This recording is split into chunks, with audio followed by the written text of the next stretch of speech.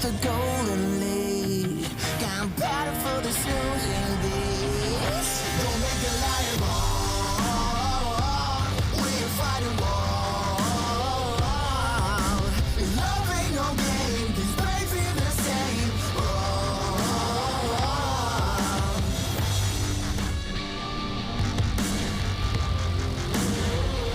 Don't make the lion wrong. We're fighting war. Love ain't no game. These brains feel the same. The lion wrong.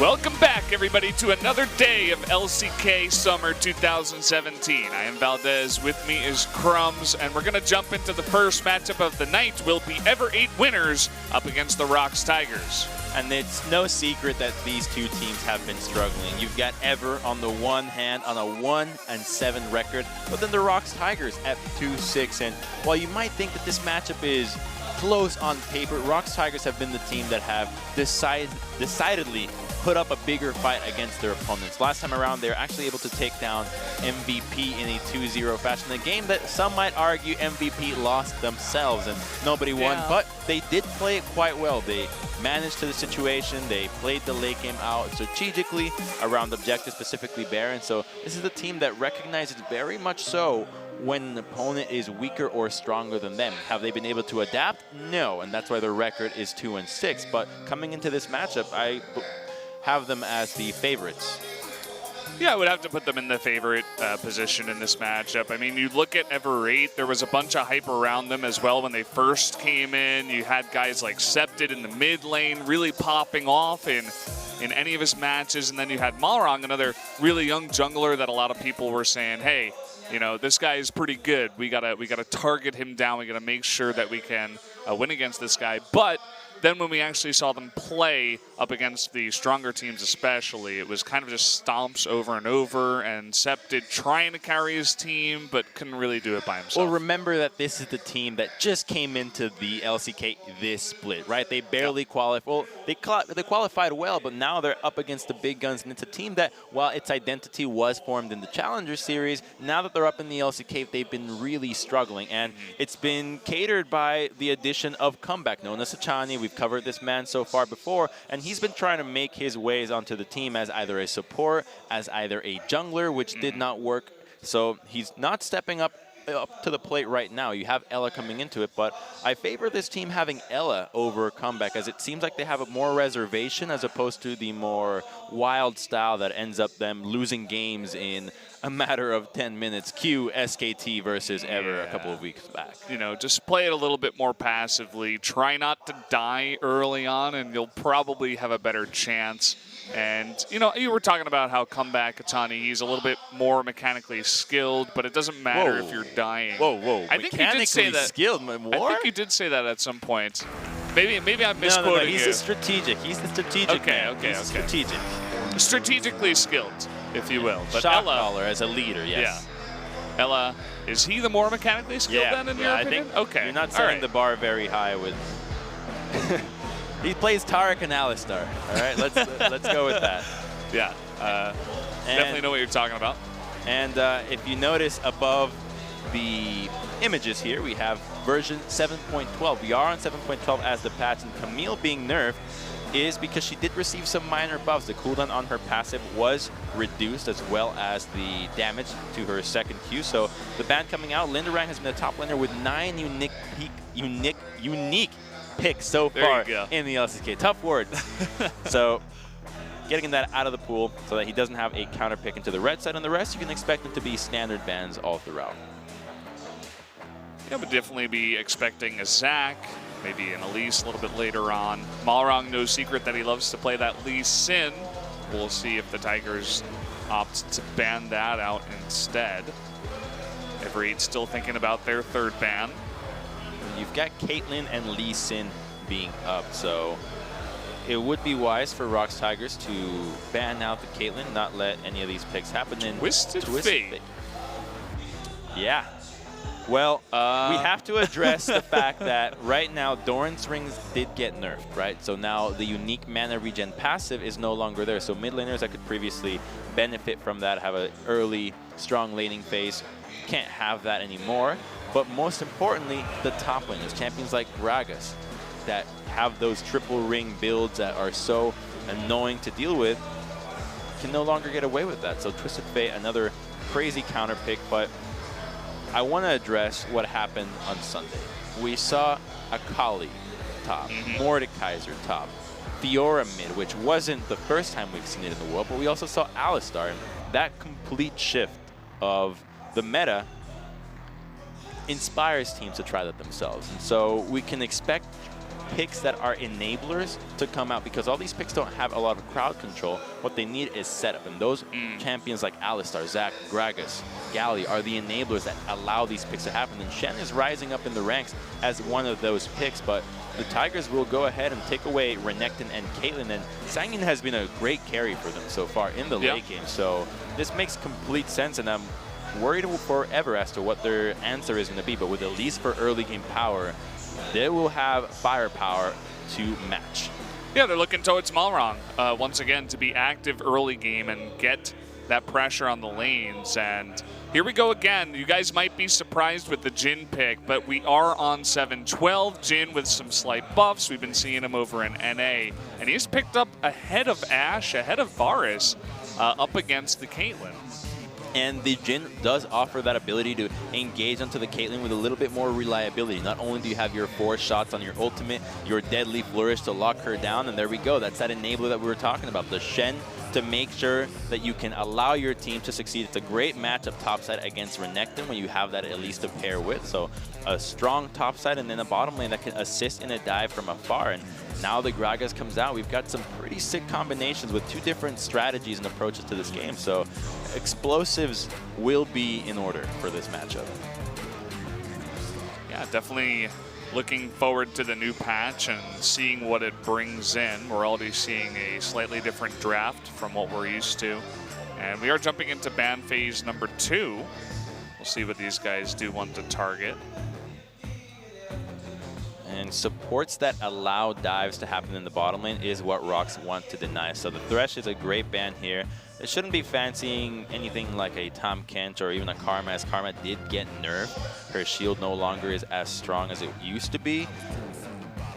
However, they can ban it themselves, as it does allow the Karma to serve the Caitlyn to survive. I think Tahm Kench would be a strong pick for them this time around against the Global. So I expect that to be Ever's second ban rotation. And a Braum here would be a cool combination for Jhin. It's not so much of a power duo, but it does offer the ability to punish individuals quite heavily if they step out of bounds. Zyra going to be banned here, in fact. Another nice engage kind of support if you can land that root into the Stranglethorns. The Zyra makes sense, because had you locked in Zyra, Ever's composition would have had a different form, where not only can it go for these insane dives in the bottom side, it can also defend against the diving attempt of Gragas and Renekton. So removing that champion pigeonholes Ever into making sure that their composition tries to just focus on bottom lane and perhaps hit a late game time where Caitlyn will be or will just take over the game. Looking here for the Tigers' 4th pick, it's going to be Keys Bard. We've seen him play this a bunch of times before.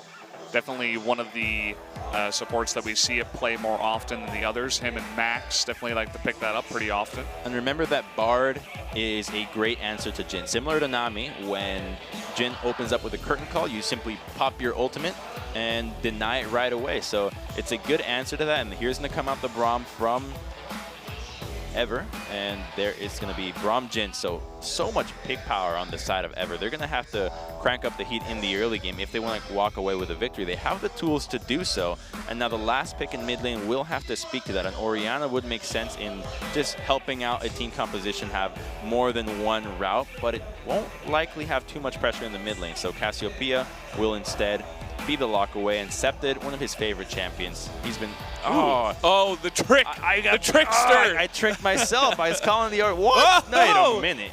Wow. Septon okay. tricking himself now. There it is. Picking the Lucian mid. Okay, Lucian. So double AD carry. Not a whole lot of AP power, but it does offer a champion that will not get caught as easily by the Bard. So pretty much all expectations are out the table with this new patch so far. Learned our lesson in this first draft, and 2 exciting compositions with 2 quite different identities. Yeah, the Orianna looking to be locked in. No tricks this time around. And lots of engage opportunities. You got the Gragas, you got the Renekton hopping on in. You can set it up with the Tempered Fate. Looking to take Cleanse here, it looks like, up against the Shen Elise combination. As well as Jhin and Braum. Yeah. So it's a wise summoner spell to take because so much of Ever's early game is going to rely on Malrang. If he can find windows to gank and do so often with success, then the composition from Ever with double ADs, if this Lucian gets going, he's going to be completely unstoppable. When you have a Stand United to back him up, then you have Braum's Unbreakable with the backup from Duel to be able to assist from far away. This is a comp that can snowball rapidly and never look back, whereas the ROX Tigers, they do have Gragas to help ease the early game and go for some good counter ganks and avoid aggression with Key's magical journey. But if the late game is to come at an even pace, I do have to favor the ROX Tigers here when they do have Gragas, Orianna, and Caitlyn. Yeah, the ROX Tigers looking to take things late and looking for their first win streak in a row. They've had 2 wins, but haven't been able to get 2 in a row. And up against Ever, they're looking to really separate themselves from the very bottom of the pack, which seems to be MVP and Ever right now. I don't know. I feel like 2 games in a row for a win streak is grasping at straws there for the ROX Well, you got to start Tigers. somewhere, right? I see them more as the kid in the pool that's trying to throw somebody's head deeper in so that they can grasp for some air. A win here would secure them a spot certainly above MVP as well as Ever, and likely would not have to worry about relegation come in the second half of LCK Summer. Yeah, this is almost a relegation fight when you put it at that. It's just trying to separate themselves in that way. So guys, you can see the compositions for both of these teams, and we're getting ready to start up Ever 8 winners versus the ROX Tigers. Game number 1, let's hop onto the Rift.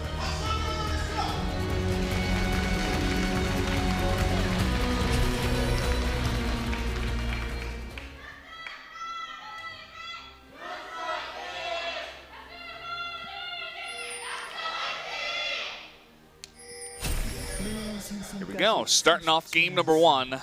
Just imagine waking up every day. 1, 2, 3, Valdez fighting, and you wake up. That would be pretty sick. Just From keep your window open. Yeah.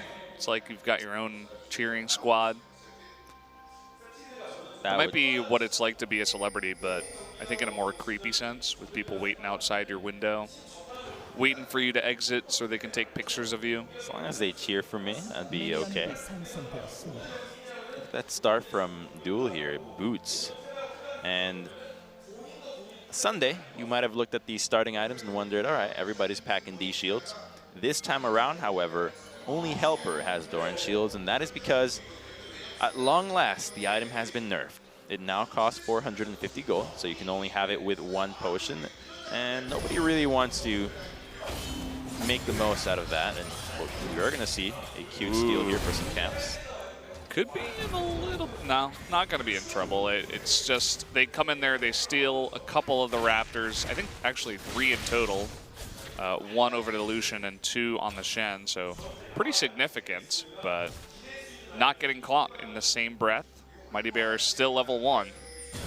And it's really awkward to be a Gragas having to do 2 camps now at level 1. When you have Elise, the faster she gets those levels, the quicker she's in the jungle now that she can actually have access to her Neurotoxin Venomous Bite. And now she's already on her 3rd camp, whereas Gragas is still level 1, just barely finishing Wolves.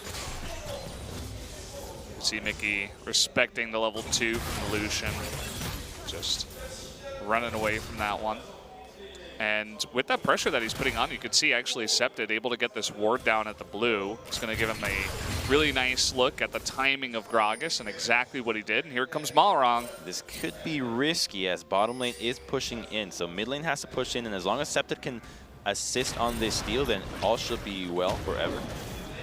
Coming on in, here's Malrong, gonna land that cocoon. Mighty Bear with the smite, but the follow-up smite from Malrong. Will this be the first blood? No. They do get the flash out of Mighty Bear, and his jungle is pretty wrecked right now. And Mighty Bear just failed to read that move. You saw Lucian literally leave the lane and return with a perfect timing of a ward that you could only assume would be on that side, considering the strategy that Ever applied was get the Gragas behind early game. That's why they contested that Raptor camp so heavily. Except it took so much damage on that they didn't want to just take damage for free. It's all a plan. It's all for one reason, and as such, Mighty Bear gets punished. And if Gragas fails to have a good early game, so much of the pressure that these lanes can offer and transition into a strong team fighting phase rely on him. And if he's not capable of doing anything, Malrang's early game can take over a game entirely. I'm curious to see exactly what he's going to do after taking the whole right side of the jungle away from Mighty Bear. Looks like just more farming for him, wants to pick up that red buff. I always get so sad when you see a jungler have to base and first purchase is a Hunter's Potion. Completely unnecessary to jungle, only in situations where you're so far behind that you just have to go for it. And at least he affords a control ward, and you can tell what the pace of the game is so far when the first control ward coming out is going to be a pretty defensive one on a top side matchup that you expect to be winning with Renekton into Shen. And so far it's pretty even. It is pushing into Helper, but he's done a good job farming underneath that turret. But here comes Malrong, and there's no ward, and immediately you can see Helper, he's forcing this fight. Linderong with the slice and dice away. The flash stunt is actually going to hit, and the cocoon follow-up will be first blood going over to Malrong. And Linderong gets so greedy trying to fight Shen when he was clearly winning that battle. Helper wouldn't fight you if he just wants to lose the lane on purpose. There is some help coming on his way, so as such, they walk away with first blood, and the Malrong early game is happening now. This is why Elise is one of the most hotly contested junglers in the game besides Zac. She's your #1 go-to girl, and for a good reason. Yeah, Malrong, we're finally seeing him have a big impact early on in the game. And yeah, I mean, Ever 8 off to a pretty good start here against the Tigers. We were favoring the Tigers, but obviously the early game pressure of this Elise is paying off.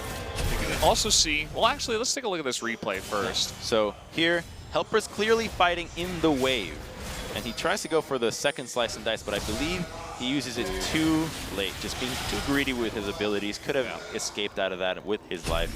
As such, ends up paying for it. And I wanted to shed some light on the bottom lane here when we see Jin going with boots at his first item. And here's Elise. She's got Mobius. Yeah, Moby's coming on in, and the flash away already from Songyun.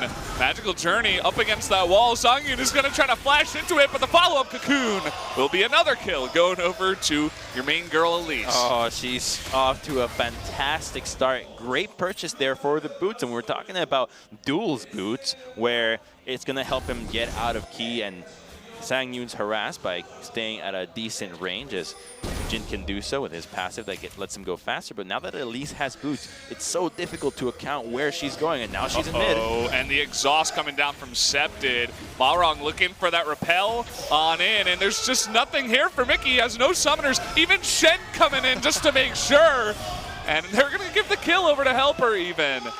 And that's going to be a third kill that Malrong has been part of. Spreading the love. Make sure that Shen gets something for his troubles and assisting with that. Completely unnecessary, but he didn't lose out on anything in the top side. So now he's going to be in an even better spot against the Renekton, who already died in the early game. And ROX Tigers need to start doing complete damage control, because this early game is going so far Ever's way, and it has no signs of stopping. And as long as this continues and objectives start going their way, this game could be over in 30 minutes. Now you can see Mighty Bear is hanging around. We'll see. Oh, the flash body slam lands onto Ella, and you're not really going to find much after that as a follow-up onto Braum. Oh boy, it's like Mighty Bear's playing Zac all over again. That was just such a poor attempt. That's a Braum that you're dealing with. Remember that Unbreakable can block so much of not just Gragas' abilities, but Bard's as well. And here we have Malrang waiting for a gank onto the mid lane. As soon as Mickey steps up, he's just going to repel onto them, go for that good cocoon. He's so close to dying. Looking forward, just going for the straight cocoon, the max range. They will jump on in. Nice shockwave is dodged, though, by the repel. Septed this time able to pick up the kill. Oh, the Malrang show. It takes 4 kills to get him to do a half smile. What more does he want? Yeah, this guy, you know, one of those emotionless kind of death stare jungle killers, and he's doing exactly that in this game. Making it look pretty easy. Now he gets to deny the Raptor camp, clears out that first control ward that was initially laid down. And because Orion is not there, he's going to get himself a good red buff steal now, getting some deep vision in this side. Oh, could we perhaps see a dive on top? Yes, we are. Look at this. Big Wave is already pushing in.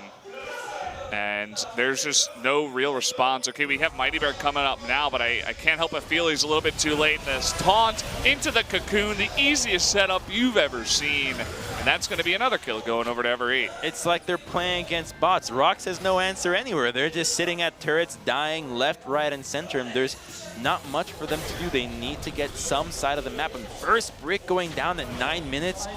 Holy moly, 4,000 gold up and 5 kills in their advance this early on.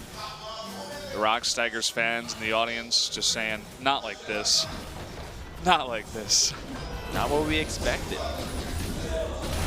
Yeah, very dominant early game. And they did give that Elise over to Malrang. You know, we were expecting him perhaps to pick up the Elise in, but when you leave the Elise open and Malrang gets this good of an early game, he is going to run away with it. And the composition just fits the early game motto so well between Braum, Shen, and Lucian in the mid lane. Here's that gank in mid, waiting for Mickey to use his abilities, but no chance of, didn't even try to sidestep. That's what I was initially thinking. Malrang would have just repelled in to get closer to lower the chances of any dodging, but Mickey just walks in a straight line, almost like he has a little train track there, ends up getting hit by the cocoon right at the end, and now we got a lane swap. This could mean that Ever could result with another turret advantage and a Cloud Dragon, so they're going to walk away victorious in this trade that ROX is initiating. Yeah, you can see the immediate response. They're trying to put on pressure onto the blue buff side, get some wards down, and they do see the lane swap now, as Ki and Sangin have shown top. Some pings going down, immediate rotation over to that bottom turret. Going to begin pushing that in. So Helper is not going to greed out and try to defend this turret, wisely so. Just lets that go. Already almost completed here on Septed, and Mickey, he's got a Scepter's, he's got an arm guard here, Seeker's arm guard, that's what it's called, and kind of just sitting back, 0-2.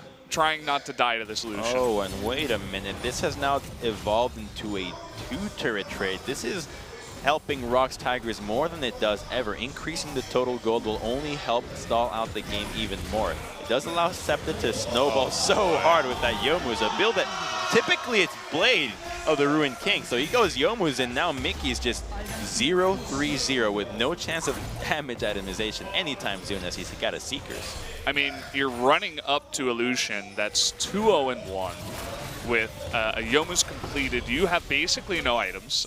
You don't have your flash yet, and you're like, hey, let's start a fight. That was what was going through Mickey's mind. He's gonna pay for it. They're gonna lose mid-tier 1. And now 11 minutes and 30 seconds in, he's buying a refillable potion. I don't know about that purchase right now. And what initially was a trade that ROX Tigers could have walked away with an advantage, increasing the total gold and having Mickey stay mid lane without dying. Just farm it out. You know you're going to lose this lane against Lucian. Now Ever is able to get 2 turrets in the bottom, the Dragon, the chunk out mid turret. I believe they did not. No, they did not get the turret. Yep, they did do some chunk damage, and now they're in a position to trade that Herald. Had Mickey not died, they might have been able to even get the Herald themselves. The mid-tier 1, they did take that down. Wait a minute.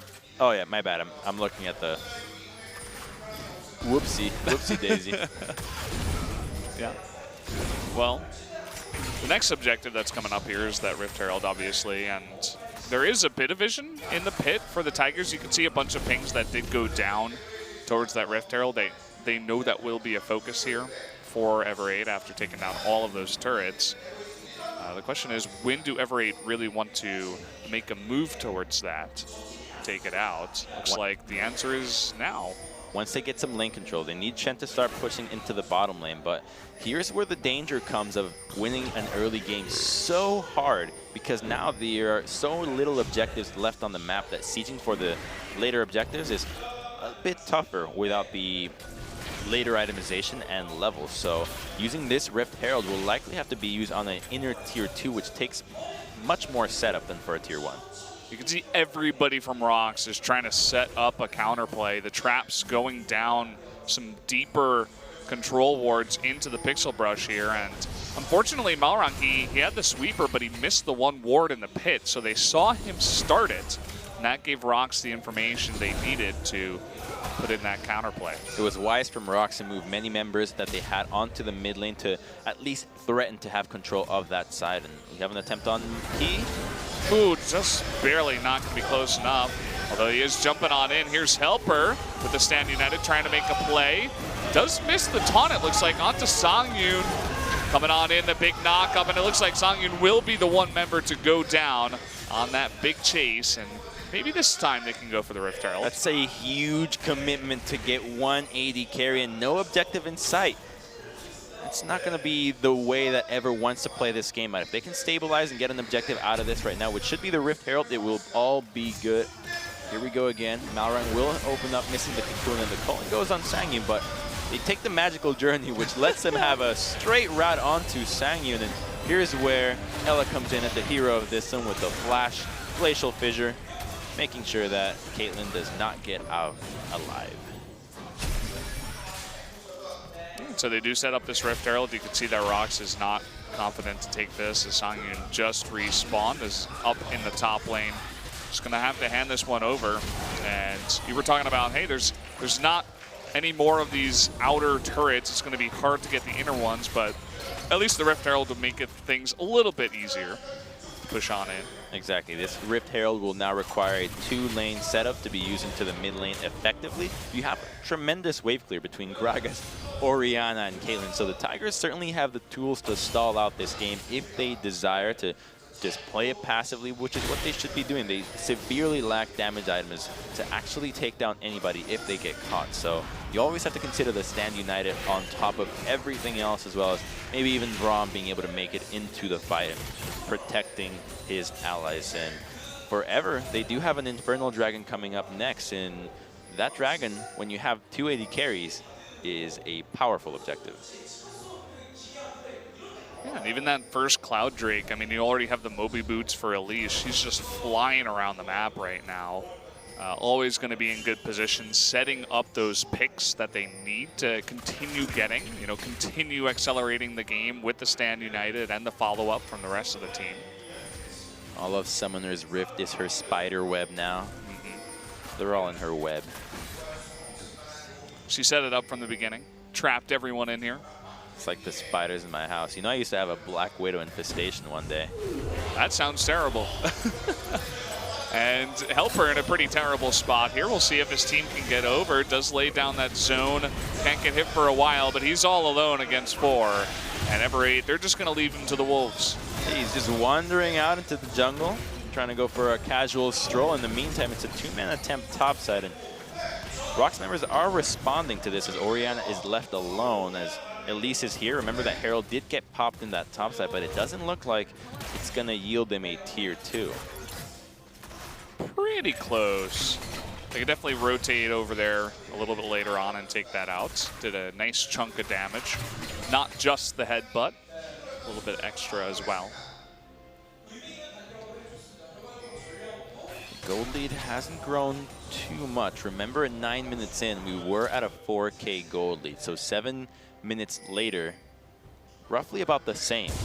That's why the objective focus now is much tougher for Ever, because they don't have ways or to rotate properly and go for crazy dives. So they have to severely value pushing lanes, denying CS, denying jungle control, and not looking for kills. Any pick that they give away will favor the ROX Tigers. Remember that when they played against MVP, they were in a similar situation, not quite as dire as it is this time around against Ever, but they were able to keep their composure, keep their wits about them in their late game, and when they hit the right itemization, they were able to bounce back and win back a game. So while it might seem that Ever is clearly in control, ROX Tigers still have an option to win. Yeah, definitely some focus will come in as the Infernal Drake spawns and the Baron eventually makes it onto the field. I know this game has accelerated so fast that the Baron hasn't even spawned. We're only at 18 minutes, but once that does come up, we could see Every trying to get that as fast as possible to continue pushing, try to end this game as fast as possible. I like the move here by ROX Tigers, choosing to trade objectives. Last time around, they won a game against Double Infernal and Double Mountain. So the Dragons, they've learned, don't matter all that much. They just need to answer every play that Ever make. As long as they are getting something in return, the actual value of it doesn't matter too much. They just need to have a certain proactivity to them if they still want to have a chance in this game. And it looks like they're picking on Helper as that level of proactivity. Well, he's shown that he is perhaps the weak link so far. Looking to land that stun, and they do get it into the Tempered Fate. Nice setup here from Key. Can they follow up? Looks like they should be able to get this kill. Let's see the response from Ever 8 on the rest of the team. Looks like they're going for that mid-tier 2. It was a beautiful attempt onto mid there, going for that gank. Looked great using that flash initially, but they're going to lose that tier 2 into the mid lane. And gotta say, that's not worth it. For Ever now, they're in a much better position to set up for a Baron in the next minute. When ganks go wrong, part 2. And they do get the kill, but definitely not worth it in the end. Now they're going to have to fight with all they've got for the vision around the red side. They can scout decently between Caitlyn traps and Orianna and Gragas barrel, so it's not the end of the world when they don't have the tier 2 onto the mid lane, but it makes matters much more difficult. You can see that ROX, they've been really focusing on setting up vision around that bottom side, you know, right below Baron. Ever 8 really hasn't been doing too good of a job setting up vision there. The ROX Tigers have denied it for quite a while. And that's really what set up that gank onto Helper just a couple of minutes ago. But you can see now Ella and looks like Malrong and even Septed coming in. And they're going to do a team clear of all the vision that the ROX Tigers just put on just as the Baron spawns. Exactly. This is a good move by them, and they can 4-man it without Shen being there, as Braum and Elise can tank it decently well. There's also the your AD carries that can weave in and out with little to no effort. But remember that when you're dealing with a global, what the ROX Tigers are doing is the typical proper response. You go to the source of the global as opposed to going somewhere else and trying to deny it. Remember that a global ability typically is not as powerful as most combat ultimates. You have Shen who basically just teleports into the fight with a weakened shield if it's not on a low HP target, and that doesn't offer much value in a fight, whereas you have champions like Renekton and Dominus is a much bigger, powerful team fighting tool. So by going to the source of the global, you ensure that he doesn't get any value of that and you don't get surprised.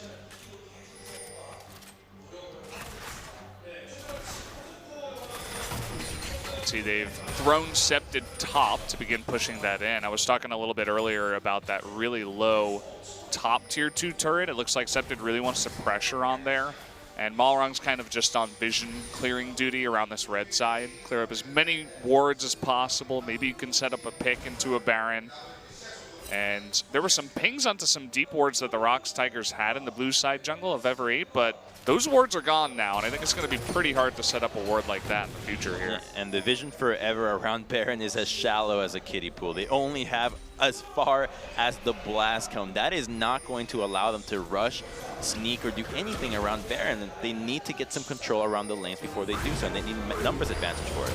Oh, dual force to flash, the Tempered Fate. Key really trying to set up stuff for his team. Oh, Mighty Bear himself actually forced to flash the Deadly Flourish, so flash for flash there, I suppose, but definitely duel with no escape now on that Jhin. But here we go, the Baron is started. No vision right now, but it seems like the ROX Tigers are aware of this. Down comes a ward, and looks like they'll just back off of that. And if they had Deep Reward, they could have pulled back earlier and not have Malrang take that much damage. That's the value of having Deep Reward. You see the information sooner, you can make the response faster, and therefore always be one step ahead. And now Mighty Bear and the rest of the ROX Tigers squad is in a perfectly fine position to stall out this game. Items are coming in left, right, and center. The advantages, again, 4,000 gold lead has not grown in 13 minutes.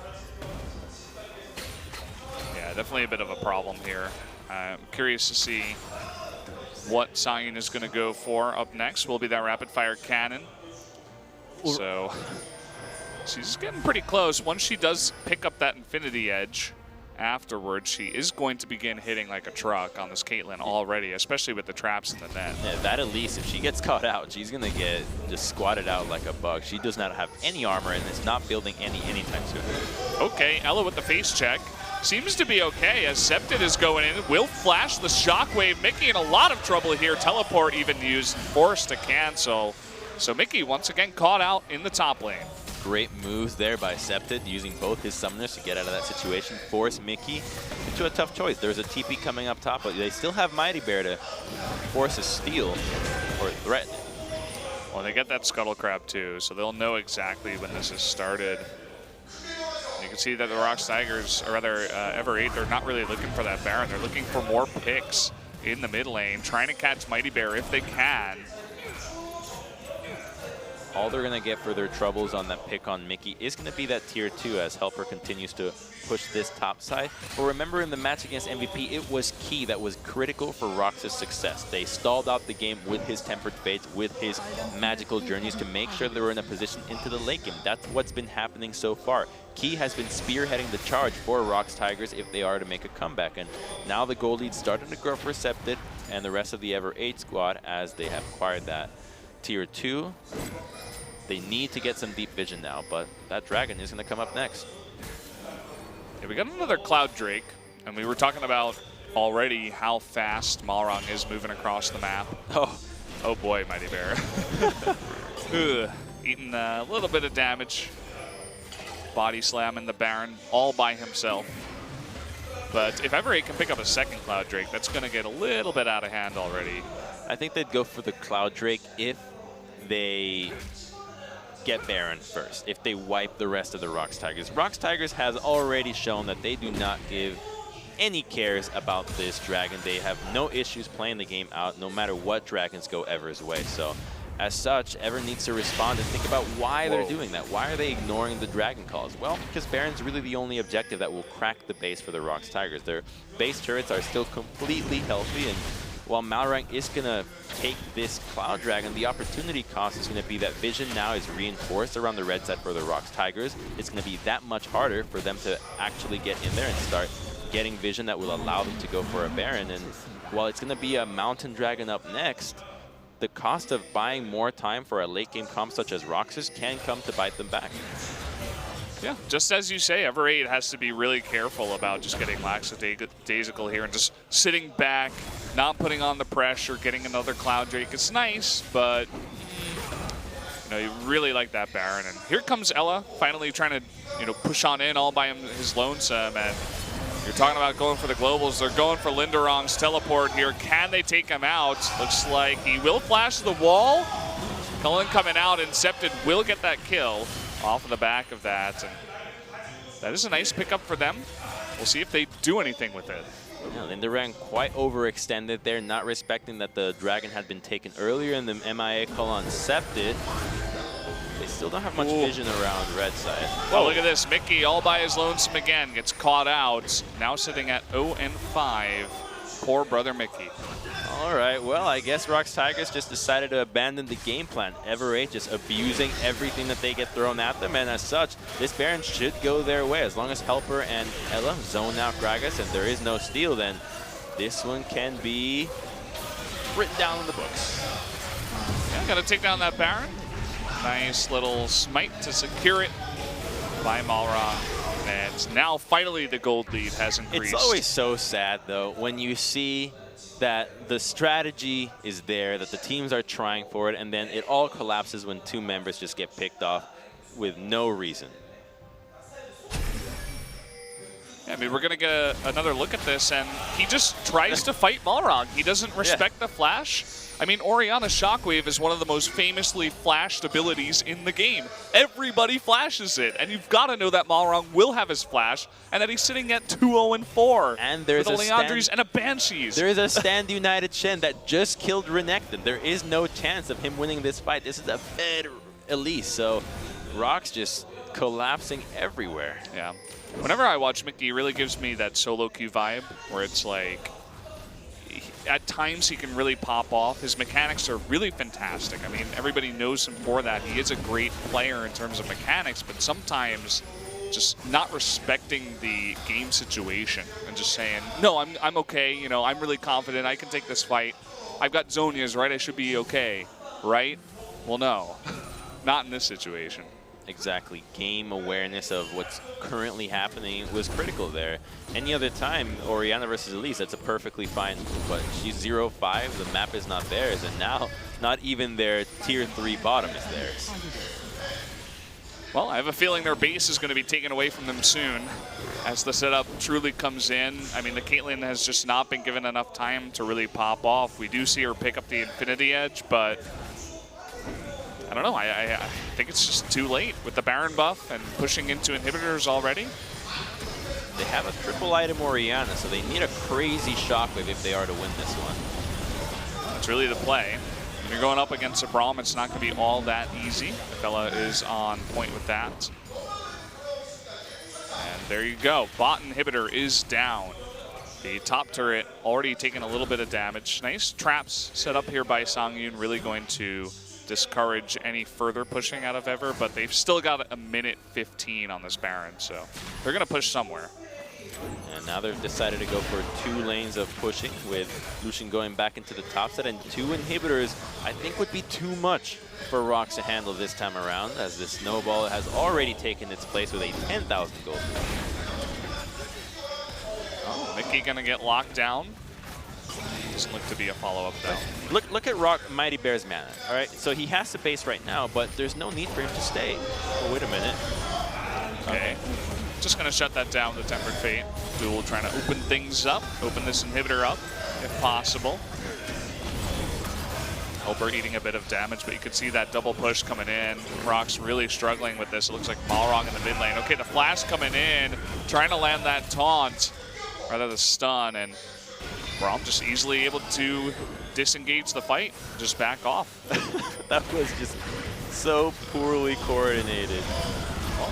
Okay, we got Stand United coming out onto Duel after he flashes that, but Helper, he's just coming back from the base, does land that taunt. That's going to be the second inhibitor going down for the ROX Tigers. Yeah, like this engage just has no coordination. None of their abilities are have even tried to be used in synergy with each other. They have a great wombo if they utilize it well, but not even, maybe they don't even notice what they have with their composition. But I was mentioning Mighty Bear's mana in the initial push. With mana like this, which is what he had on the defense, Ever feels completely safe defending this engage, because that means that Gragas will only provide slam and 1 cast, if that. So they understand the tools that ROX is bringing to the table, and they're not fully charged, so they feel comfortable stepping up. There is no threat to these AD carries when the main engages don't have enough resources in them to actually get a decent engage off.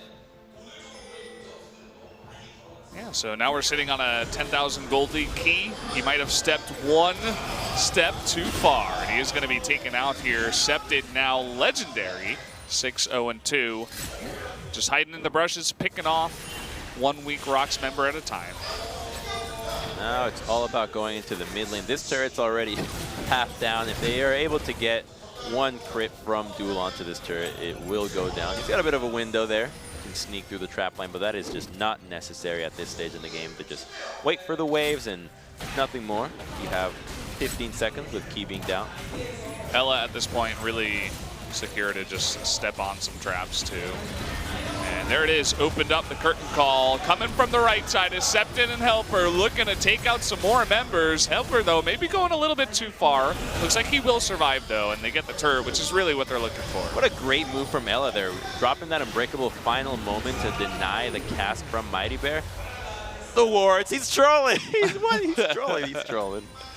Did he just ult his own wards? No, it's the double wards from Duel, from Ever. The double control wards. Well, taking out a Mountain Drake now. We have to have the Tigers basically just sitting in their base now. And Baron coming up in about a minute. Looks like maybe Ever just going to go ahead, recall, buy some items, go for that, and end the game. They played great for what they had, but such an uninspiring performance from the ROX Tigers. It felt like they, besides the moves they made into the top side for that tier 2 trade, they didn't really do much else. Like, Key was trying to get some picks off, but Mickey and Linderang just had none of it. They just kept feeding and feeding, and now, as a result, they're looking at a sub 40-minute loss with a late game composition that has great stalling tools. Mighty Bear looking to add to the feed crew, but he will get out. Totally fine. And setting up the deep vision. I mean, the ROX Tigers, they can't even get close to that Baron right now. And look at that, they're setting something up in the brush, trying to get onto Sept. They will land that. The immediate stand united, but he will get taken out into the cast. You see that Tempered Fate into the Shockwave. Is this the return of the ROX Tigers? Oh my God.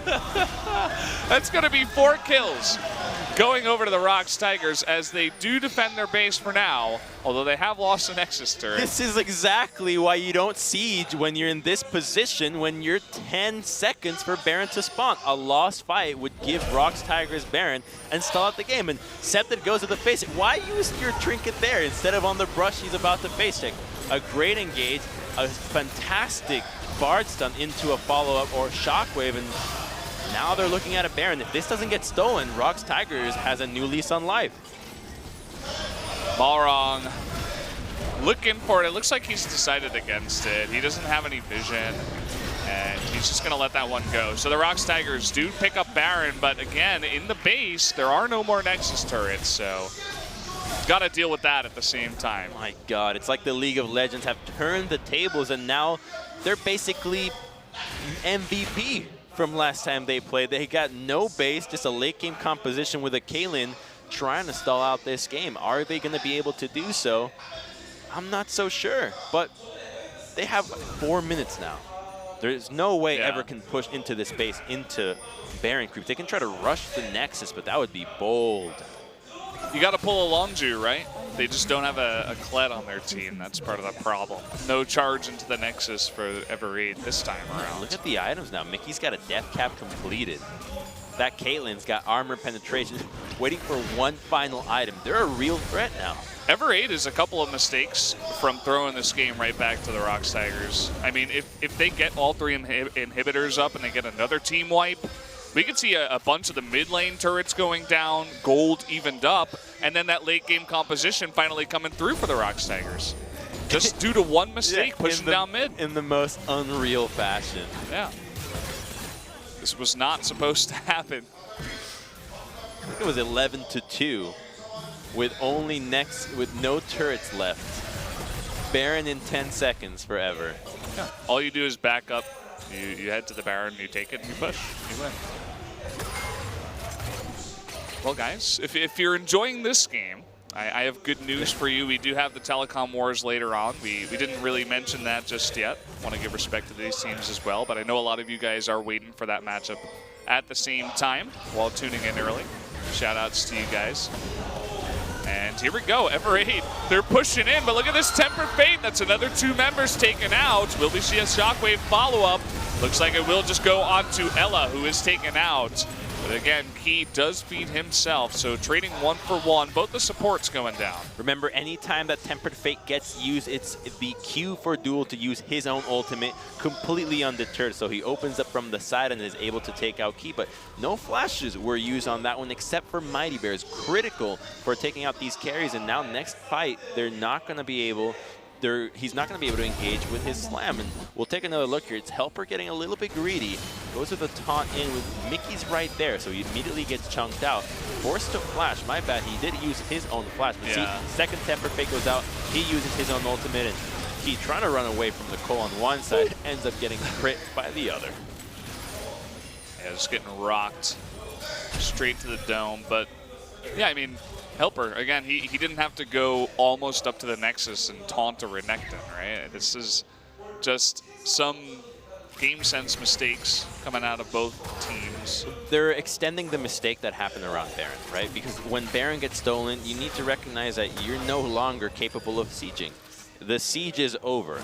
You have to wait for that Baron now. No matter how strong you are, it's Baron-empowered minions coming the other way, and you don't even have super creeps on your own side. So instead of trying to stall out and think of a new way minutes down the line, they greed out, go into the mid lane, and now Mighty Bear and the rest of ROX Tigers feel comfortable leaving this base.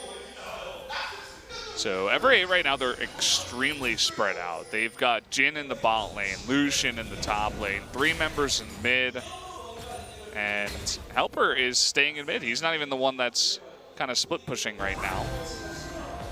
Don't want to get into a base race situation, even though you do have AD carries that can crack down turrets. When it comes to stalling out bases and you're dealing against Bard, no chance. Oh boy, they don't see him though. They don't know that he's there, but Duel was just behind enemy lines there for just a couple seconds. Just assume that he recalled, and meanwhile, Scepted continues to push topside, and remember their stand united. He should not greed out here. 0 gold difference on the Baron power play. Scepted not going in, and with everybody rotating top from the ROX Tigers and no respect for the Elder Drake, they will just have to give it up. Balrog gonna pick that up for his team, and they have 4 Elemental Drakes, so this is gonna be quite strong. This Elder, while powerful, it has to come down to the cull. That's where most of the damage is going to come from on this burn. The serious burn damage will come out from Scepted if he uses that, just tries to spread it on as many members as possible. They're not going to be able to withstand that ability. Remember that you want to have AoE damage when you have this ability, not the individual single target. So at least his volatile spiderlings will do so. And oh yeah, that's, well, if you're a cowboy, you do have 2 guns, so I believe Jhin does have a saloon skin. I mean, that's quite interesting, the double rapid fire cannon. It's interesting that they're called cannons too. Kind of look like pistols. How can you dual wield that while carrying 2 swords and a crossbow? I mean, a static shiv would have been a bit better there, but not maybe just a misclick. Also want to entertain the possibility that this is some insane next level build, such as the ones, remember when we were seeing triple Infinity Edge Gangplank? I doubt it's to the same level that this is, but yeah, perhaps he knows something we don't. Perhaps. Well, here we go. The push coming in onto that inhibitor. Cocoon gonna land onto Key. Just the slow push. 1 chunk at a time. Nobody go too far. And interesting that they're going as 5 into the bot lane. Uh-oh, Mickey gonna be forced to blow that cleanse, and even the redemption coming out from the side of the ROX Tigers. Tempered Fate gonna be used to shut this down. Just 1 small hit onto Mighty Bear. Does go off from the curtain call.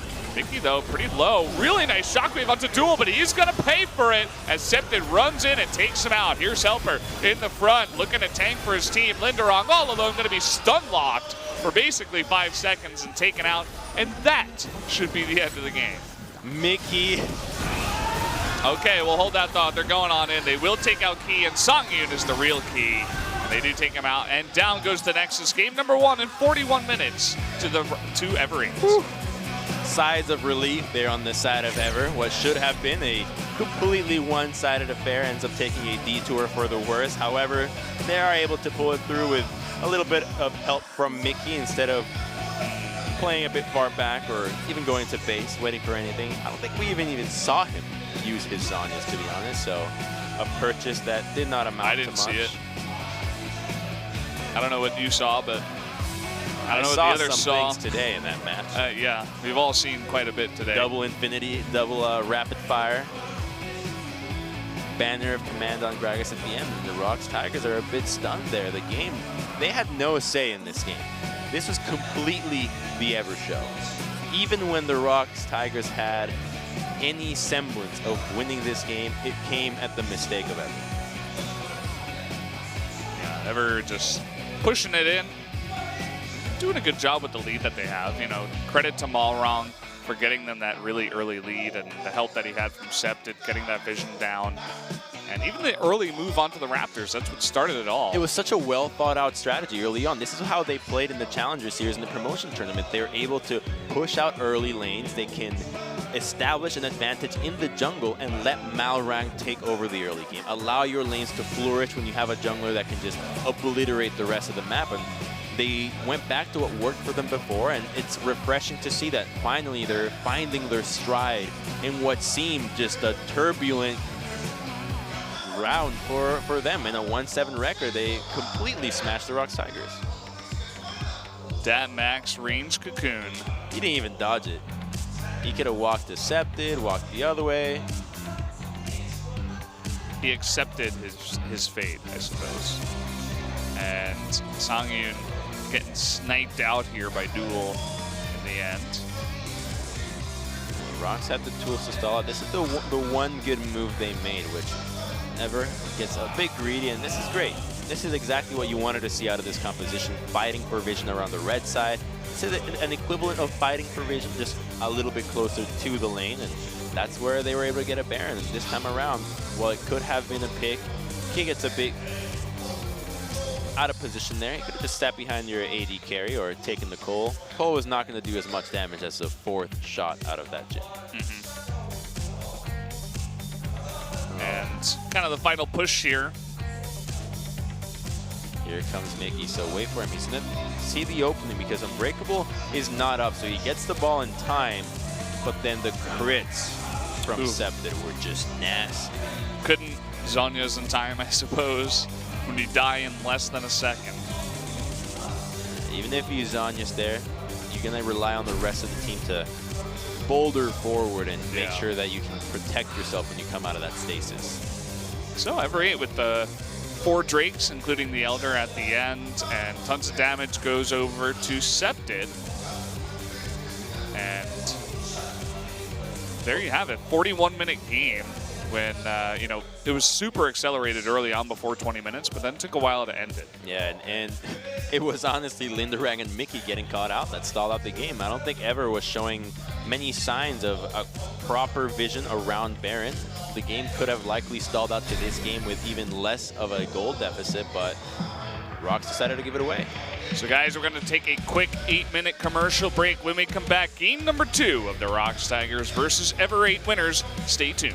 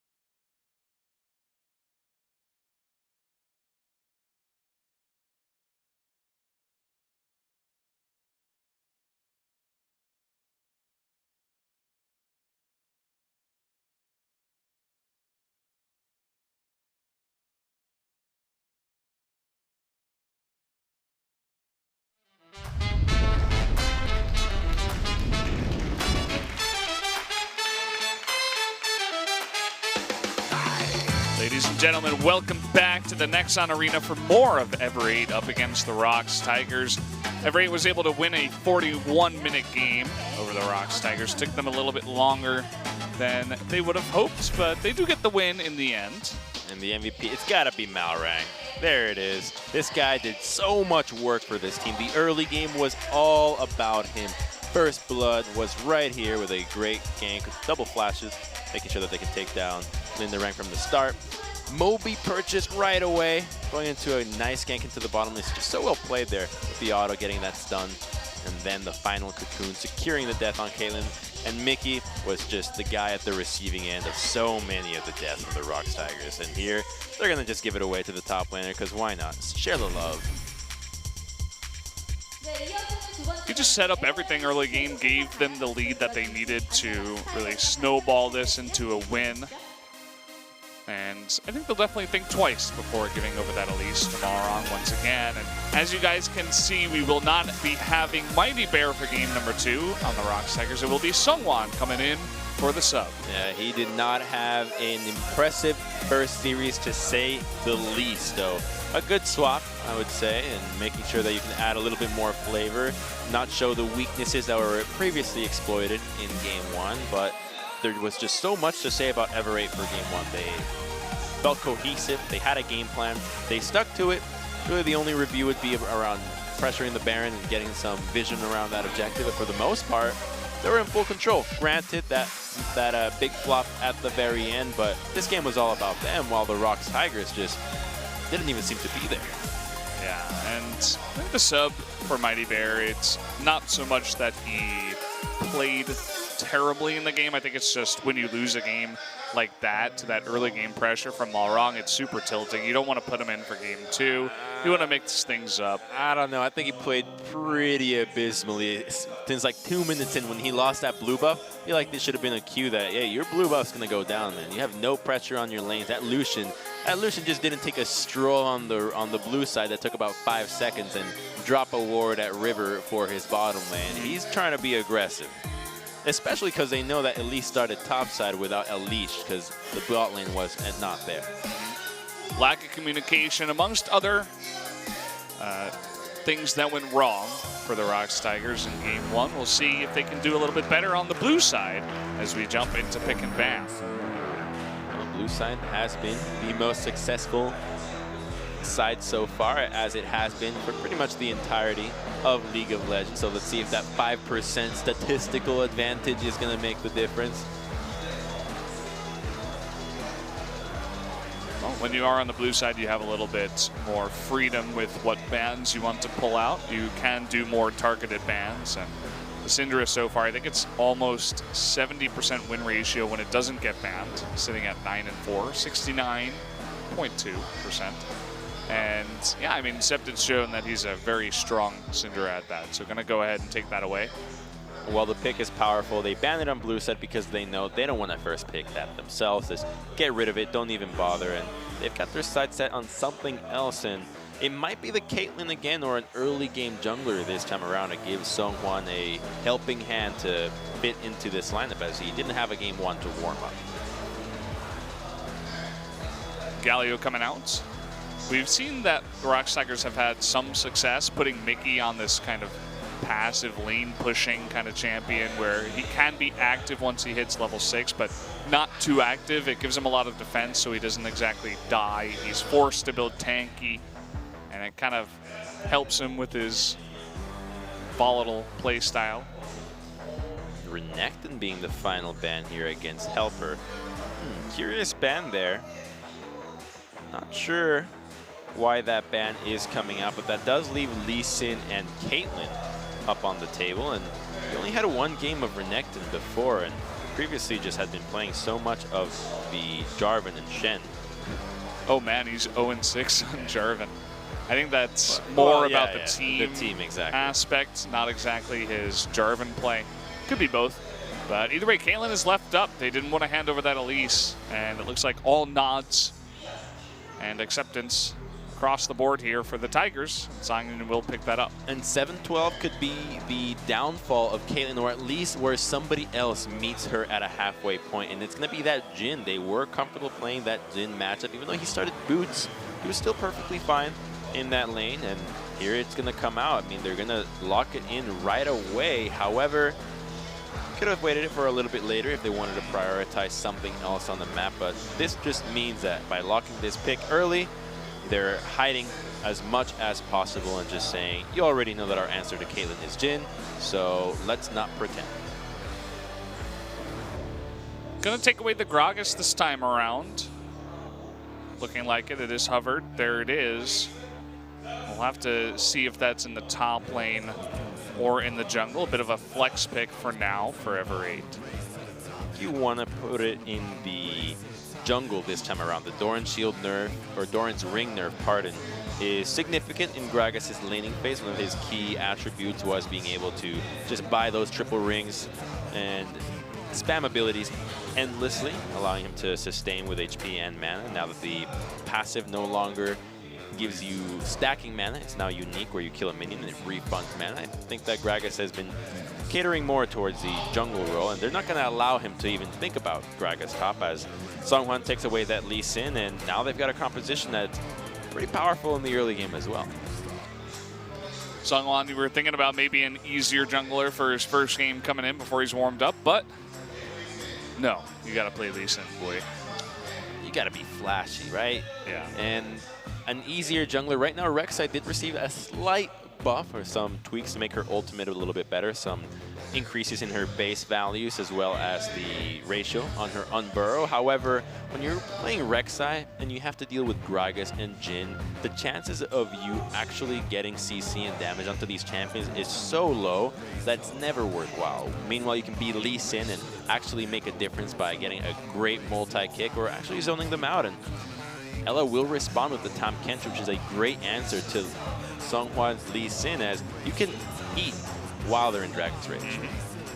And look at that, giving credit for the Karma mid, thinking that Mickey will be playing that. Just going ahead and banning away Key's Bard.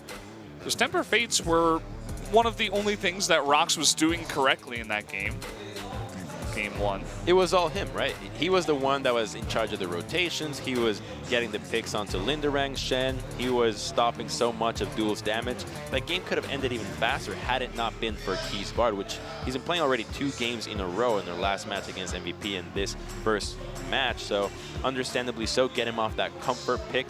He was on Ever at ESC Ever before, where he was really making his waves as a great Bard player, and Lulu will also be a denial pick, so making sure that the laning phase for Caitlyn is not as abusive as it could be into Tam Kench, as well as a powerful late game protect composition between Karma and Lulu. Orianna going to be banned here up against Scepted. You already do have that Gragas for nice engage. Paired with the Orianna could be a bit scary. It's all about damage left now for Ever. They have enough crowd control on their side, and oh, it is actually going to be that Gragas into the top side. So the Rek'Sai buffs did come through, and when you're playing it into these champions, it's a little bit easier, as Caitlyn can get knocked up with more ease as opposed to the Jhin that can always get that movement speed boost on his 4th auto attack and can just CC you in. If you go in, he can always just end up curtain calling you. But the great synergy that they have here is that this is a pretty hefty long-range composition. A burrowed Rek'Sai hits that Prey Seeker, and then the Deadly Flourish comes out from Jhin, and you immediately get yourself the ability to pick somebody else. And the Braum makes sense to stop a lot of these engages between Gragas and Jhin, but so far, they're going to need to crank up the heat if they want to snowball early. Well, we've seen, I forget exactly who it was that went for Fiora Caitlyn one time for the ultimate late game kind of team, but it didn't work out.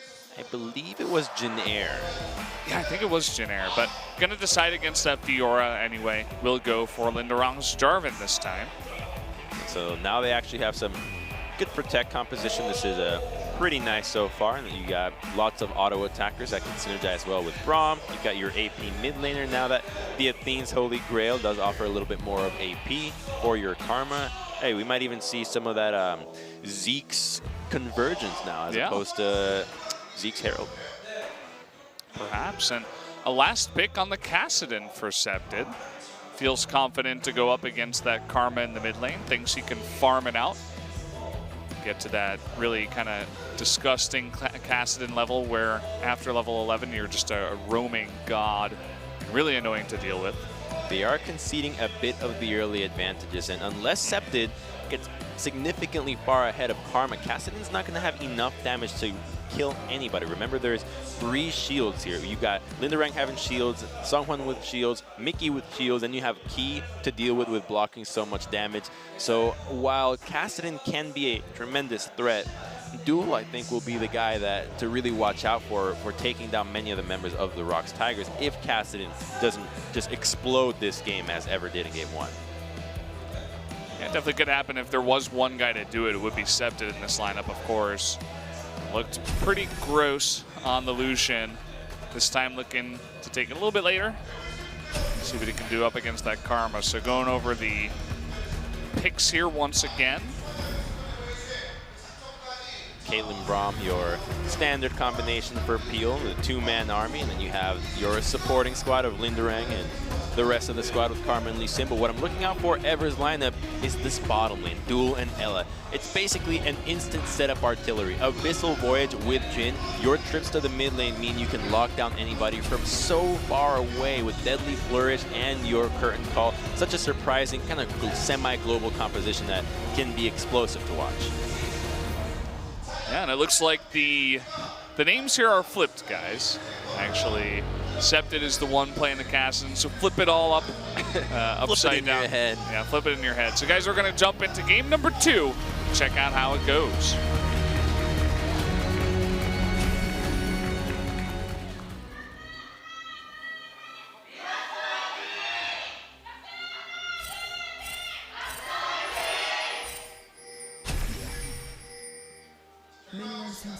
Ever 8, even after winning that first game, still struggling to get a big cheer out of the crowd. I think, you know, when they first came into LCK, they definitely got a bunch of fans after their first couple of performances were pretty nice. You know, Malrang and Septid were popping off and looking quite good, even though they lost one of those games.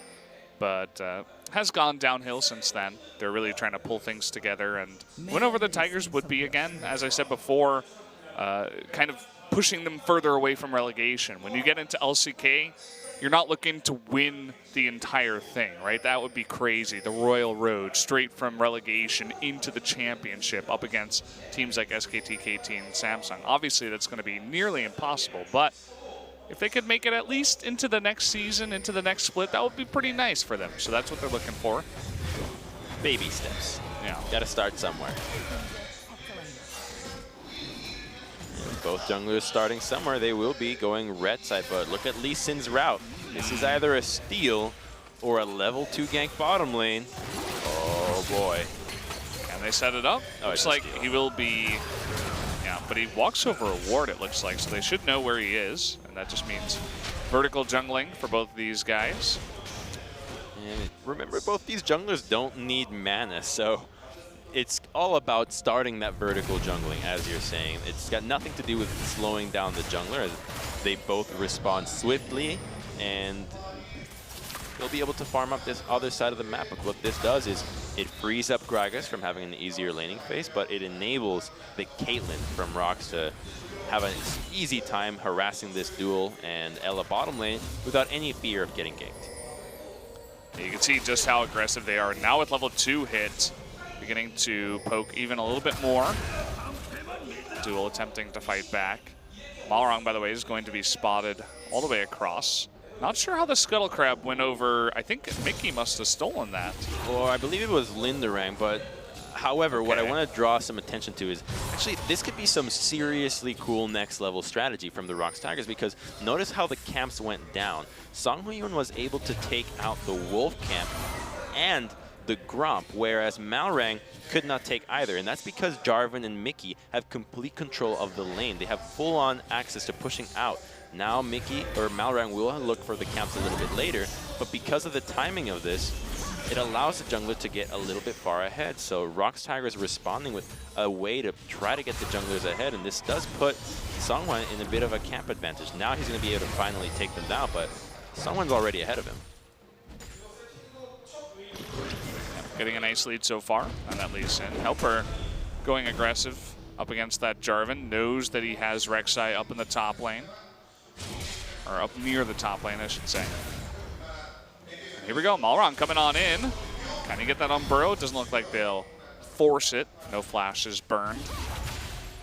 Every second that Malrang does this, Sungwon gets further and further ahead. He has camp advantage and tempo advantage. It doesn't translate into levels just yet. Sure, 22 to 11 CS seems huge as it's being doubled, but remember, it's jungle camps. Those numbers are always inflated, but he always has now the first strike as Malrang continues to be in the top side. And could they be eyeing a 5-man dive this early on? Mickey's moving.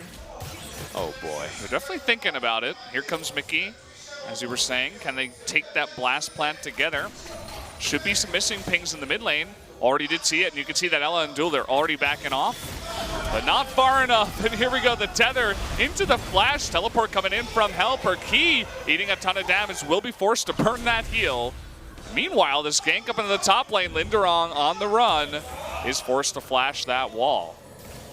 And it doesn't look like it's over there. They do get that trap onto Ella. The Grey Elf does come in. Key tanking it for quite a while. There's the tether onto Duel. Exhaust coming in and a double kill given over to Songyun. Here comes Septic, but he's got nothing to do. That's a level 5 casted and just beautifully orchestrated from the ROX Tigers there. They pull the trigger. Okay, summoners are blown. We can return now that teleport has been blown. And more importantly, Malrang showed topside as well. Helper was distracted. There was no chance of a Gragas teleporting into this. Gragas' teleport would have been significantly more influential than Septic. And as such, they know everybody that's going to be in the bottom lane, and they have no qualms with pulling the trigger once again, and here they go. They see that Gragas is in lane, no chance of teleporting in, so they just go ahead once again. Key tanking the turret intelligently, and now it's Mickey in the final one, backs away on the final shot. Just great use of their own HP to tank out turret, and they walk away 2-0. Yeah, after the first dive, I was getting a little bit scared because it didn't look all that fluid and nice, but the second one, as you said, was basically perfect.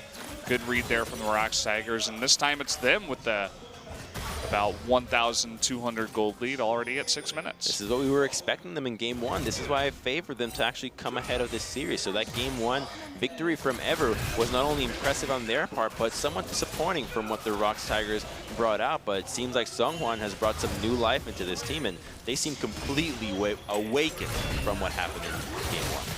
Yeah, and this is going to be a problem for Ever 8. I mean, you have a double kill Caitlyn, who already has a BF sword this early on. Yeah, against Tabis, and you could see they can barely even stay in the lane. I mean, he's using Deadly Flourish earlier on to just farm. That will definitely get harder and harder in the bottom lane for Duel and Ella. Septit has hit 6, so he can begin putting on a bit more pressure onto this Karma. Once Sungwon hits level 6 himself, it will be difficult for him. Ella, by some free time there, can go to the bottom side, but as long as ROX Tigers continues to play with the advantage that has been handed over to Sangyu, then they should be in a great spot as teleport from Kassadin is no longer there. That's a real threat. That now that he's level 6, you don't want to have him deal with an, oh boy, could it be a double TP? Great control would. Yeah, I mean, they saw him put it down in their faces, so. Duel and Ella, making sure that doesn't happen. And now someone trying to steal that blue buff. Septit on the chase. They will let him go. They want to make sure they can hand the blue buff over to Kassadin. Look at this sick vision Ever have on their blue side here. Double greens at right side of mid. Control that pixel, control that blue, and another one behind the lane. They know what ROX Tigers' game plan is, and they're warding appropriately. And this could free up Mickey to look for an opportunity topside. Checks for wards. Perhaps he can revisit this lane later, but I don't think they have enough in their tank to take down a level 7 Gragas this moment. Yeah, not quite yet. Deep control ward here onto the blue buff, so they'll know when that is taken up.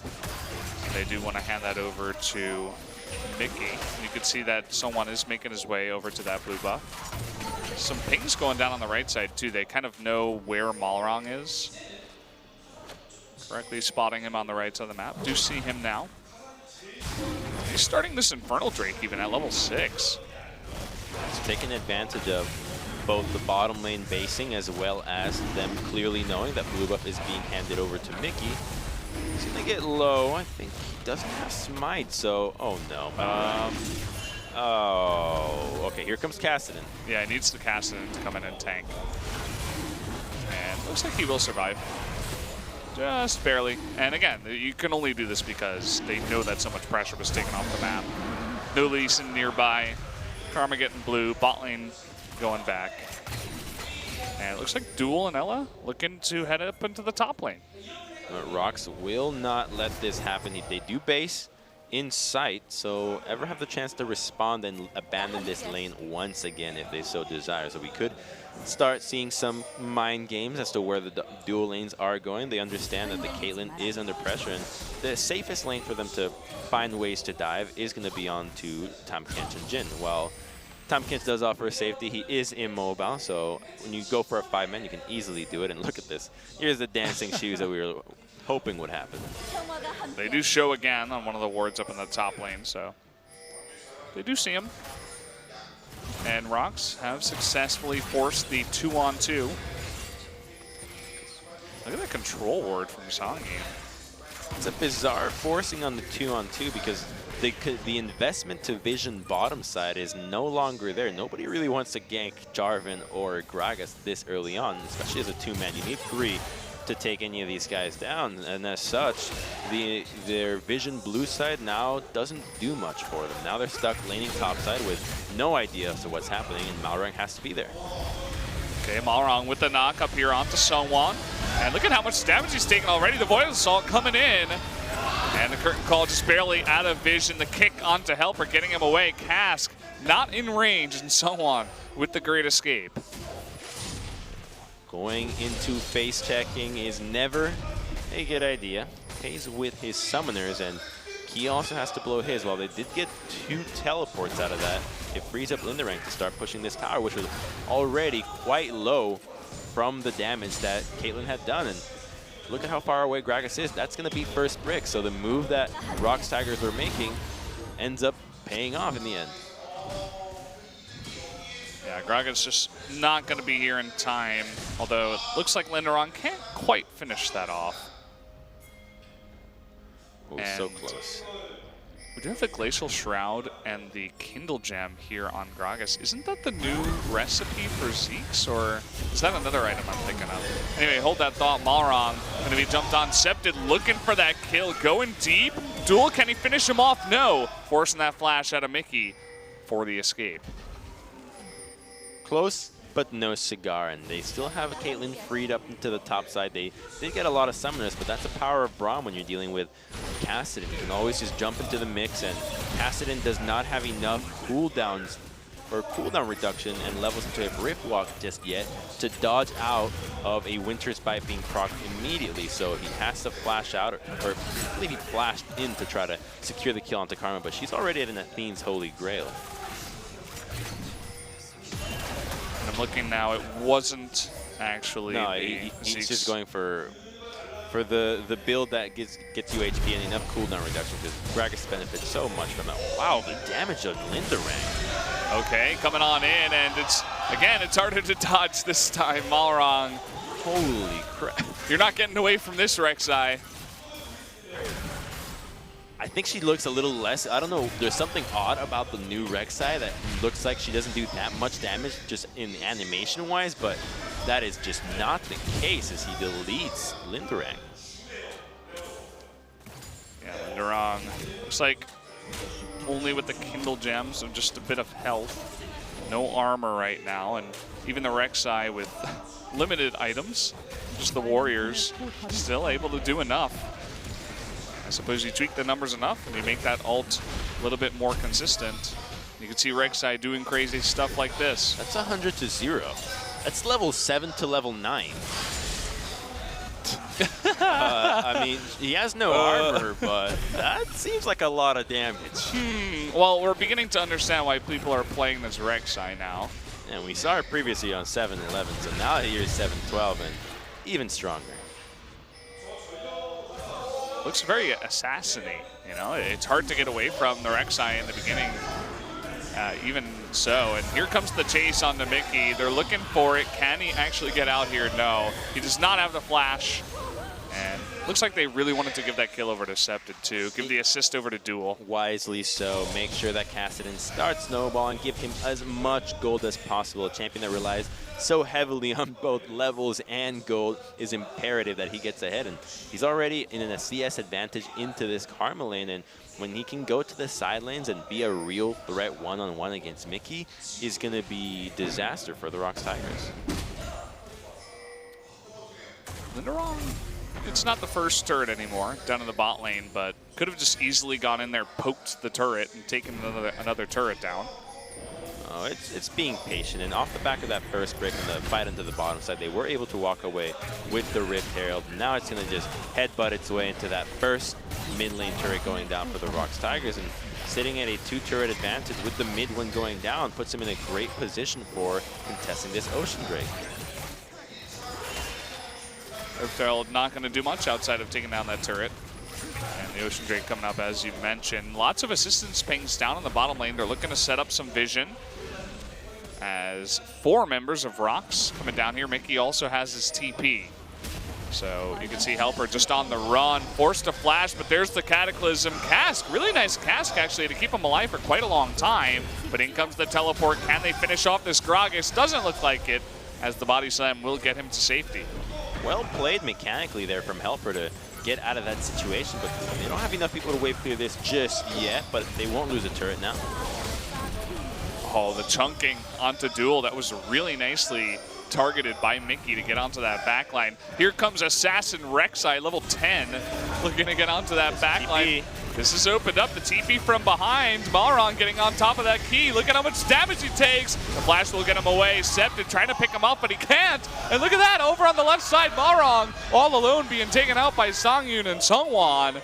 And one other person over there, can't really see. It looks like he is actually going to get away. And Septed going a little bit too far. In comes Linderon trying to clean up the crew. Looks like at least Septed was able to pick him off, and Songyun with a nice snipe there onto Ella. Classic assassin syndrome there. You got Rek'Sai thinking she can take the whole team by herself. Septed looking for kills all by himself, and they get so spread out that none of them end up killing anybody in the end. And ROX Tigers stay as a unit. They walk away with the kills, blue buff, and now a dragon. The power of teamwork allows them to not only walk away with the tier 2, and they didn't even lose their tier 1. Yeah, I mean, Septed just didn't have enough time to push in the top lane, and then it comes behind. Yeah, so, okay, this is fine. They're going onto key. Exhaust comes through, and he does a nice flash out of the ultimate here, but Septed just gets so greedy utilizing his Rift Walk first. When you're playing Kassadin, he's already there. You got to use your Rift Walk to close the gap earlier. Level 16 Kassadin, this would have been fine, but notice his build. There's no cooldown reduction in this just yet. It's Rod of Ages, it's your Ether Wisp, and your Merc Treads, and as such, pays with his life. Not worth it, for sure. Not worth it. Team's not going to be happy with that one. And now 5,000 gold ahead is the ROX Tigers. They get a Drake for their own. They're sitting on a 3-0-2 Caitlyn already with Shiv and Infinity Edge completed at 17 minutes. And, I mean, looking at the items on the side of Ever 8, they have an okay amount of armor, I suppose. They got a couple of tabbies. That's about it. We have another fight starting here. They're trying to get onto that Caitlyn, but look at all those shields. You're not going to kill him. Here comes Malrong with a huge kick away from Sungwon to save his life. Songyun is still alive. He will finally go down, but it looks like Septed might pay for his life with it. Nice job there, holding on to that second Q by Sungwon. And they were going deep for that Caitlyn. They do get her, but they trade too. And that proves how difficult it's becoming to take down the Caitlyn between so much protection. Every single member can assist in peeling her, and they do just that. And now they're pushing on that tier 2. They finally took her out, but at what cost? Just not worth it again forever. And the gold lead continues to grow for ROX Tigers. Mickey, able to flash the body slam, but forced to use his flash. Actually bought a Dark Seal. He's got 5 stacks on that one, sitting on 7 assists. Here's that replay there. Remember, Jin can't assist on this one fully. They flash in and he's able to bypass the Unbreakable to try to hit some damage, but nobody else can do damage. Helper's not even close to being here, while Jarvan isn't there either.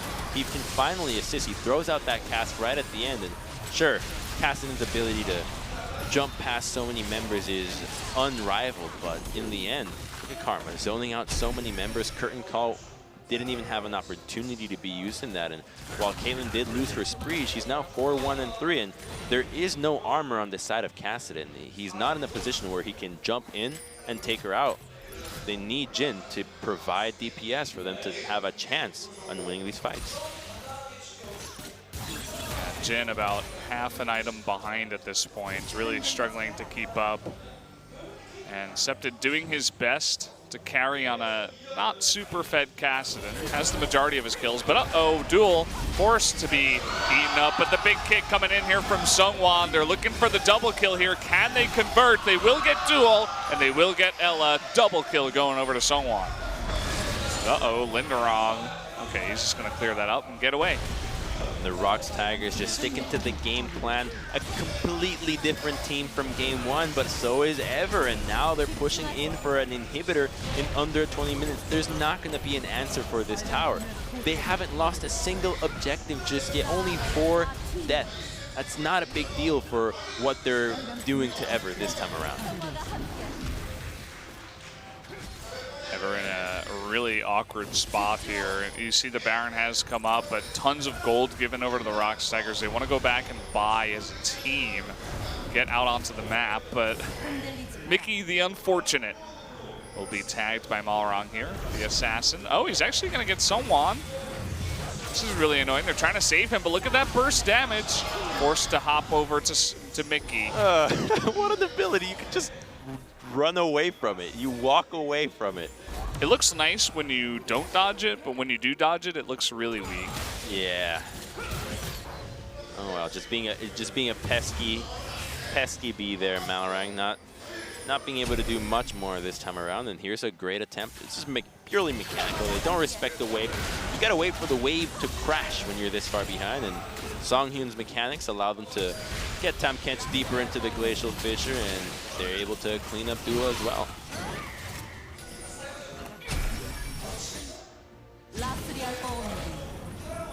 So behind by about 8,000 gold here is Ever. Just looking to hold on, get that Kassadin and Jin a little bit more farmed up. Their Rek'Sai looked good earlier on, but now that they're behind, it's kind of underwhelming. At least ROX Tigers, they're not going for the Baron just yet. It looks like they want to continue pushing these lanes.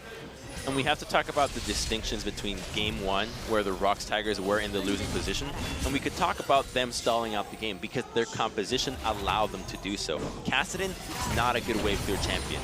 Neither is Jin, and as such, they don't have the tools to get this game to the 50-minute mark without ROX making a mistake. And as long as they stay grouped, the chances of a mistake go down significantly.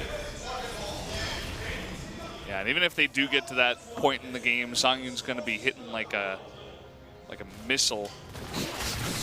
Not sure where I was going with that like one. a truck. Like a truck, okay. Like a car. No, it's like a rocket launcher. That's what it looks like he's holding now with that new Pulsefire skin. And you can see just nice siege with all the traps here from Caitlyn. And looking to set up another line and slowly pick away at that inhibitor. Ever 8, they're just not confident to take this fight. They know they don't have the damage to do it. They're just going to give this away. Duel's already at under half HP. If they lose a fight here, the game's over. Yeah, Unbreakable comes out the second Helper was thinking about engaging to really discourage that. 2 inhibitors going down. ROX, they don't even want the Baron. They're just saying, hey, we want to push our advantage right now. We're not waiting any longer. It's awesome when teams do this. If they don't realize, oh! Boom, the dunk right there from Linderong. Just no hope for Helper at this point. And are they going to try to end the game here? Trying to make this the shortest League of Legends game we've had in LCK all split? I believe they are. because we're only at 23 minutes, guys. Curtain call opens up. In the front are the tanky members, the big shield coming through from Mickey. Really, Duel is just tickling them at this point. And still, Helper's not up. They're going to take down one Nexus turret. The other one is quite low. They're looking for the end. That is going to be the second Nexus turret falling down. Ever just falling like flies right now. Can't even get close. Septed trying to come from behind. Mickey even flashing in. But as long as they hit that Nexus, this should be game number 2. Linderong doing his best. Expect a impression. Trying to take this out. He doesn't even get to do it. That's going to do it. Tied up at 1 is this series. In under 24 minutes, they didn't even look at Baron. Do you need to have good Baron control? No, not if you get this far ahead and you can just go ruffle stomp them into the mid lane, but they played the game out so well. They understood what they needed to do, and it all started with that dive into the bottom lane. Get Caitlyn ahead, keep getting advantages around Caitlyn, and they never looked back. There was a glimmer of chance forever when they were able to pick off Linderang. Okay, maybe Cassidy is able to get some kills after they handed it off to Mickey, but in the end, the team fight disjuncture from Everages was so apparent that the immense shields that they had were not faced by whatever we're providing.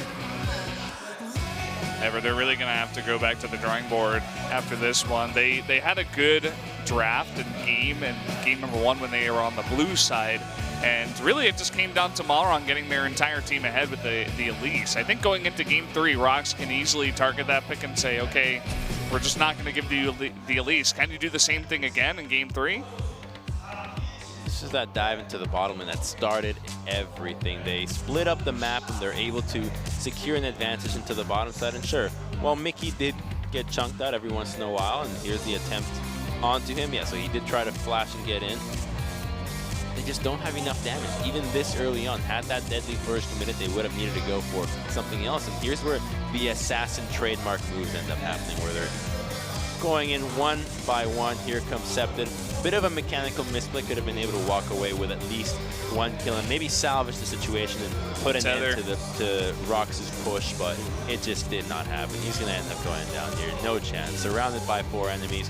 The toothbrush from Songhyun just doing so much damage at this point. Does it not look like an electric toothbrush? The toothbrush. It kind of does, actually. I brought mine today after eating it. It totally looks like that. Well, the one time they thought they can catch the Caitlyn, they do in the end, but they trade once again, 1 by 1.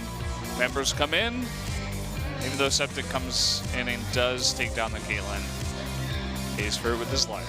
Yes, yeah, the Assassin's Curse, so be it, but we're just going to have a highlight of ROX just stomping Ever, and whatever could have done for this game is continue to look for advantages around their castle, and they needed to split the map up. Unfortunately, the composition that they had is so fickle in that you need to not fall behind because of your severe lack of wave clear. That's a wave clear, such a valuable tool. Yeah, really going to have to rethink their draft going into game 3. Should be an exciting one between the ROX Tigers and Ever 8, but guys, we do have the result coming up here. 24 minutes. And a super swift victory. Karma doing a lot of work with her Athene's Holy Grail combination with a Caitlyn that basically got a BF sword at around 5 minutes in. Yeah, she was just chunking them down in the bottom lane, and even though Duel did have the most damage on his team, not able to carry them on his back. Didn't get enough early on, and yeah, that's gonna do it for game number 2. We got a look at the result. Was one of our fastest games in LCK. Not sure if it was the fastest. If anyone has that stat, definitely hit us up. But either way, guys, we're gonna head into the break right now before going into game number 3.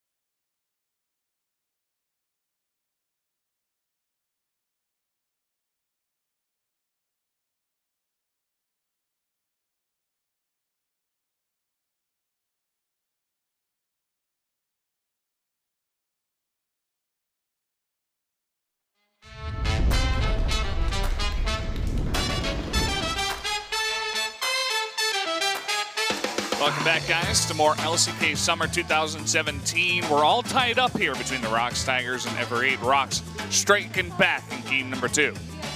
And they did so in stupendous fashion, just walking all over Everett in an under 24-minute victory. And who our MVP is going to be? It's going to be Malrang. A great brawn play from him. Wait a minute. It's going to be key. What is going on? With the ID Malrang. Very, very interesting. Somehow Key gets away, It's hilariously enough. Wait, they both got MVP. They're both there, yeah. With our first ever split MVP. And, well, he did a nice job. He definitely did on the brawl. Survived for the entirety of the game, didn't die a single time against all the assassination attempts on him. And his lane partner on Sang. Everybody's trying to kill Caitlyn, so your job when you have a Caitlyn is just keep her alive at all costs. And he did just that, except that one time. Yeah, except that one time. Not a very good bodyguard. He's like, oh, I let her die once. So unhappy with that.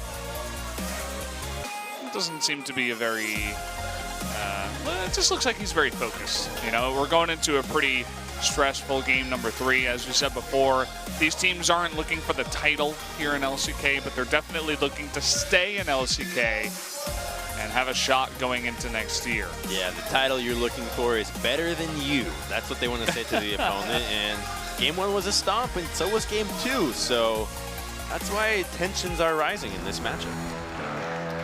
So guys, let's jump into the pick and ban for game number 3. This time, Ever 8 once again on the blue side. And I don't think that the ROX Tigers will be okay with letting Malrang get that at least this time around. So you get to see the hands that both these teams have shown in 7.12. But Karma will be denied from Mickey. They felt like it was too much of an enabler. While nerfs did come through, the safe laning phase, the guaranteed help that you can bring to Sangyun, because he's playing Kog'Maw, he's playing Caitlyn, he's playing carries left, right, and center, and having a champion that can not only help protect you with her abilities, but the itemization as well just becomes too much if you have a plan of playing assassins. Yeah, they're going to take that away, and of course, Septid's Syndra banned out for the 3rd time, I believe. And another target here against Galio and Mickey. One fell swoop, taking him out. I'm just curious to see if the Tigers are going to ban Elise this time around. It's, you know, it was kind of scary to watch Malrang get an early kill and essentially just roam the map with the Moby Boots and take out every single person. Well, they do have a different jungler this time around, so much of that could have been poor communication out of the jungler. As a jungler, some of your responsibilities fall on tracking the opposing jungler, letting your team know what they're trying to do, where you think they'll gank you. You have a jungler sense, so it's important for you to share that with your teammates, and maybe Mighty Bear just wasn't doing that, and they could leave it up against Songwon, but with the Caitlyn ban, it could just be left as an easy ban, as there is no decision between two overpowered champions or powerful champions. May I rephrase that? Everything's off the table, and now we can have a bit more of a gentleman's duel. Still have that Lee Sin available, but thinking about the Rumble, and there were some significant Rumble changes going into 7-12, and they're going to first pick him anyway. And the biggest one is that the cooldown on his Flame Spitter, his bread and butter ability, no longer has cooldowns of 6 at all levels. Starts off at 10 and scales down, which means that with the damage tweaks that have come his way, as well as the way that his overheating works, he can no longer spam Flame Spitter early on, have that danger zone or overheat early in the game, and have complete control of the lane. In shorter terms, he can no longer push endlessly into the top side or be as safe as he was before. He did receive some nerfs to Scrap Shield as well. So while the Harpoon does a little bit more damage, expect this lane to be more vulnerable and having less control as before. Yeah, still feel like it's a powerful pick, as before this patch, basically everyone in the top lane could play Rumble, and it was banned out very, very often, but gonna pick that up. And you do see Jin once again for duel. They've been really pushing this pick. It's great combination with Rumble. You can lock down somebody inside the equalizer with your deadly flourish. If they get low enough, your curtain call will certainly execute any target that was cooking up in there. And it's a bit of a twist to what was before the original combination of these two champions, which was Rumble and Jace, where you cook them and then you shock blast them. Sounds like how you treat cattle. The opposite way of cattle. You shock, then you cook. No, you shock, then you cook. Yeah, makes sense. Maybe in a future patch we'll have that. We've been seeing more Alistair, that's for sure. And it looks like this time Mickey wants to pick up the Talia. I think that was banned in game 1. Yes, it was. By Ever, but this time he will get away with taking it. Hiding that bottom lane for now is the ROX Tigers. Talia is such a powerful mid lane in controlling the lane and assisting your side lanes. Game 1, we saw a Twisted Fate ban. So Talia being a Twisted Fate, if you will, female Twisted Fate with crowd control as well as a semi-global ability. And they're going to deny away the picks into this. Now, Kassadin is going to be a strong pick into Talia, so you might see that being banned out. However, the composition can deal with it effectively if they desire. There's plenty of crowd control between Gragas and Renekton. See a ban on Kog'Maw here, trying to take away some of these hyper ADCs that they think Sangyu might play. He's played the Kog'Maw before. They already banned the Caitlyn, so trying to just take away as many options as possible. Lucian actually being denied, so they're testing the waters if Ever truly desires to play Kassadin into this matchup. They don't have a great wave clear. Again, that will be the downfall of this composition. And the crowd control isn't quite there yet, so a jungle pick would likely have to be the likes of a Lee Sin if they want to go with a Kassadin. It's a great combination of a two-man skirmish comp, but denying the Kog'Maw and the Bard, making sure that you don't have that late game carry that Sangyu has been playing, as well as the Tempered Fate to deny the curtain call that we saw in game 1. Will the Dirty Rat make his way onto the Rift? That could apply for so many people. I'm just kidding. You can't hold grudges, man. I suppose that's true. And yeah, that will be picked up. Sangyu, and there's the Lee Sin you were expecting from Malrong. Great lead player, but the reason why you ban out the Kog'Maw early on, even though you haven't seen much, is that, well, when you have Gragas and Renekton being locked right away, especially if you don't have a tank, or if you have a tank jungler, it's the optimal way of having these hyper carries in your composition. If they had an Elise or a Graves, a Kha'Zix, running a late game carry is just so unlikely and not optimal. So denying the pick right away of Kog'As has been Sangyu's hyper carry of choice is wise, but he does go with Twitch, and that could be a pick that can surprise Jin out of nowhere. If he gets significantly far ahead, he can just sneak into the backline and obliterate Jin in a heartbeat. Looking at that Lulu, seems like a pretty obvious choice here. You can keep that Twitch alive. It's fantastic with the already super strong front line you've got with Renekton Gragas combination. Adds a little bit more crowd control as well, the polymorph for any threats that try to get onto the Twitch. I believe Lulu was banned in game 1 as well, so getting this pick now for Key could mean that the lane advantages just go so far their way that the Twitch gets out of lane scot-free. Remember that Doran's shield did get nerfed, so Twitch is not going to have such an easy time surviving the lane. However, Duel has been going with boots. He might choose to change his build this time around, but it wouldn't make too much sense, as it does help Jin's laning phase significantly. And when you're dealing with the kind of skill shot moves that are the Cask and Lulu's Glitter Lens, then it makes sense to have the movement speed there to protect you. Yeah, so lining it up, it looks like the Tigers trying to go with that hyper carry of the Twitch. Try to go to that late game, trying to protect this Twitch and have that extra damage coming out of the Talia. Taking another look. This time we're going to see Scepted on the Cassiopeia. We've already seen the Jin, Tom Kench before. And this time Malrong gets to play the Lee Sin and even the Rumble. The changed Rumble is going to come in for Ever 8. They do have some comfort picks, but Lindarang is going to be on that Renekton into a nerfed Rumble, at least for that early stage of the game. So they have some pressure to the top side, which might not allow the early game forever to go their way. Mickey's Weaver's Wall can help Sangyun so much, but for these compositions, Ever has a larger margin of error with this comp without a tank and with the early game having to go so much their way, dealing with a late game Twitch and no protection. Well, here we go, guys. It is the tiebreaker. Who's going to take Game 3 and the series? Let's find out on the Rift.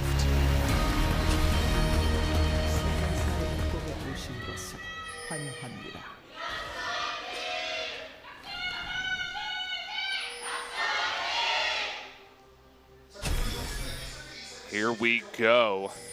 Kind of the solo queue invade from Ever8. Run down mid towards that blue side. They do get spotted out by a ward because they actually do ward in competitive. I ward in my solo queue games. And you got to ward. You got to be a team player, guys. Don't forget that. I'm kidding. I don't buy control wards. All my gold goes towards items. And yeah, Helper starting out with the Electro Harpoon, so that could be the new way of playing out that Rumble, understanding that you're going to get shoved in, so at least you can farm from afar.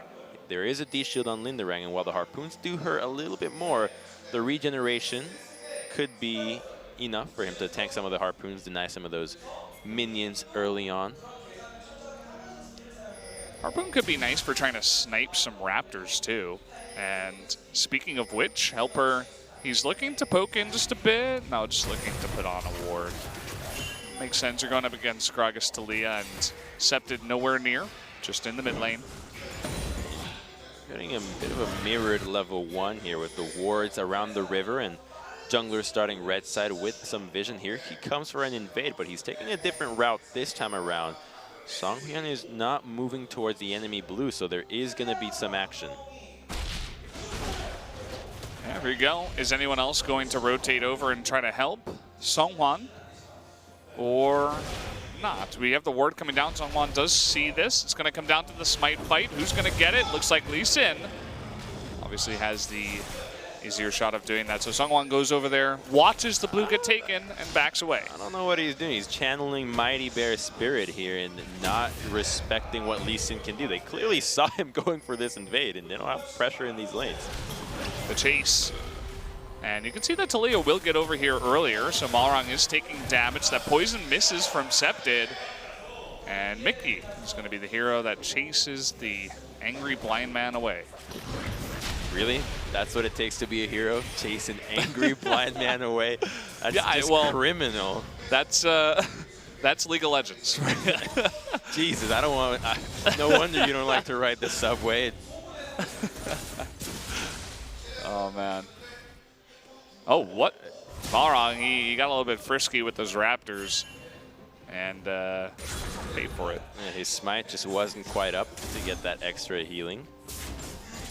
And now he has to base, and at least he has a longsword as a purchase, but the cost of going for that invade and getting Talia to go over there ends up being costing too much HP for him to finish a camp.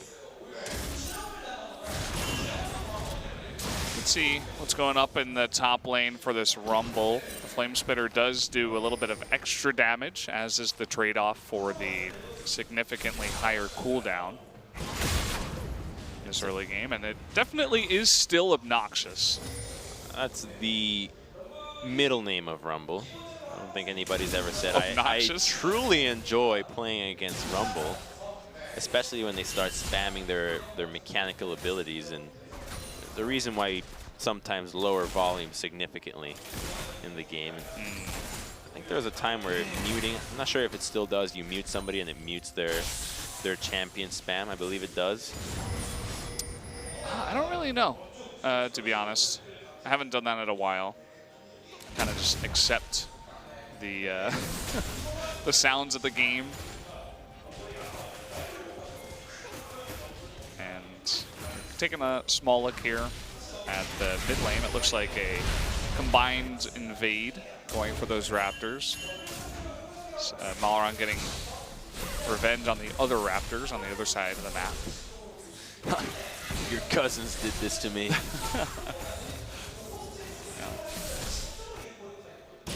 Gragas just farming away. At least he has his Tracker's Knife already. Start getting some vision around and prevent Malrang's early game. So I like the purchase this time around, not the Gragas that falls behind and has to go for a Hunter's Potion. And if you can get a Scuttle Crab here, that will ease some pain for his mid and bottom lane. But in the top side, you've got Linderang just cooking 24/7. Yeah, it seems like once you get past around level 4, 3, 4, 5, that cooldown begins to get lower and lower.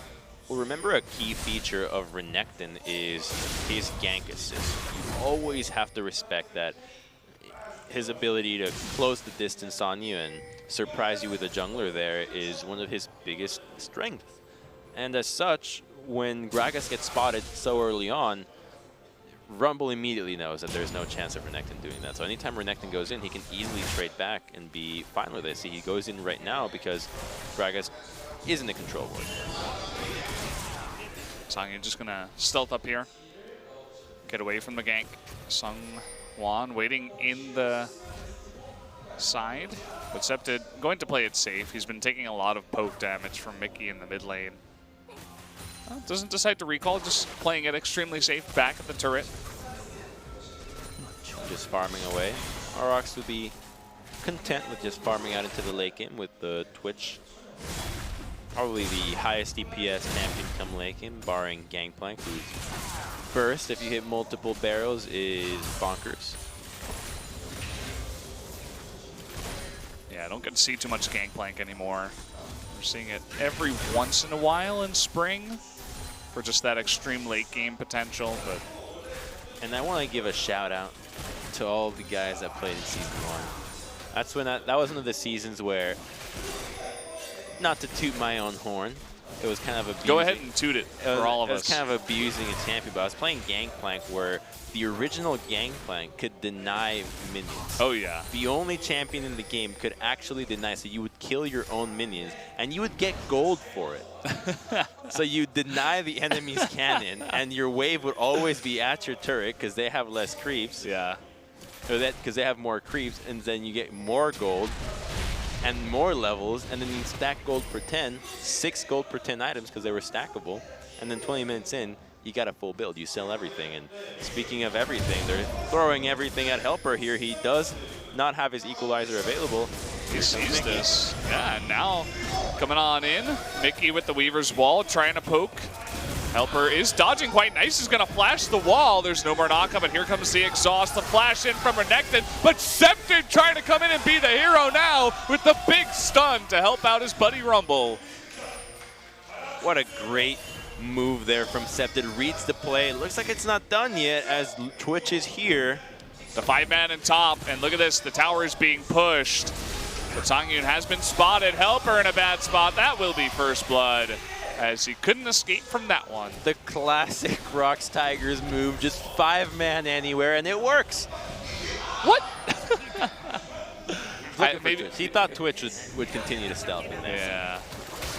Okay. He would have died if he took that 100%. Between Polymorph and Exhaust, he was I done. figured the Mickey that was right in front of you with no summoners while you have your kick might have been the easy one, but Would have had to each his own, I suppose. Would have been a crazy outplay if he can pull that off through Key's Exhaust, who's been on point as he did earn himself that MVP last game, but the efforts from ROX Tigers end up costing them first brick and a big CS advantage for Duel. Yeah, there you go. First blood coming down on that turret. Actually, Balrog able to force the flash out of Sungwon. We're going to get a look at this replay. I love how Helper identifies that Septid's coming and flashes towards him, and also to get away from the Renekton. Yeah, it was great how he saw someone right away, forced someone at the CC right away, and they got the cleanse, I believe, out of. Oh no, Telly had exhaust, no cleanse, so immediately he just defends everybody. And wise of him to go for the honey fruit there to get some HP back, and we don't get to see the collapse, but Twitch came in. Unfortunately, the kill did go to Renekton instead of handing it over to Twitch. Would be nice to get that snowball rolling already on your Twitch, but not quite there just yet. Speaking of snowball, Jin's got a under 10-minute Yo-Moose. So he's hitting hard, and he's going to be hard to gank, and it's a good build when you're dealing with Twitch. You just pop that movement speed, make sure you can get away from any attempt at an ambush.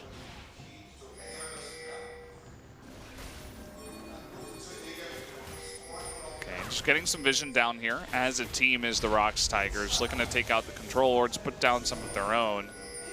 Malrong fighting back the zone control ward.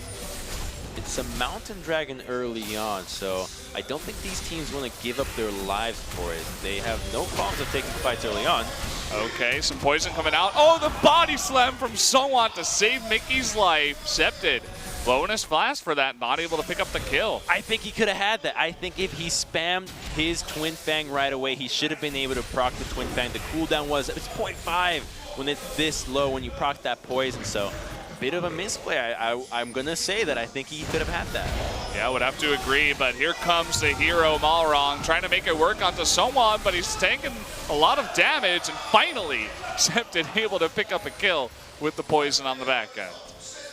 The Toad goes for the surround, and while it looked like someone outplayed the resonating strike on that final connection with his body slam, unfortunately it just wasn't enough. They don't have any damage between Lulu and Gragas, and they can tank the turret for days. And here it comes, the attempt onto Son. The second he uses cast, they're gonna go for him, even if cast wasn't up.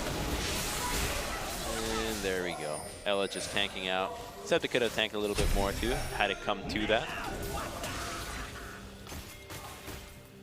Spotting Mickey here, and look at how much he's already chunking him down. Exhaust forced to come out, missing that knockup with the side of, and there is Ella coming in from the bottom lane. Oh, Mickey. Could this be the beginning of a slippery slope? Going from 0-1 to 0-5, perhaps. We've seen it before. Last time was on Oriana. He does have the ability to get back to lane quickly with the Talia passive. Always the details. I think if you do the math actually on Talia's passive and the runes that were removed a while back, which are the time spent dead. Oh yeah. Not sure which one would win out. They weren't too effective, those time spent dead runes, until a crazy late game. Malrong trying to solo the Rift Herald, a move we've seen many times. And it looks like ROX actually do see him with the ward there at the top of the pit. So they're trying to collapse. Will they get there in time? It doesn't look like it. Just not collapsing soon enough. Can they actually kill him is the question. Looks like Ella going for the flash, can't get the Devourer off. And here's Songyun in the perfect Weaver's Wall, trying to come from behind. Meanwhile, Septed trying to make something happen all by himself, but he will be taken out. Now Ella trying to go for the Devourer onto Songyun. Lots of low members on the side of ROX, but Ever just cannot clean up. And Mickey came in with such a sick Weaver as well. There he is, blocked out both the carries, forced them to tank the entire rest of the team. Duel forced a flash out, but he was already too low, could not take out Mickey. And now they're gonna walk away with that tier 1. And a bizarre chain of events there from Malrang, standing completely still onto the turret after taking Herald. I think he could have walked away, flashed somewhere, like, he just okay, stepped. he got it. It's like, I mean, there's kick. I mean, yeah, he could have not had safeguard, but they're on the equalizer, but there's just not enough damage yet when the carries have already been isolated. This is the Mickey we want to see, with that kind of Weaver's Wall to cut him off, help Songyun get that consistent damage even early on in the game. And even though it opens up the equalizer that you were talking about, they had enough of an advantage from there. It's a Rumble that doesn't have items to deal damage right now. He's got items to survive laning phase and getting ganked. It's a Seeker's Arm Guard into Tavi's, and really the only high AP damage item he has is a blasting one, which is not a lot of damage. Typically right now you could have seen a Haunting Guys come out, or maybe even a Leandries had he been significantly far ahead, as Lindarang has a cleaver at this stage. Oh, they're looking for the Devourer. Seismic Shove will get him out of the way. Curtain Call even blown there onto Mickey. And with that pressure, it looks like Ever will just be happy with the Cloud Drake. This could be the use of Rift Herald. He's got red buff. Choose that Honey Fruit to get back on the lane, and now that they have an idea as to where the lanes are, as they have side of Gragas and side of Telia and the bottom lane as well, Herald on mid could yield tier 1. Oh boy, Songyun with the dodge there onto the ult, but the speed with a Storm Raider surge for Septed gets him out of harm's way. Songyun didn't look like he wanted to fight that anymore anyway.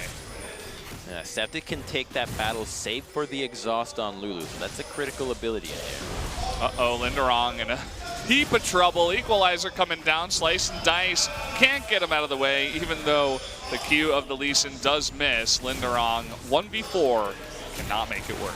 That's a spree, and that's good forever. Now they're sitting at a goal lead that's growing their way. The Cassiopeia can lane find bottom lane, and Mickey's not a big threat if there's no one in the side lanes to assist. By himself, he's not going to get anybody killed, especially when you're dealing with Tom Kenshin and Jin. And while tier 1 is going down on them, they need to establish the lanes first before they can start having the 2-1 Talia enable anybody else. Curious to see how much gold the Rumble has. Oh man, just enough for a tome. I thought maybe he could make the Haunting guys. He's just full of components today. Throwback to Darian there. I know, Darian, like what is this? There was a time when that was actually a good, oh, what? All right, I don't understand these uses of Rift Herald, whereas you could always crack mid lane turret. Maybe they're just not happy with the wave clear of Talia, but Malrong trying to push Linderong away. Both these guys part of the wrong clan.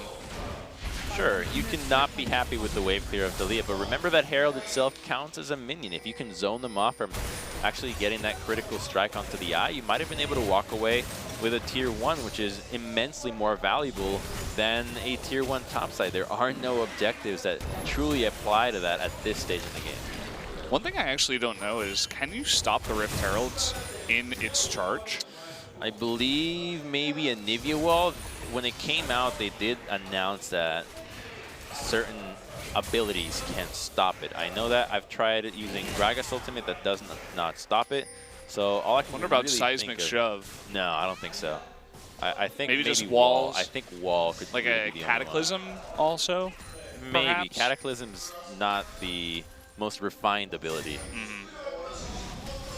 Okay, looking for that, and the Deadly Flourish will land. They're really trying to get Songyun just out of this fight. They're going to clear up all those minions in the meantime. Songyun's still relatively healthy as they continue to push on in. The Weaver's Wall looking to get the nice Devour, though, onto Jin, and it looks like Helper's the only one that's stuck on that one side of the wall. Will be forced to flash it, but here comes Septed over the wall. Linderong trying to make something work in the back line, but it looks like he's going to take a ton of damage. Does flash the wall to get out to safety. And nobody dies, but the fight started with the combination we thought they would be looking for when they selected this trap. Open up with the Equalizer, you can easily hit a Deadly Flourish into a Curtain Call, and Songyun has to flash away. Immediately the rest of ROX react, but an engage is not going to happen as they already had so many summoners, and aggressive positioning was no longer available for Twitch. So no deaths across the board. Will be the mass recall by the Tigers. We're going to get a replay of this fight. Here it comes. So Malrong's on the side, threatens immediately. He hits a Q, Equalizer on top of it, and wisely so, he flashes out of that one. Otherwise, Lee would have certainly followed through. We're going to get to see a little bit more out of this one as Gragas comes from the side, but Talia is not here yet. Twitch can only hit one target, so nobody really gets to go down. Lots of summoners used across the board. It's a summoner victory. It's punching each other for fun. You know, you trade one for one to see who's manlier, kind of thing. Like, I'll punch you, you punch me, and then you escalate the damage until. Have you played that game before, Crumbs? I've never played that myself. Really? Wait, you punch each other in the face to see who's more manly? In the arm. Oh. No, I think I played that like once. It's like the dumbest game ever. What's the point? It's like, let's just hurt each other. We were all kids at one point, all right? You didn't come out of the womb as you are now. I guess that is true. We've all had our fair share of random stupid games. Random acts of violence.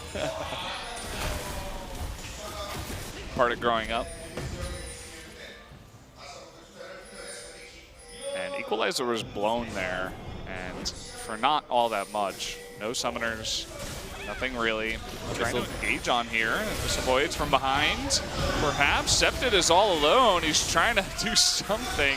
I swear this has happened so many times in this series where one person just gets caught out alone. You need to call the MIAs. You need to understand that if Twitch is missing, that he can ambush you with him and Lulu, who can lurk in the shadows and accelerate the rate at which he comes straight at you, then you are always going to be in danger. But at least to Septed's relief, he sees how much damage he can actually do to Sangin. So next time around, if he gets some stuns off and there's less people, he should be able to turn it into at least a 1-for-1. Okay, there's the Abyssal Voyage, but it's Malrang and Ella all alone. The immediate Devour saying, hey, we got to get out of here. Throws him into him. They're looking for the kill onto Mickey. Getting extremely low. One more hit will do it. Finally, Ella able to tongue slap him to death. And they will just trade the 1-for-1. And taking down that mid laner could open up the map for either this Dragon or the mid-tier 1. Renekton's already here at the wave, so it's going to be that Dragon going their way. And this Dragon will allow them to crack this mid-tier 1 in the near future. Lindarang should not be trying to check this, as there is nobody else from his team ready to help him out. Yeah, I thought he was actually going to walk in there. Solo queue revisited. A two-part play by Lindarang. But here we go, the Abyssal Voyage from behind. And it was like, oh, looking really weak, but then when you look weakest, you strike back. I like how he spat him out backwards the wrong way. You don't see that one coming, so immediately gets responded with a kill onto the Talia.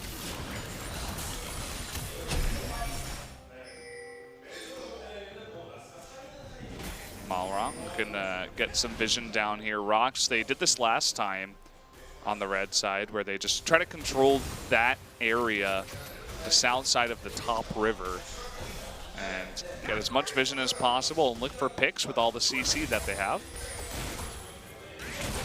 And all those picks will only get stronger, as Sangin has gone with a build that isn't typically what we see out of Twitch. Normally we see that Blade of the Ruined King that helps with the laning phase with your lifesteal, that allows you to slow people down and get some extra auto attacks in when you're trying to ambush somebody. But this time around, he's gone with Infinity Edge Static, and that last itemization could be a Phantom Dancer when it comes to dealing with engaging onto the backline. And that means that it's just a full-on late game build out of the Twitch, which only makes ROX's late game even stronger. Yeah, and so far they're in a pretty good spot. I mean, they're sitting at even gold at this point. They're pushing more and more turrets, getting the fight wins they need. That's going to be the third tier 1 turret that goes down for them as they do take the gold lead. Looks like Everett wants to strike back in the mid lane. Malrang being slowed here. Doesn't look like there's any follow-up. And Mickey's wave clear once again, denying that mid-tier 1 for so long. It's a good movement there from Mickey, but the rest of the ROX squad have to be careful. They almost lost that tier 1 into the mid lane because they sent Gragas, Twitch, and Lulu to the top side to try to get a pick on another unsuspecting victim. You ever have been learning their lessons and have been sending people to more safe situations when it comes to wave clearing that top side, so they don't get caught out by the Twitch. But if they do that again, they could easily lose that tower, and that tower has been holding so much of the pressure so far. An example would be that bottom, that lane, tier 1, that Lindarang was just able to take. Even though he has vision of the river with a couple of wards, the one that just faded right now, because Talia is in the mid lane, she has a quicker access into that bottom lane, forcing Rumble to back off in the threat of getting you ganked by a Weaver as well.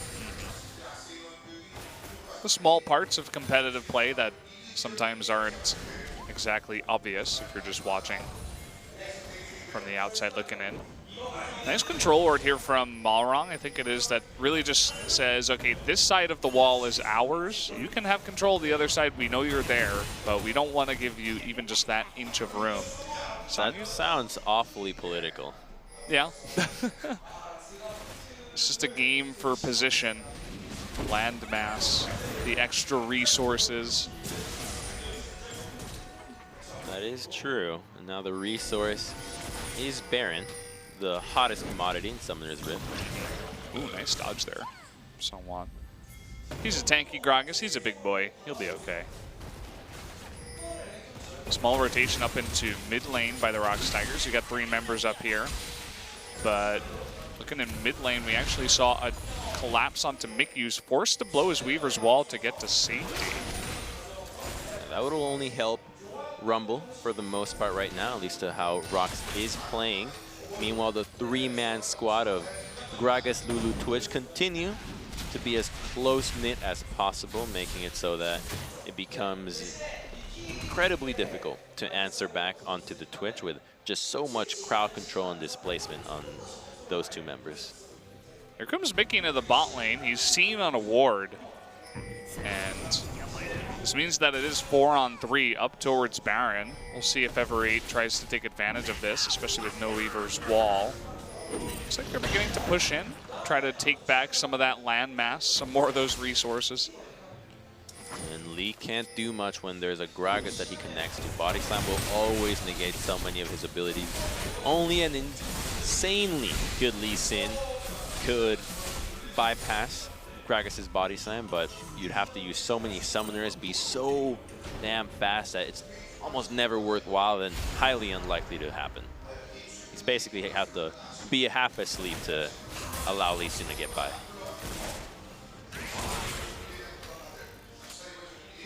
Yeah. Or he has to be Blank, I suppose. I don't think Blank was playing against But Blank's Gragas. 17-0. That's what I'm saying. You would have to be Blank status. Oh, okay. In order to I make thought that you were work. talking about the Gragas being Blank No, status. no. There's a teleport. Coming from behind, all the pings going down. Linderong is spotted, looking for duel. Can he get on top of him, trying to actually stun him, but look at Mickey actually getting knocked off the wall. Wild Growth is going to keep him alive for now. Does knock down that wall. Meanwhile, up in the top left, Linderong was trying to go 1v3 and does get taken out. Equalizer coming down. Songyun taking a bit of damage. Him and Key at half health, trying to just kite as much as possible. The big flash forward from Septic, trying to get a couple of kills. That'll net them 3, and that should be the Baron going over to Ever8. Oh, and Rox's attempt again just has no sense with everybody going on to different targets. They immediately have Renekton and teleport behind, but he's going into Atam Kench with nobody close to follow through. They have no issues with turning onto him, and while ROX Mickey attempts to take down Septed, it just wasn't even close as everybody else collapsed as well. And this is just what happens when you try to make the individual plays and the enemy team play as a team. So that's going to net them just so much. The Baron into the tier 1 mid that they finally take out. The tier 2 top does get taken out by Septed. They're all just holding a ton of gold at this point. A couple of items picked up from Alrong there. And you can see what happens in the top lane. Linderong, he's all alone, and Mickey couldn't get there in time. Malrong and Septed right there to knock him off the wall. Oh yeah, they intercepted him actually, so he got greedy. So it wasn't that much. The thing is, that teleport, all that matters is Twitch. If Twitch isn't there, nobody else is dying. The play from Septed, the double stun, and then just a beautiful flash ultimate there. We know he can play Cassiopeia, so going for these plays is no skin off his back, and now he's so powerful. And while Twitch did hit that spike of a Phantom Dancer, they're dealing with a Baron. Chances of an ambush and for it to succeed have gone lower than ever. Well, they're looking. Songyun is spotted by that plant. Looking for more tier 2s. I think that's going to be an easy bot tier 2 that they take out. Might try to collapse onto mid. And this is the same problem that ROX had game 1. They have a composition that can make it to the late game and have a huge team fighting impact, but they just refuse to go for that time. Oh, looking for Septed here. He stepped a little bit too close to the Gragas. They will take him out. Look at Songyun in the back, totally protected. Deadly Flourish trying to save Ella's life. They might just leave him to the Wolves here, even opening up that curtain call. Not going to do all that much, just a bit of poke damage. Forced to give up 2 members. That was an MVP level engage from San Juan there, making sure that the second Cassiopeia steps up, you go for a pick, and that will slow down this Baron significantly and allow them to hit that spike where Twitch becomes a monster. That's a great move by him, singling him out, especially because Ella wasn't there. Had Ella been a little bit closer, a Devour would have been all it took. And here it comes again. Ella's sitting, clearing out some vision. And the ultimate just so well played. 4 people there ready to collapse. And the Weaver's Wall that gets followed through allows them to get 2 kills. So good teamwork coming out. But I was criticizing them earlier for their ability to stall out a game improperly. And this time around, they are making the right moves to do so. So the change from Songwon to Mighty Bear seems to be the answer for them to execute compositions with a bit more accuracy. It definitely keeps things interesting in this one, rather, as the Tigers aren't too far behind and Baron is about to run out. With just the couple of Cloud Drakes that they've picked up, hasn't really been too much of a benefit to them so far. They can't clear these turrets in one fell swoop, as if they had the Mountain Drake or some Infernal Drakes.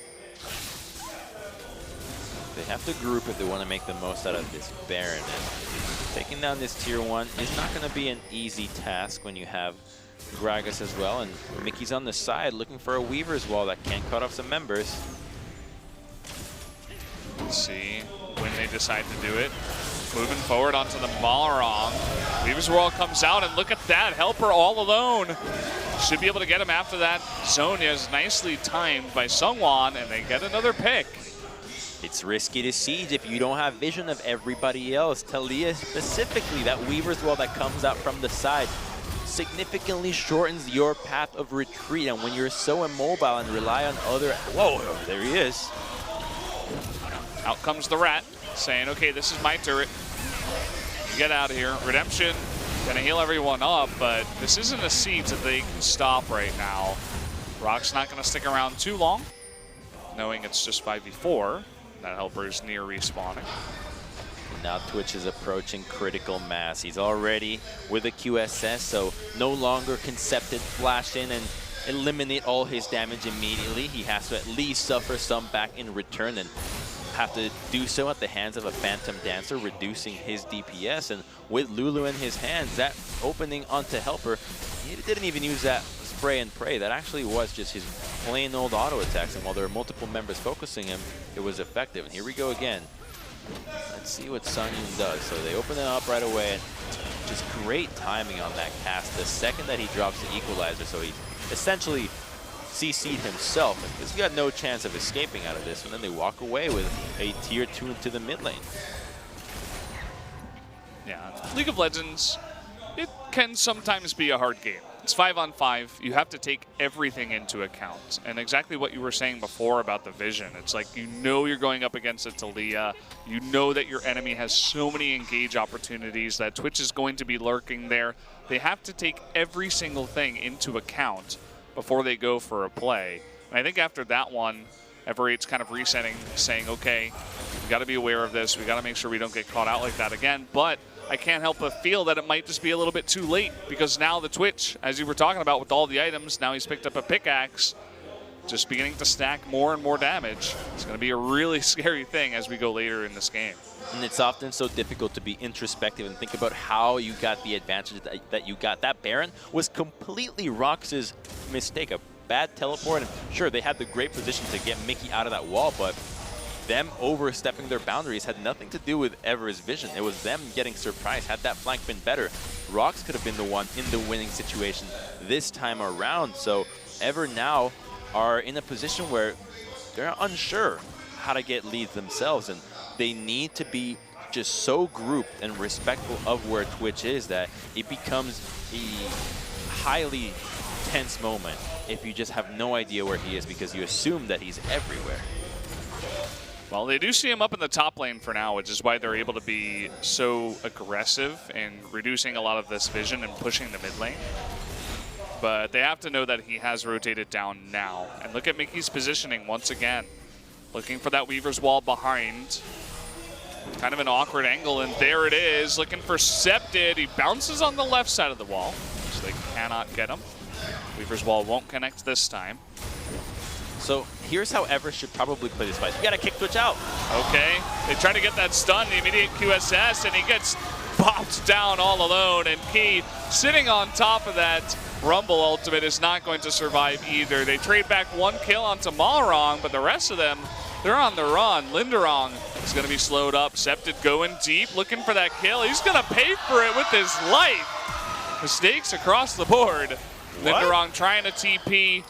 I spoke too soon, and they take him out as well on the back. That's what I was saying, right? The advantages that Ever got came out of ROX's mistake. They open up in such a greedy way.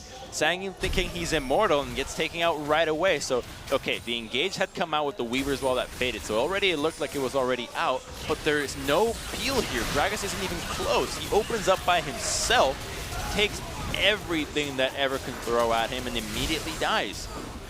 Had this been played out properly, Ever's approach should have likely been that you need to have Lee Sin kick out Twitch when he uses his ultimate so that he no longer has that extra range, which is such a difficult thing to do, but the most proper play. Now he has no flash to kick Twitch into the team, which can be a difficult thing to pull off because between Gragas, Renekton, and Lulu being there, if you kick Twitch into the team and you're not capable of getting past those bodyguards, he's just going to be closer to killing everybody. So Ever8, they've got some life breathed into them as they're now going for the Baron. They have this Mountain Drake. They're pulling it down so fast. ROX just can't get there in time. Weaver's Wall comes down, but there's just no follow-up. All 5 members of Ever8 looking to get out of this one. They're waiting in the brush. They're saying, okay, if you want to fight, we can do this. Mickey from the left side looking for that seismic shove. Rumble just going to be eaten up by Ella here. And Mickey's still coming from behind. Still looking for this. Big redemption here. Malrong on the right side looking for the Twitch, but uh-oh, where did Duel go? He just disappeared, and Sangyun, this time he's got the peel, looking to take down that entire backline, and all of a sudden, Ever8, they're just being torn apart by the ROX Tigers. Malrong trying to be a hero, looking for 1 kill if he can. Looks like he will be able to get it. Can he actually get out of this one? Sangyun still on the chase. Nice slow there from the Glitterlands, and they will be able to get the ace over the ROX Tigers. And we can tell what team is Ever watching. It's Longju, the one, or Afrika, the one team that ends up taking Baron and dies right away. They had everything. They could have just left, but Malrang, he just went for some crazy wraparound thinking that the fight would happen around Baron, but instead it happens around the lane. Lee Sin's not able to participate in the fight, and while the death timers are not long enough for a base, he can go for an inhibitor. Yeah, they're going to push in the inhibitor here. 100%, just back off. They know they've gotten a huge lead now, and even Mickey just gonna get out of here on that Weaver's Wall. Wants to do a bit more pushing, it seems, in the mid lane. But we're gonna take another look at this. They could have just left. You had Baron, or at least turned in a much better fashion. Here's Malrang's not participating in any of this. He's trying to get some crazy surprise onto everybody else, while Mickey got a great position and nobody else can follow up on him. He's got flash, and here's where Lee Sin, where Twitch gets to open up on everybody, but Lee Sin's not even there. He's dancing around with Lulu. Twitch is so critical that he is not in the fight. Lee Sin is the key to eliminate Twitch from these fights, but the second he's not there, you know ROX is going to walk away victorious. So funny to watch the Lee Sin run at the Lulu and just get polymorphed for a full 2 seconds, I think it is, and just say, hey, you're not doing anything. Get out of here. And then he dies. He actually ends up dying. It was really cool to see the cask used at the same time just for CC to make sure that they could get that kill onto Duel and eventually onto the rest of the team. Just taking out the DPS. And I think that from the angle that Mickey was taking, it would have been maybe too difficult to actually get the recall in. But the way that they turned was just so ineffective. Opening up with the equalizer before anybody committed is never a good way to start a fight if you don't have any immediate CC to follow it up. It was just, let's see what happens. Do you want to walk in here? They're like, no. No, we don't. And, no, I would not like to, no. No, thank we'll you. wait. Going with a full, oh, I forget that actress name, never mind. It's okay. Maybe it'll come back to you later. We trust you, Crumbs. Pull through with the memes. They do say trust is a bigger compliment than love. Would have to agree. Well, the Weaver's Wall coming in. Not going to block off too much, to be honest. I guess Duel on the left side over there, which definitely can be a decent lock off for a significant period of time. There's the equalizer, is going to hit a lot of these members. Redemption looking to trade back that damage. And the curtain call trying to slow down these members. The big crit onto Mickey. But it looks like ROX will be happy to just disengage from here. Lots used by Ever8. They don't have a siege composition. They're all short range. Twitch is not going to open up with spray and pray onto the tower. So they want to be fighting outside or waiting for Ever to overstep and at least have a numbers advantage. Look at Malrang, though. He's fancying another angle once again, but he needs some serious follow-up if a kick onto Twitch is to come through. So Siege unsuccessful. Looks like maybe they will just recall, buy some items, go for Elder Drake. Might be the play. They don't have any Elemental Drakes themselves. All four of them going over to Ever8 at this point. Well, ROX clearly is a team that doesn't care much for Dragons, considering their previous games. Well, they will care for this one as pings are going down. 20 seconds and Lulu just recalled. You can see Linderong staying in base with that TP, looking for the home guard. Burst and movement speed. They have a ton of wards back there behind that red buff. So lots of options for Linderong. It's important to note that Sangyun, however, doesn't have a lot of options. He has not gone with any penetration in his build, so very clearly he's aiming for only 2 targets here. The Cassiopeia and the Jhin, those are the biggest threats. There is more armor onto the likes of Rumble, and Lee Sin definitely has a lot of armor, so he has to be shooting for the backline. He's not going to maximize his damage if he's going for a frontline. That means that they can have a better idea as to where Twitch is going to open up from. Accepted. He feels forced to clear the top wave, and this is a very meticulous Elder Dragon take. ROX seemingly almost deciding against it. They're pulling it all the way out, trying to deny as much vision as possible, but both of the scanners were used, so they will commit to that control ward, and the Weaver's Wall comes out. You can see that Ever8 just totally backing off. Will give this one up to the ROX Tigers. And they should have backed off sooner. This Dragon doesn't mean anything for their base. They still don't have a siege composition. You can have as many stacks as you want in the world, but this Twitch is not going to be sieging turrets in a safe position. This Dragon is going to allow ROX to prepare for the Baron that's coming up in 40 seconds. And wisely does Ever now move to the Baron side and start making their preparation. They secure Scuttle Crab. You see Malrang getting some vision down on the minimap. He's just... Wait, okay. He's trying to buy time. Yeah, he's stalling it out. Yeah. Give themselves the best push and the best chance at the Baron. Cool move there. You don't see that very often. You have to have a lot of map control to make that work. So the cost of that Dragon was the vision. Now it's going to be up to ROX to start denying it. Here comes the first use of a sweeper. If they can protect some of these, the Baron could become a death trap for themselves. They don't have any control wards left over. If you look at the inventory of the Tigers versus Ever8, they have a lot. And oh boy, could be a pick here onto Ella and Duel as well. The equalizer comes in, but Linderong from the side. They are going to take out Ella and Duel. The 2-for-1 here. He trying to be taken out, but look at that damage from Zongyun. Septic can't even get close. Helper all alone will surely meet the same fate, and that should be the game going over to the ROX Tigers. What are they doing?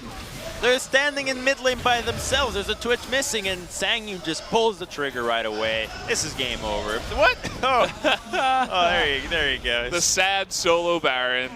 Oh, Malrong. He's not going to get the execute in time. Key is tanking the turret, because why not at this time? So 3 pretty long games, I guess, outside of the game 2, which was one of the shorter ones, but 2 long games as the Tigers do eventually take out the series in a 2-1 victory. And so much of it was the ROX Tigers being aggressive. They were the assertive team. in this series for the most part, especially in that third game. And while some of their moves end up backfiring, and you, as expected, this is not a team that is even in the middle of the pack right now. That's why some of their engages are not the best thought out or even the best executed. They're the ones being aggressive, and because Ever has to be so reactive, they're always going to be on the back foot. And this time around, it just so happened to be that the proper roulette for the ROX Tigers was that they're going to be winning that final fight, and the fight transitions into a Nexus explosion. So the ROX Tigers, they give themselves a much better chance at avoiding relegation. I mean, we're almost at the halfway point. Round 1 is nearing completion, as I think this is the first day of week 5. And you can see not too happy faces on the side of Ever 8. They go to 1-8, I believe it is. At least it rhymes, you know? 1-8. 1 and Ever 8. Flow. And yeah, I mean, Mahler had a pretty sick game number 1. I mean, shout out to that. Again, some mistakes from Mighty Bear and the side of ROX Tigers, but he really took advantage of them. So shout out to him, doing pretty well in that game at least. Had some trouble in the others. We are going to take a look at some of the replays of game 3. It's one of those early fights, the one that ROX Tigers ends up going with a great Weaver as well, and Mickey soloing out the Jhin means that Cassiopeia left to deal with everybody else is not going to be enough. And that's where we're thinking, okay, ROX Tigers is coming up. But this play, for me, was the critical moment in this game. That Baron could have resulted so much for Ever. But because Sungwon found Cassiopeia, the Baron was completely mitigated. There was no chance of any push anytime soon. And as such, ROX got a new lease on life. And here's where, okay, Sangyu gets a little bit caught up, but every time it's the ROX Tigers starting the fight. It's them looking for something to do. It worked out for them sometimes. Other times it didn't. This was a really nice dodge by someone actually to stay alive. He's looking for revenge for that first kill onto that Baron, however. The big TP. Nothing's personal. You can't be personal in this game. And after this one was all, like, the Baron use from Ever actually was just abysmal here. After choosing not to recall, just taking a poor fight, they immediately just get bopped through the. Actually, the cast that you mentioned was so stupendous. Not only knocking away Cassiopeia and Rumble into the turret, but Jhin into the mid-air to just get sprayed and prayed. Well, he's probably spraying and praying in that sense right before he dies. What does that even mean? You guys can think about it for yourself. But we're going to go ahead and look at the result for game number 3. All the dragons in the world can't help Ever. And the ROX Tigers will take down a 44-minute game. Talia with the most damage in the game, followed up by Rumble. Yeah, and Twitch, to me, while he might, yeah, he definitely was the MVP for me here. I would say that him, but the plays that enabled so much came out of Sungwon. The early game, okay, maybe not so much, but the Twitch ended up putting so much pressure on the map, putting Ever on the back foot, and they were there the entire time. ROX decides their fate, and that's the bonus of being assertive. You get to decide your fate. Do you win or lose? It's at your hands. So guys, we're gonna go into the interview right now. I'll throw it over to Ji-sun. So here we have Key for the MVP interview.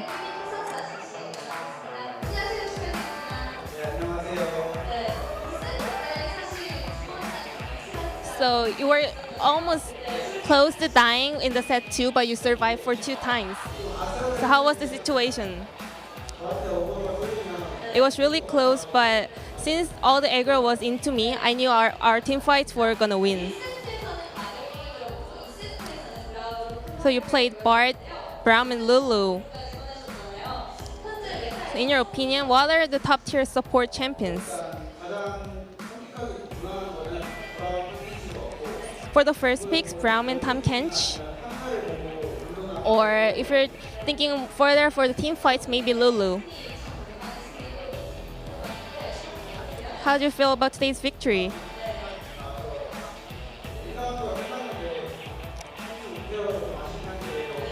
Well, this was the end of the first round, and I'm not really satisfied with the result, but we're going to try harder for the next round.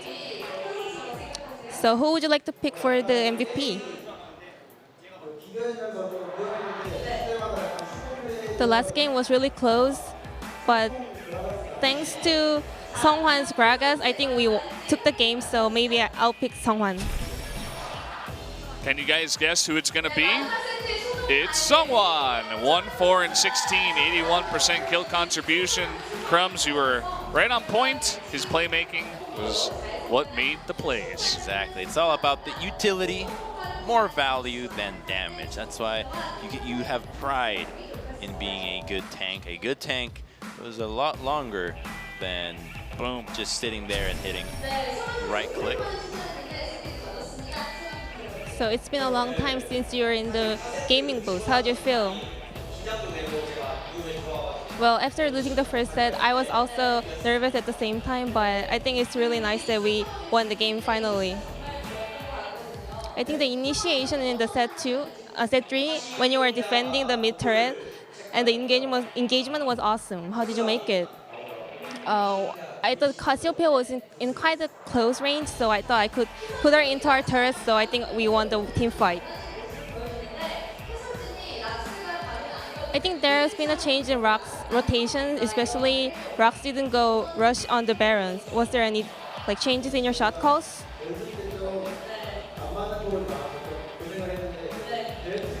During the scrims, we had hard times from our synergy or coordination, so we're trying to get those things better. And also, we kind of ruined the whole game by going the Baron in so much rush, so the feedback was mostly about not going to Baron so much. So yeah, I think we just kind of get improved.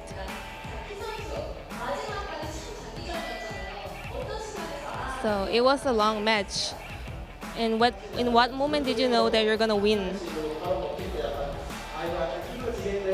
Well, actually, when we gave Baron, I thought we were gonna lose. But after someone's super play, I thought we were quite in the lead, and we finally won the match. So this was the last match of the first round. What did you find to get improved? At the beginning of the season, by losing with the match of Jin-Air, I think it was a rough start. And we only took 1 set in every match, so I think we could do better, but I feel we should just try harder to get whole 2 sets for our victory. So we're gonna show the power of ROX Tigers in the second round. And this was the end of the interview. Thank you for listening. Thank you very much, Ji-sun, for the translation. And guys, that was the end of ROX Tigers versus Ever 8. Up next, well, we're going to take a look at the standings. Yeah. So ROX Tigers, they're in the mid-tier now, I suppose. They have kind of pushed themselves away from BBQ, MVP, and Ever 8. In that sense, still not in a fantastic spot, but if they go on a crazy roll, I mean, we still have another half of the split to go, so they could potentially still make it work. They do have that potential, but they've got a long ways to go, as the 2 opponents directly above them are Afrika and Jin-Air, who are the teams that actually end up poking to the top of the table. They have been able to put up a significant fight against all the other guys above them, so for the ROX Tigers to end up taking them down, they need a drastic change in the way that they approach the game. And it's a synergy that they were mentioning that is lacking, that will be necessary if they want to get out of that 7th place. Yeah, it's going to be a hard road for them, and we'll see if they can do it. But guys, we're on camera now, and so is that guy. But we're going to go into a 30-minute break, as is the way of all LCK done over here in Korea. But the moment you've been waiting for after that break is going to be coming. It's going to be the Telecom Wars, SKT versus KT. It's going to be the big match. What are you thinking, Crumbs? The climax of League of Legends happens here. This was last LCK's final. This could be a world final. This is the pinnacle of League of Legends. 2 of the best teams in the world going head-to-head after a short break.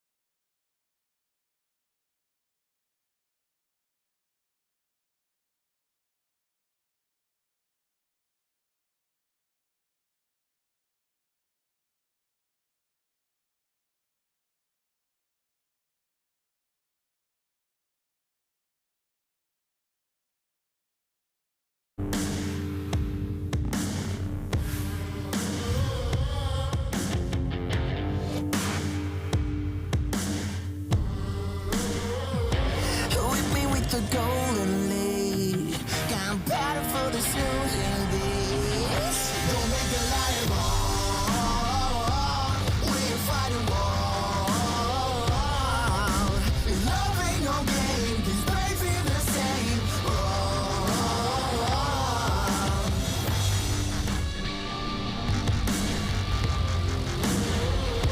Don't make the lion wrong. We're fighting wrong. Love ain't no game, 'cause brave feel the same. Don't make the lion wrong.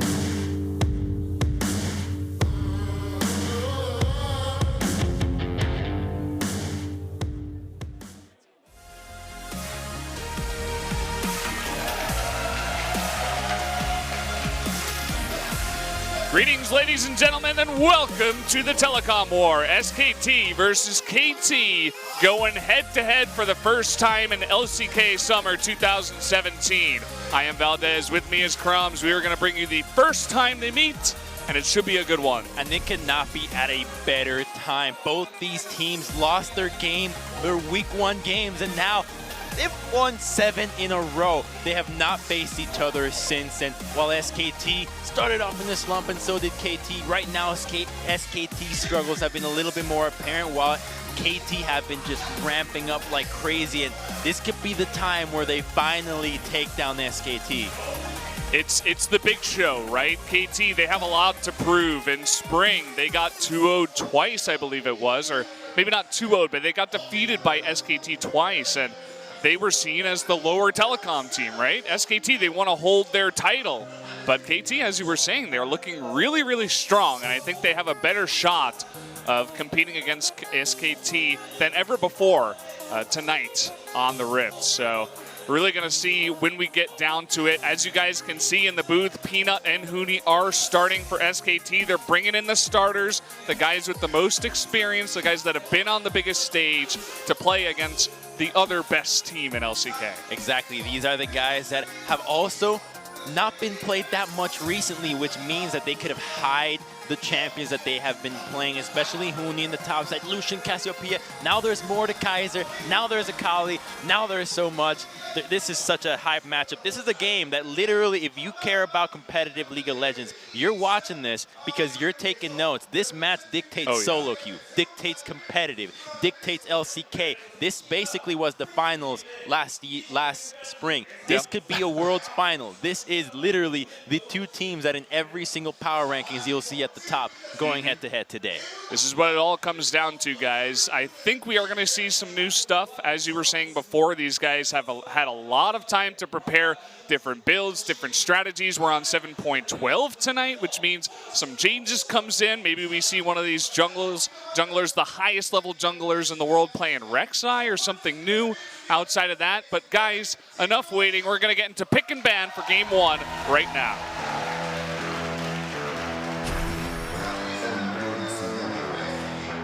Lee Sin coming out as the first ban against Peanut. Complete sense right there. Such a powerful pick. Score, while he can play Lee Sin himself, you don't want to let Peanut have that one. You're not willing to first pick it, and SKT will not be shy about taking that in their first rotation. Meanwhile, SKT answers back with Zac. KT walked all over Samsung with Zac to score, and Talia will be removed against Faker. You can even tell that Koma has dressed up to the tees for this one. He's not holding back tonight. The full suit jacket with the shoes, the tie, the white shirt. Now he's coming in for the funeral of KT. Nasty. And then you got SKT banning out the enablers. In the first series, we were saying the meta has shifted in so many wonky picks that the enablers are the critical champions that allow these things to happen. Zac and Galio. You can see that Caitlyn being removed away. Depth has been playing that recently, but he's also stated that he's been practicing some Xayah. And while he personally doesn't fancy the champion too much, it has made its way onto the ban, which allows Elise to go down, and Score's Elise is insanely good. So SKT has to have a good answer for this one, because this early game can be just blown right open by Score. The Elise is terrifying, but what do SKT respond with? A lot of other big picks still available. Karma is one of them. We've seen Faker play a lot of that. A big flex pick to start off for SKT. You got other picks such as Gragas that we've seen so many times. Do we want to see that brought out here by SKT or something else? It's a good flex pick because the mobility that the shield gives you allows you to get away from Elise. Mid to late game, if Elise has not snowballed, she's just a cocoon. If you can just get away from that, then you allow your team to ignore her and carry on with the fight. But Bang will be locking out that Ashe right away. So already a bottom lane possible, as well as Faker flex pick. But what this means is that, to me, I think they're really prioritizing Huni here. There's a reason why they brought him back. There's a reason why he has such a wealth of champions in the top lane that with the utility that SKT have selected for them, you can tell what they're going for. But KT's just going with full action in the bottom side. Elise and Gresh just so deadly, and Mata making so many game-changing plays with his Thresh just out of nowhere. This man still has a touch that he's got for 3 years in a row. Yeah, they've gotten a couple of really big picks for both Score and Mata, and just throwing Smeb on the Renekton. We've seen it before. It doesn't seem like these two teams want to prioritize the Rumble after the 7.12 changes. We saw it come out in the first match of the night, but perhaps these teams not favoring it quite as much. Still no AD carry pick on the side of KT. And just as I was saying, it looks like we're going to see Peanut, one of the top junglers on this Rek'Sai. And Rek'Sai does so much damage right now. Level 7 Rek'Sai was able to solo out a level 9 Jarvan in about 4 autos and some spells earlier today. So the champion makes a lot of sense. It allows Peanut to play as a carry, but so far they don't have a tank lane. The remaining champions for SKT, I'm thinking that maybe Braum looks like a viable pick for this composition between Rek'Sai and Ashe. It makes for a good way to peel off against what KT can throw their way. And now they've already got their established CC and pick composition. And how are they going to round this out with mid and AD? It will be the Rumble against Huni. He had a grin earlier. Could that be the beginnings of a Mordekaiser possibly? I think Fiora would make a little more sense. I really hope so. And you can see the target here against Steft. Lots of respect. I mean, no AD pick before the second ban phase, and already going into that there were 2 AD carry bans, so make that 4 with the Varus coming off the table. But there are so many other picks. I mean, we saw Jhin earlier on. You could definitely lock that in if he wants to a little bit later. There is Jhin and there's also Xayah, so they're forcing him onto champions that maybe they're not as comfortable with as what has been banned out before. And that cannon being locked away, it's still being a hover, but it will open up top lane to be pushing tremendously into Smeb, which could slow down the onslaught that Renekton and Elise throw out. Kalista, the pick that makes the most sense here. However, when you're dealing with Ashe, it can be dangerous to get in range of Ashe. Not only does she outrange you, but her slows, her volley and arrow make it quite complicated for you to play Kalista at one-on-one into this pick. So what will be the pick here? Blind for Pawn. Looking at Corki, did have some changes as 7.12. Now his attacks do more magic damage compared to the physical. I think it's 80% magic, 20% physical now. Yeah, he's basically just a full AP, and there's going to be the Braum out from SKT, so pretty standard stuff all around. SKT going with the Carmen to the mid lane, so an anti-assassin, this very solid pick to help everybody else, and so much of this is going to be on Peanut early in the game, and I kind of expect KT to want to have completely standard lanes, but if SKT can find a way to split the map and then allow Huni to push into the top side without the threat of Elise and Renekton, then I think that the early game can be mitigated from KT. However, Corki and Kalista late, when you don't have crazy amounts of dive, make it really complicated when it comes to approaching a fight. So guys, we're all set up here. You do see the compositions for game number 1. Tons of pressure on both of these teams coming into this. I mean, this isn't just about their careers, you know, it's about the sponsors, it's about the crazy amount of fans that came down. There's not an empty seat left in the Nexon Arena tonight. If it was legal to sell the floor as a place to watch the game, I believe the entire floor would be packed with people. But there's even more on the line. The winner of this, I've decided, determines what phone company I go with my own phone. So there's just so much riding on this one.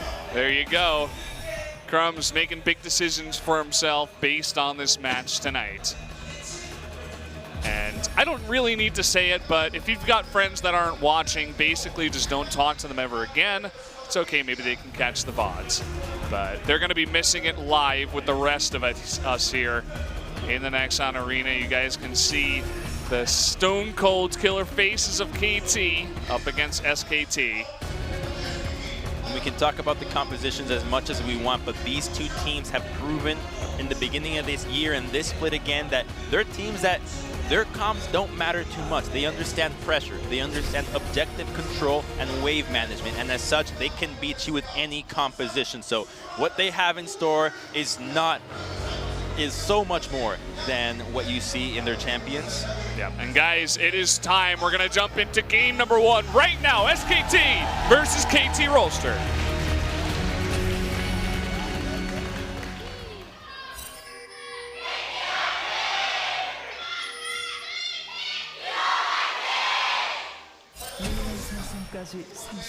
Well, there you go.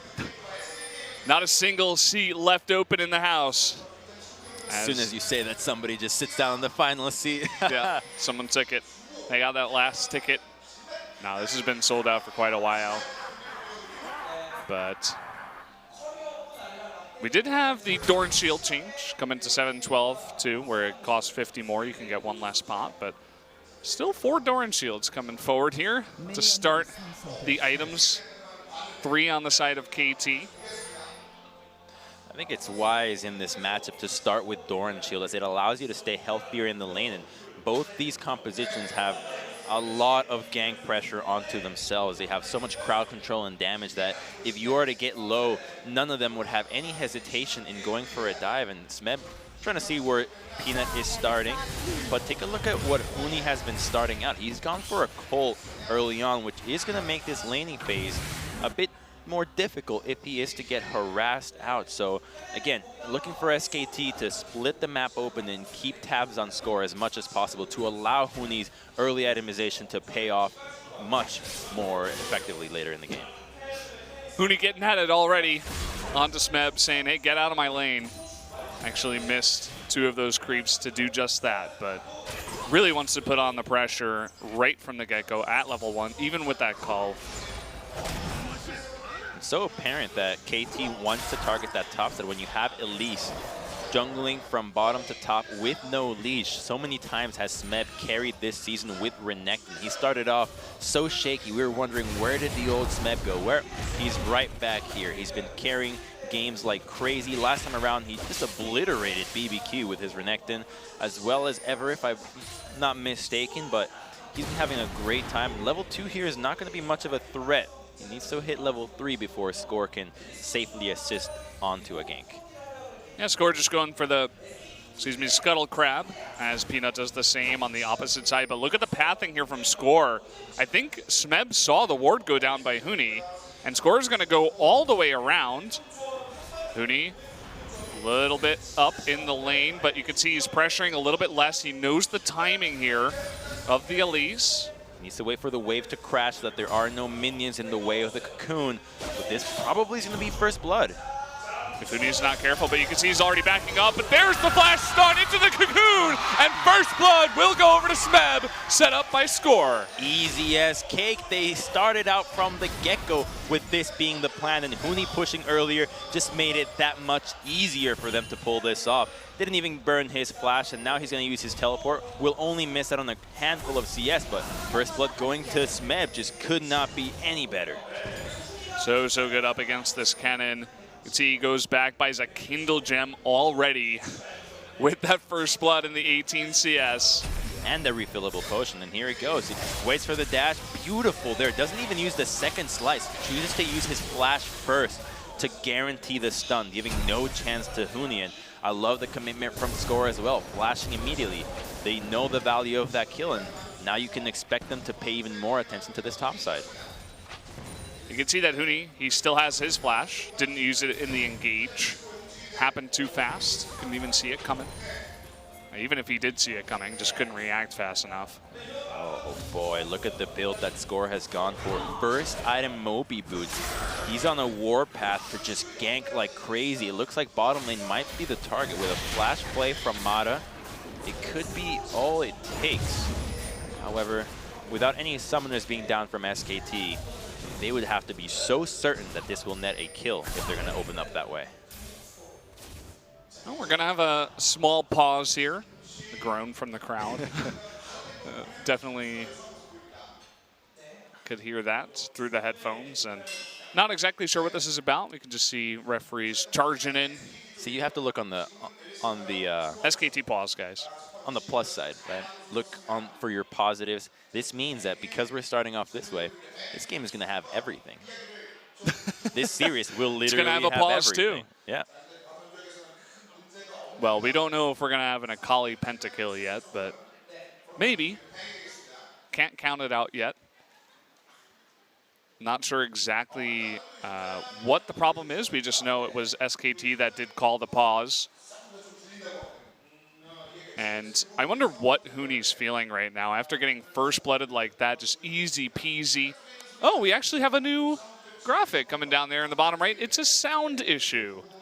There you Thanks, go. production. Now we know. Feel more at home. They even have the pause little, you know, the I wish it had a big thing that shows ear. that it's a Just pause. an ear right next to it, letting us know. An ear. Instead of sound issue, it just has a big ear. No, after the sound issue. With an X through it, saying it's like the mute thing. But yeah, Huni, with all the pressure up onto him, he gets taken out easy as cake. And I mean, he just got put back into the lineup after a kind of weak game, and his spot was taken by Untara. And now, we'll hold that thought, the flash forward, really aggressive. They one pawn here. TP coming in. Smeb will just cancel that. That was so bold from SKT, going for a flash to guarantee the tether. And now here's Score. He doesn't have flash. Karma's quite quick in getting out of these situations as long as he saves his shield, so he won't overstep. Yeah, so not going to work. Too big of a push going on there. CL's already a nice bit of vision for KT over in the bottom river side, whereas SKT has more control over the top side, even a deeper ward over near that Gromp. And that play just shows you how sharp these teams are.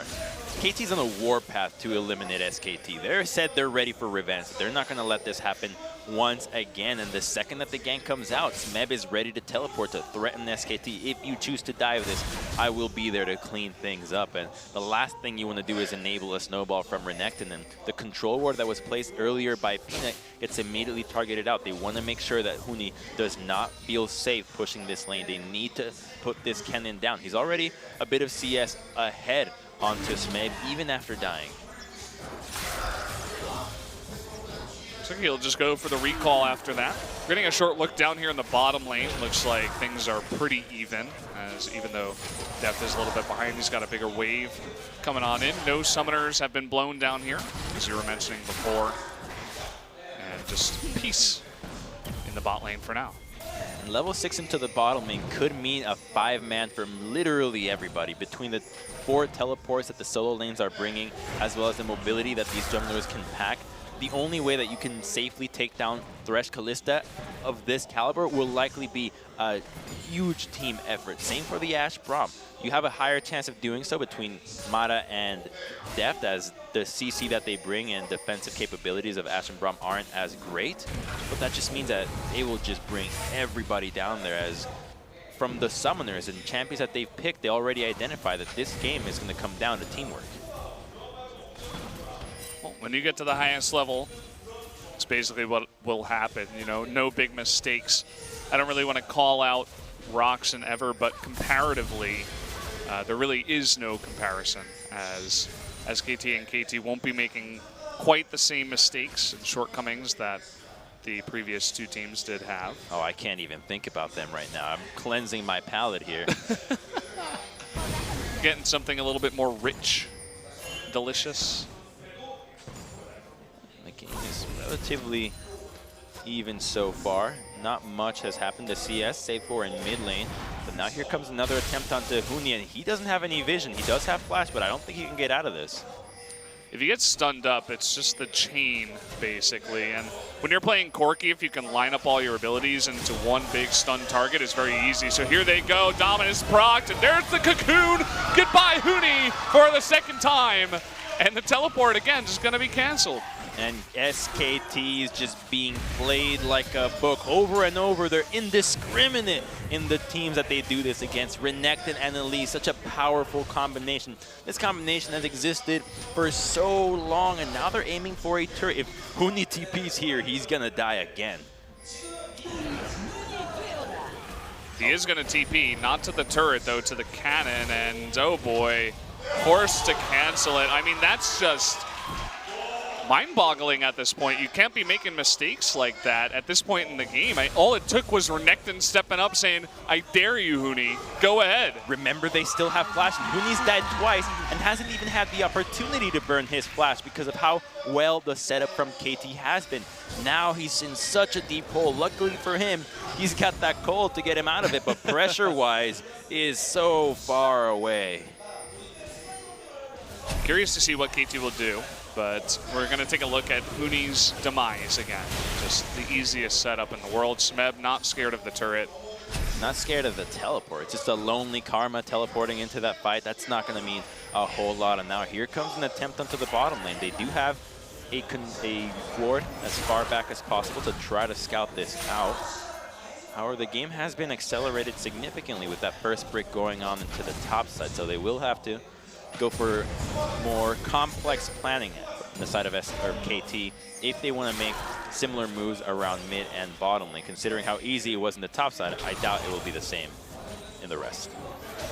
Oh, Hook is going to land here. Here's Score. The play back. Wolf will jump to his ally. Can they land that cocoon? No. Just the flash will be forced. And that's why the initial gank, you don't want to commit with a flash play unless they're super low. So wisely enough, he just goes for the hook and gets one flash in. And on the revisit, it can yield a kill. That's a pretty cool hawk shot. Like that skin. Bang, bringing it in. Valentine's Day Ash, but she's only got eyes for Tryndamere. Unfortunately. Well, trying to set up vision. Oh, they actually land that cocoon onto Faker. Down to about half health. Huni, meanwhile, slicing Maelstrom into the wind. Ooh. I don't know what's going on with Huni here, but he's going to have to step up here. We don't get to see the full reason for that ultimate being used, but it did not appear like he was in any danger. Here's a 4-man, possibly a 5 if Pawn joins. Yeah, and he is joining. Here we go. Dominus already procced. Wolf and Bang in a huge amount of trouble. They're going to go for the guy who doesn't have flash and easily take that one kill.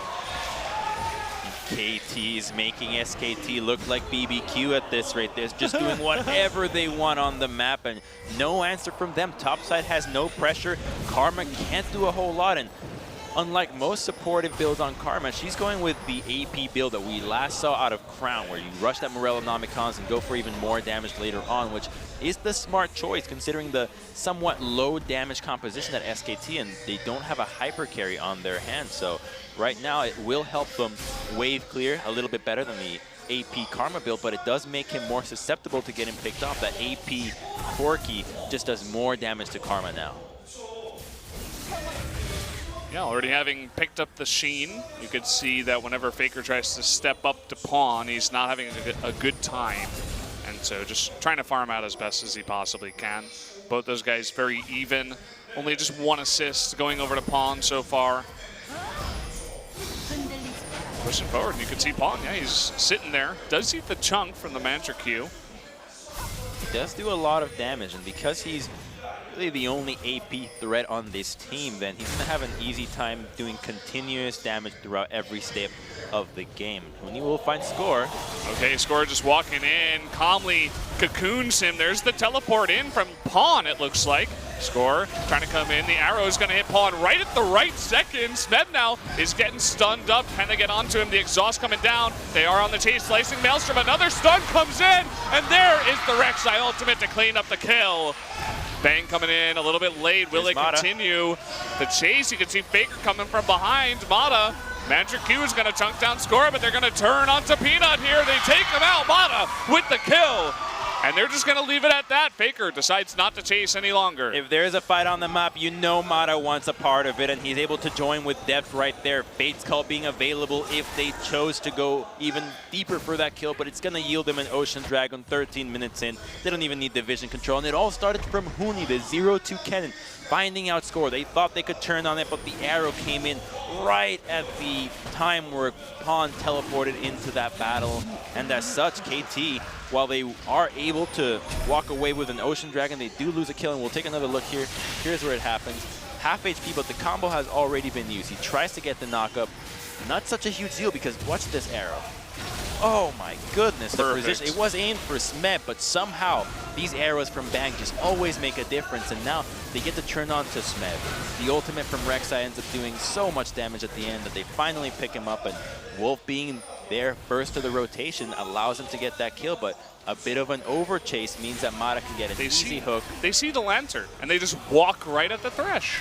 I mean, he's got all of his cooldowns right now. It's because they had Faker from the backside. They thought that Karma would be able to assist and them to continue that battle, but this is a Kalista that is ready and able to take any battle. She still has all her summoners, and if you don't have enough to lock her down, she will clean you up. Just got to be extremely careful when you're going for chases and you're behind. And we see some pings going down here in mid lane as the bot lane of KT is rotating on in, but looking Smeb and Score through the jungle. They are spotted on a ward. Huni will play this very safe. KT threatening a 5-man onto the mid lane. You get to test out where the vision is at, moving all your members that way. They know that they need to protect Faker. That mid lane turret is just barely living on, and if they're able to crack that down, then the map becomes there. Going for those tier 2s allows them to further deny that jungle vision and deny camps like this, like that blue buff. Had that mid lane turret gone down, then they would have had an opportunity to contest this. Instead, they will be going for that Rift Herald, so they no longer have to think about going for a 5-man onto the mid lane. If they choose to, they can just crack that open into the mid lane, use that Herald to take that tier 1, or alternatively, use it into the top side for a tier 2.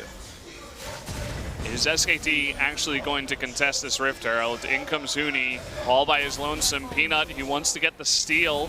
Pawn zoned out for now. This will go over to KT. Here's Huni with the slicing Maelstrom coming in. Whoa, for the support. Repel comes up. Huni taking a ton of damage. Is forced to back off. Now it's Smeb and Pawn against the world. Huni forced to flash that wall. Faker's going to be taken out by the flash of Smeb. And Pawn still on the chase. Here comes Mata. Can they get any more? It looks like Peanut and Wolf able to get that slow. They're going to get out alive.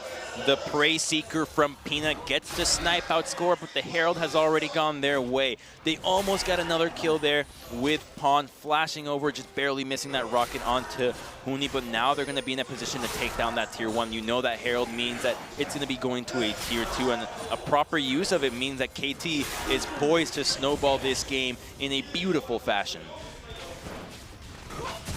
This is looking just so good for KT to start off game number 1. Just absolute dominance in the top lane between the top and jungles. And it comes into this. They get the Rift Herald. Huni going very forward by himself. He knows he has some support.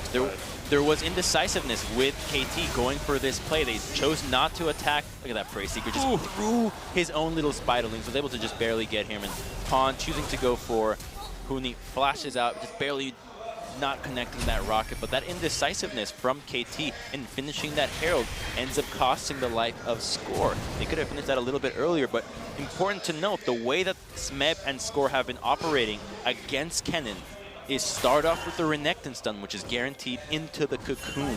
If you start off with Elise, the chance of you missing goes up much higher, and the gank and the attempt on the kill can just not happen at all, and that's what happened. He blew his Cocoon before the stun came out, so Huni was capable to follow through with his slicing Maelstrom, do significant damage. Had they waited for the stun first, they might have been able to walk away without a casualty on that Herald play. So we've seen SKT behind in other games. They seemingly, through acts of miracles at times, know how to come back. And even through the early deficits that they do get, make it very interesting in terms of the games that we do see. But so far it has been the KT show. And you can see they're looking for another setup onto poor Huni on the small little cannon. But they do see him, the ward.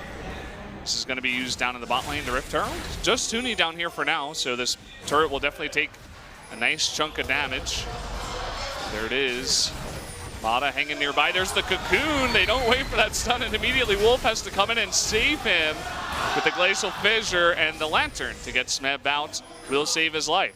And those acts of miracle from SKT happen with a 1-3-1, spreading out KT, forcing their plays to happen in the obvious place. Nice, gets a bit heal. Look at this. I mean, the Corki going ham on the Karma, and a bit of a 2-on-2 in the mid lane at the same time.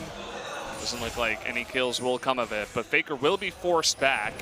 Peanut rotating up to top. Looks a little bit scared to go 1v1 for now. Waiting for less minions and the TP to come in. That's what he's going for. Can he get the Umburro? Pawn with the Valkyrie is going to get away for now. But here's Faker coming on over, but Def joining in. Look for Mata on the left side too. Jumping on in as Wolf, trying to get that damage on the Pawn with the Rex side. They do take him out. Throwing in Mata now. They will trade the 1-for-1. Teleport coming in. The rest of SKT on the run. And the red buff even going over to score. And a nice attempt from SKT to take down Pawn. They do walk away with the kill in the end, but Mata joins the fight once again, just being a part of so much action, even though the early game was so dictated by Score and Smeb. Now that it's transitioned into a full-on team fighting phase, you can expect him to be just absolutely everywhere, and this game is delivering already. So much action. I mean, this is more than the average, I'd like to say. Already 9 kills in 20 minutes.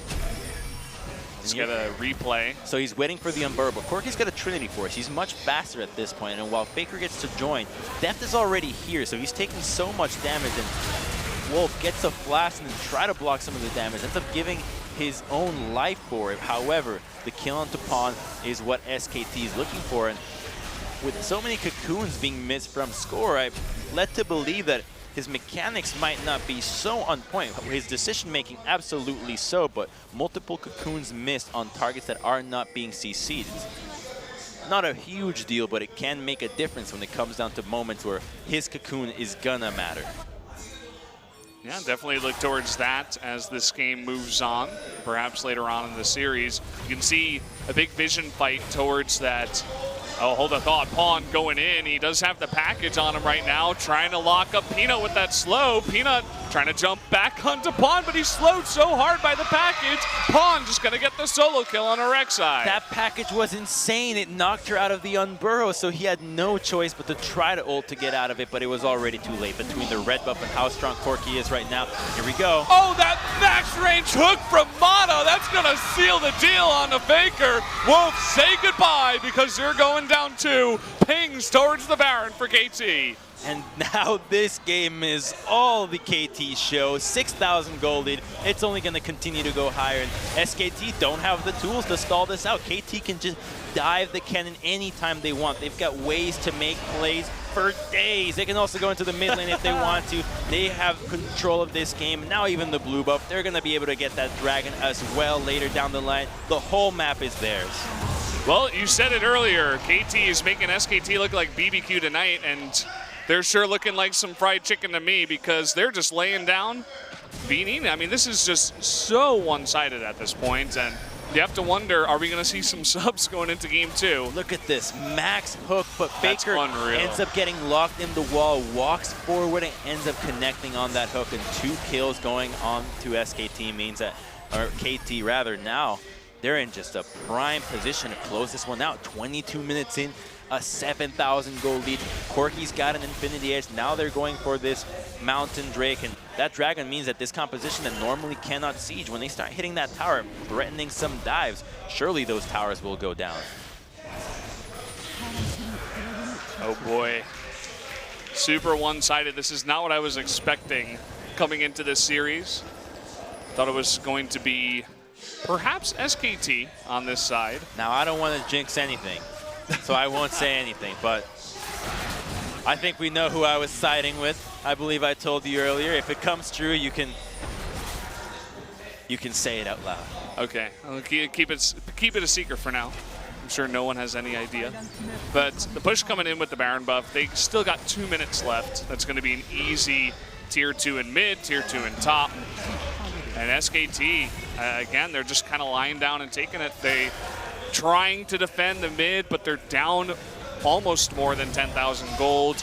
Big hook onto Wolf, and the arrow does actually hit Pawn here, but an easy flash away from the fissure means that no kills will come of it. And that just shows the purchase of Mercury Treads from Pawn being so effective. He gets hit by arrow, but has enough time to flash out into the Lantern and is capable of taking it had that been necessary. You saw there once again, Score was missing another cocoon, but it's not a big deal now. He just has to be there waiting. Fate's Call comes out, but it's just a threat. They want the inhibitor, and they've got it. Yeah, they'll clean that one up. We'll see where they want to go from here. Surely all the team does have a lot of gold, but immediately pings are going up into the top lane. They do not want to give up this pressure. You can't blame them. When you're this far ahead, I mean, SKT's still struggling to buy as many items as possible for the defense. Their composition just needs so much to go right for them to make it into this stage. They're so far behind that Karma needs significantly more items for her wave clear to be effective into these Baron minions. Bang is nowhere near the damage that everybody else on KT is. Miss Cocoon again with the flash, but look at this, Huni down in the bot lane is just going to be flashed on by Smeb. Easy cleanup, and man, this game is looking all over already. What happened? Under 25 minutes. They're looking at triple inhibs over SKT. This is SKT in the booth, right? I mean, we didn't put the wrong team in there. This is very, very one-sided. The TP is coming on in. Super minions pushing down. All three inhibitors are here. The double teleport even. Try to make this as one-sided as possible. Already at 25 minutes, and the KT fans are screaming their heads off as the Nexus is gonna fall down in just under 25 minutes. Decimation for SKT. They didn't even get a single tower. 3 kills was all they got. Look at those high fives. Pawn is smiling. Could it be? What? Is it happening for them? Could this be the beginning of the goals for The this takeover? team coming to be true? The super team, man. The superstar team. It's star-studded. Down to the tips, every single player. And they didn't have that much success. They were doing okay in spring, right? They make it all the way to the finals, but then they get dominated again, the 3-0 by SKT over them. And now they're saying, summer split is ours, SKT. Get out of here. Well, not just yet. It's only game 1, but however, KT, they play to the book that they've been using against every other team before. You got Renekton, Elise, topside. They play to their spikes just so well. Renekton and Elise being so strong with just base values. Bam, go up top there. Then utilize your Corki when he's hitting your item spikes. You've got Kalista and Thresh to make rotations around the map. They understand their champions and the spikes that they bring with the itemization so perfectly, and SKT just look like they have no idea what hit them. As if they've never played against Renekton and Elise, and next time around, you can probably expect either some serious substitutions or a completely different change of draft. Well, the sides will change. And we do have some shuffling around here, perhaps for that jungle. I'm not so sure, guys, but let's take a look at some of the replays from this game. As you were saying, Renekton, Elise, add in, featuring Pawn on the Corki. The one-sided affair, a great roam when they had no vision on the side of SKT, and here's a beautiful TP play with just so much crowd control between Cocoon, Ruthless Predator, and the Death Sentence. That's all it took for SKT's bottom lane to start going down. This was a play that looked to be where SKT could start clawing back. It was KT being a bit overeager. The arrow commenced, and we're thinking, okay, maybe this could be it. Smeb is getting low. They've got enough damage to take him out between red buff and 3 members. Bam, they get the kill, but then they overchase, and here's where the 2014 Worlds MVP comes in. Straight into the brush, they overchase. It's a great, nice little lantern, and then the hook. Instead of taking what they've got, they're looking for more.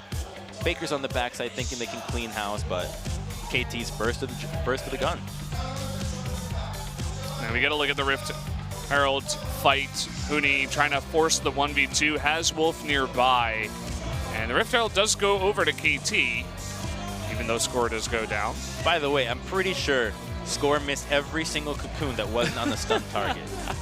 Yeah, I think that's true. I would have to give the tribute to Smeb in a bunch of those fights, comparatively. Or Tamada.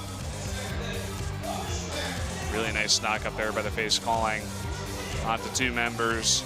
That was one more Miskakun, and there you have it. The max range death sentence. Mata saying, this is my rift, boys. It's his own skin. He's using his world-winning skin. That's what you got to do. You got to show who's boss. 0 towers, 3 kills for SKT, no dragons. 25 minutes and 1 second. And KT wiped the floor with them. 13,000 gold to the Corki. Got off to a great start when, you know, really it was, you were talking about those enablers. Basically, Smeb, Score, and Mata, they got all the CC, they landed it, and Corki, Pawn was just there to clean him up with all that damage. Giving up the Elise to Score and the Renekton to Smeb. And here we know what's up. Do we even have to say it? We don't know for sure, but we know. I think we're very, very certain at this point, as the seats have been changed, and some players are leaving and others are joining us. Join us in 8 minutes.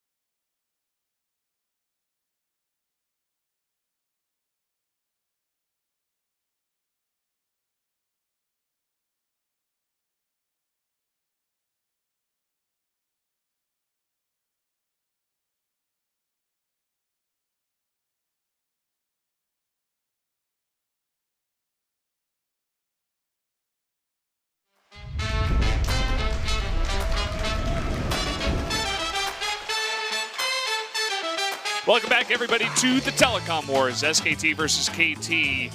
And KT is up a game in what looked like one of the most one-sided games of the season so far. 25 minutes and 1 second for them to take the victory. It was not even close. The MVP is going to go to Mata. Hooks, lanterns, being such an enabler for the team. And while the early game was so much about score, when it came down to that grouping phase, he was just a part of so much. Wow. Did he really just do that? And wow. Okay. Yeah, that's some MVP level performance. He just has it out for SKT tonight. That's incredible. That makes it even more impressive. I just saw the end of that. He flashed to block an arrow. What the hell? This guy is like on the next level. Like nobody does that. Like, oh yeah. I don't think I've ever seen that ever. And Hunina is out. Enter Blank Man and Untara. Tank, here we go. And up until now, Blank is 17-0. Does he get the 19-0 tonight? Because obviously if he wins, he's staying in. Or will he have the record broken? Statistics can only go so far. And while he's reading the game plan here as to how to take down KT Rolster, I'm not so sure it's capable right now. It seemed like the game plan from SKT was so far behind from what KT was bringing to the table that, remember that Blank has not played against KT. Yeah. The other thing of this is KT, they look so on fire. I mean, you saw them on the blue side. Everything was working perfectly, right? But just the attention span, the focus of these guys. You know, we saw Mata's play, flashing to block an arrow, but the insta-teleports from Smeb, the insta reactions from everyone on the side. As you were talking about before, revenge is on the cards for KT against SKT. They want it so badly, and they look in the best shape of their life as a team tonight. It seriously looked like a grandmaster at chess, just planning out so many moves far beyond what their opponent was thinking, and it made it look so easy. But now they're up against Untara and Blank, who would have thought would be the deadly combination that SKT relies on when it comes down to backs against the wall. Who likes the insta-ban on Thresh? Well, the same player, you can't ban out him, but you can ban out one of his best, if not his best, champion in the Thresh. Taking that away from Mata. Lee as well for Blank. He has been a great playmaker on that pick, similar to Peanut. It was also banned against him, and Megalia against Pond, so Faker not fancying grabbing that pick, and I don't expect him to return to the Karma. I think on a more active champion that can assist the team in more than just utility will be in order for SKT to put up a fighting chance against the KT that is out tonight. Lots of fans out here for both teams. As I said before, the Nexon Arena is packed. There's not a single open seat. And Rek'Sai is actually going to be banned here from SKT. They played it in game number 1. Peanut looked kind of mediocre on that. I don't really understand the ban here. Oof, but that ban on Caitlyn, I do understand. They're making sure that SKT take that Caitlyn and or take that Elise. Blank only has 1 game on Elise played. He has been consistent in everything else, so I would be led to believe that he will have success on this champion, but KT seemingly don't care about this champion, instead going with a completely different approach, blocking away that Lulu early on. Wolf is preferred support this split, and with hyper carries being left up, this could be the time where Death picks up a late game monster. Well, oh yeah, you know it's happening with Lulu Gragas. Yep, Lulu Gragas to start. It's coming. Probably the 3rd pick, I would assume, so that it doesn't get banned out. I'm not sure what that means. Says, like, if SKT loses, he'll do something. Oh, go back to the army. Oh, maybe okay. Put that sign away, my friend. Not tonight. Well, if Blank has anything to say about it, plus Untara. We're going to see Karma coming in again, most likely for Faker. Oh, I sincerely hope not. I'm left with so much to desire on Faker being on Karma, where it puts so much emphasis on the rest of the team to start making plays, whereas he's just stuck in the mid lane farming and shooting out Qs every once in a while. The Ashe will be taken away from Bang as well, but now they need a front line and a little bit more damage to make this comp work. Already, with the front line of Lulu Gragas, they're going to be nearly impenetrable when it comes down to dealing with Ashe's DPS. What will be the pick? Another front line, perhaps? They're going to give Smeb his Renekton, and his Renekton has looked unbelievably so aggressive on it. Always getting in the front line, not afraid to tank towers, to tank multiple members. He knows he's got his team behind his back, and always going for that same target. Now the bans come out, you can expect SKT to likely target that AD carry pool. However, there are plenty of hyper carries or champions that can synergize well with what KT have. Kalista would even work. Obviously, Twitch and Kog'Maw are the #1 go-to picks in this scenario, but Varus also remains and would synergize well, as it would open up opportunities for Pawn to go with whatever champion he desires in the mid lane, as the CC and utility would already be established. Lots of options for him, no doubt. Another Rumble ban here against Untara, who, like many tops, have been showing it, but it has been changed in 7.12. Seems like teams are still respecting it to some extent. Varus, Kog'Maw will be the 2 bans. This could be the opportunity for a Twitch, if they so desire. It's up to what they want to wait for the last pick. I think you take the AD carry and let Pawn decide for mid lane, as you don't know if it's Karma yet. So Xayah is going to be the pick that Def has been practicing. I believe he has 1 game or 2 games on it so far, actually. So he has mentioned that he is getting better at this champion, and with the difficulty that it is already to kill her with her ultimate, now you have Lulu on top of that. Tara, is he going to be bringing out the Gnar? No, it switches. Okay, going back to the Gnar. And it will be locked in. So we're going to be seeing Gnar once again. And the Orianna being hovered for Faker will be locked in. Lovely, lovely stuff from SKT. Finally, we get to see Orianna. So Faker not on a utility champion so much so he can carry on this pick. And they've got great synergy all around, and now the top line can actually answer, and it's not in danger of being dove relentlessly. The Kennen, if he falls behind, is just so susceptible to never bouncing back, whereas you have Gnar, you've got your ultimate to protect yourself, and you've got the ability to just snowball out of control as well. He offers a lot of damage early on with Hyper, and then the combination of heavy physical damage with Elise means that they can answer back in a 2v2 into the top side. However, Pawn does go back to that Corki, so a double AD carry composition coming out of KT. And I wonder at this point if we still call Corki an AD carry, because while the build looks like it, he does just mostly magic damage. Definitely would be interesting to get some numbers on that for sure, but I want to see now if Blank can do something similar on this Elise, you know, comparatively to what we saw out of Score. Obviously, he had Renekton in the top lane to set up the easy kills onto that weak little Kennen, but perhaps with Bang, once he hits level 6, maybe they can make something work. He's definitely going to have a harder time unless Untara can slam someone against a wall. He's not going to have, you know, a stun to follow up into his cocoon. He's going to be one of the main guys making the plays. And with all the pressure on him not to lose his undefeated streak, he wants to get a win against KT here tonight. And Pawn smartly changes his summoner to a cleanse at the very last minute. You do not want to give Blank another opportunity and another lane to gank for. So now it's going to be so much about the side lanes. You've got a good setup with Ashe and Carmen to the bottom lane, as well as Gnar and Elise against Renekton and Gragas.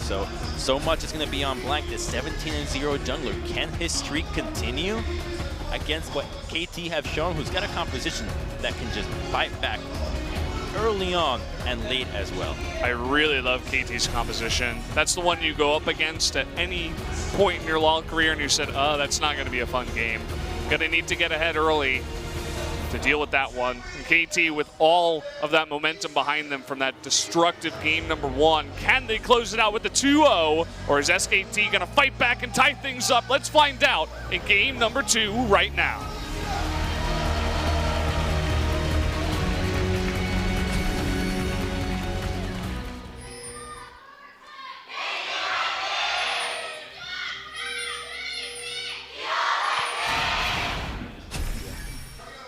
Many Fans going hard tonight. Players going hard.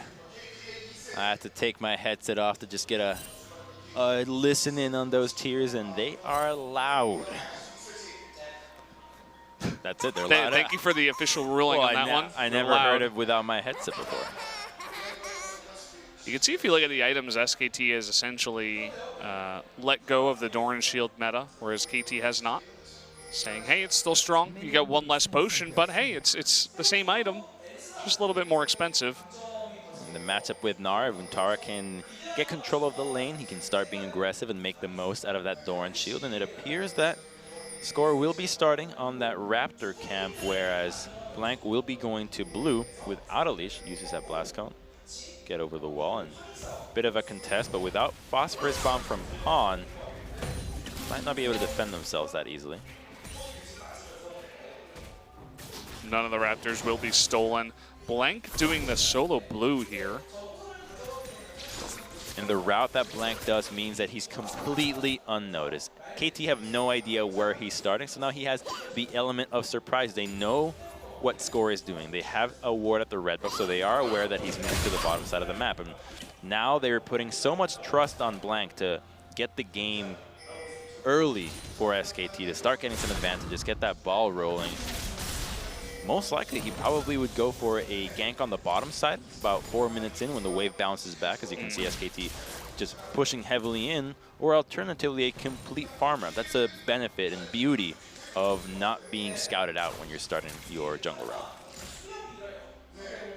And it looks like he's going for the red. Hasn't been taken just yet. Wants to contest there. Ooh, Tara missing that.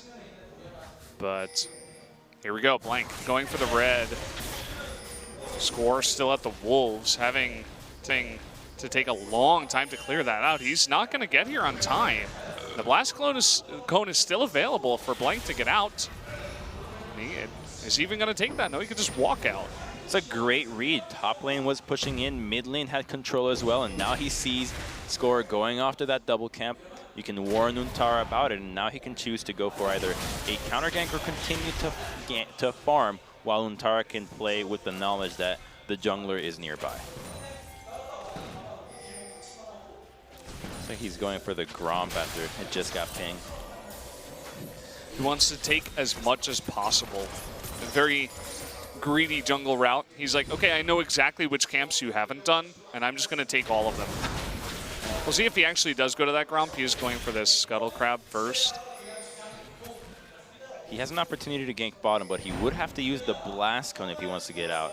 Doesn't want to pop that Scrying Orb, as the position would be given away. And oh, there is nobody capable of helping him out if he gets collapsed on. There we go. Score, body slam over the wall. The Gromp is already gone. Blasting Cone is here. They're just waiting. He's going to turn the corner. He knows exactly where he is. There's the Blast Cone, pops him away. Mata trying to get that Polymorph off. Will they turn on to this? The big chunk out of Karma. The flash body slam does miss as Blank does go away. This battle on a knife's edge. Pawn the first to rotate down, and there's the teleport from Smeb. Looking for the kill here onto Wolf, who does have his flash, but not early enough. First blood goes to Smeb again. KT is just so on point with their communication, their teamwork, the use of teleports. Even Pawn was rotating down. They're trying to make a push for first brick here. This is not going to happen. They just want to zone them away. The flash in. They're going for more. Repel is coming up, but everybody is ready. Look at this. Blank trying to secure a kill. It's going to be too late. KT getting so much on the back of that. And they've got red buff on Mata too. They're going to be pushing that wave. Holy crap. They're seriously punishing everything they can punish. Any mistake that SKT's making, any overstep, they're there to punish. And Blank greeding out a little bit, going for that Gromp was no longer viable after he committed to the Scuttle Crab first. See how the bottom lane was pushing in. SKT had to go through the minion wave to help them out, and that opens you up to get teleported behind, and that's exactly what happened. Untara only gets a little bit of CS, and here's where it goes. Blank, instead of blasting away, the second he sees Gragas, tries to get some damage. That Cocoon could have been critical in assisting for a kill onto Deft, and as such, well, he does a nice flash. Look at the teleport. It's going to happen right now, and the second they decided to stay a little bit longer, Wolf is not in that position to get out of this. That's a level 4 Renekton, who's got flash, doesn't use his own summoner, and then they stay deeper, and I don't think we're going to get to see it much longer, but Smeb's Renekton is just a thing of beauty today. Might just have to become a permaban. I mean, this guy, regardless of if you've got an Elise on your team or not, he's just going to cause havoc across the rift in the bot lane. Just the focus, once again, to make sure that he gets there on time. Huntara not bothering to teleport down. Probably wouldn't have helped Wolf in that situation either. It's kind of a done play once they had moved up that far and got teleported behind. Absolutely not. That's the kind of play that Blank makes that you get to judge for yourself. Okay, how on point is this team tonight? Are they going to react very quickly? And he could have gotten out. He absolutely, that play would have been avoided with a bit more wisdom. And as such, it's only a couple of kills, and the gold is only 300 up in the favor of KT this time around. So it's not the end of the world this early on, as they don't have champions that snowball quite as hard as an Elise. Instead, they have a Gragas who's much better at team fighting later on. Faker aggressive against Pawns. Level 5 Corki. Faker going low on mana, but does have the Shockwave to always threaten. But again, Corki pretty good at just clearing out those waves, getting back to safety with the Valkyrie if need be. The blue buff being handed off to Faker. That's going to ease some pressure for SKT to the mid lane, noticing how easy it is for Pawn to clear out the wave. Bang losing that trade and pushing for more. Thunderlords from Mata, forced to flash away. Deft, he wants it. The Q coming in and he misses. So close. But on the chase, and that comes off a mistake from Bang, just chasing a little bit too far. Ends up coming up with a crucial sidestep at the end, but now Pawn going to go for the honey fruit to get back into this lane. Here comes Blank, though. Does have those Moby boots. He's incredibly fast. No real response here just yet, even though they did see him. It's because they do have score nearby. Look at the genius of that ward right there that KT have. That's the kind of ward that helps you scout out a potential route from an Elise that has Moby boots when you don't proc the vision denial from that control ward into that try, and as such, Blank walks away and thinks that dropping that control ward will put a gap in vision that's long enough for them to go for a gank, but unfortunately he gets scouted even before he got to that place. It's the kind of thing that takes, you know, multiple hours of just VOD watching, review of the opponents. You know, if he plays Elise, is he going to go Moby Boots? Seems to be the theme tonight across both of these series, and takes incredible game sense as well. Kind of game sense that comes from, you know, world champion, a guy like Mata, who was making the plays in game 1. Some 400 IQs. And you know, there is a myth that started out in 2014. Now we can't confirm or deny, but I believe it's true. One of the most impressive things I heard was that at one point Mata had 5 accounts in Challenger, all in different roles. Wouldn't that make him just the best player in the world then? Or like the most consistent? At perhaps? the time, possibly. Score, waiting in the brush. They do get that stun, the flash, body slam, but the cask is a little bit off, knocking Bang to the north, and they will not secure that kill. It's a good attempt, but it's going to be enough to push them off the tower. Now that Pawn's got his package, that's going to yield first brick to KT with no cost, as SKT is nowhere to be found for making a play. Elise and Faker are on their way to make a counter, and there's a teleport ward, but no teleport available, so SKT walk away empty-handed. Just gonna have to give that one away. So we were, you know, maybe 300 gold behind for SKT. Now they're down 1.3K. Not in the best spot. Huntara up in top lane against the Smeb. They're going head-to-head, actually. Smeb trying to force this with the dominance. Huntara forced the flash away. There's the follow-up from Smeb. Can he get that kill? One more hit will do it, and that's going to be it. The end of Huntara's life in the top lane. Smeb, another kill under his belt. Oh, and this could be the beginning of SKT having to go the extra mile to take down KT, as so far they're pushing them to the limits, and SKT have no answer anywhere else. Solo kill into the top side.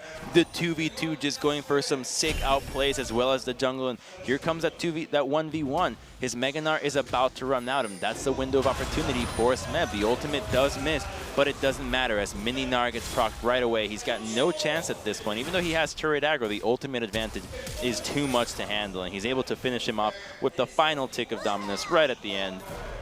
And a solo kill for Renekton on Gnar is not the start you want to have when you drafted this unconventional pick.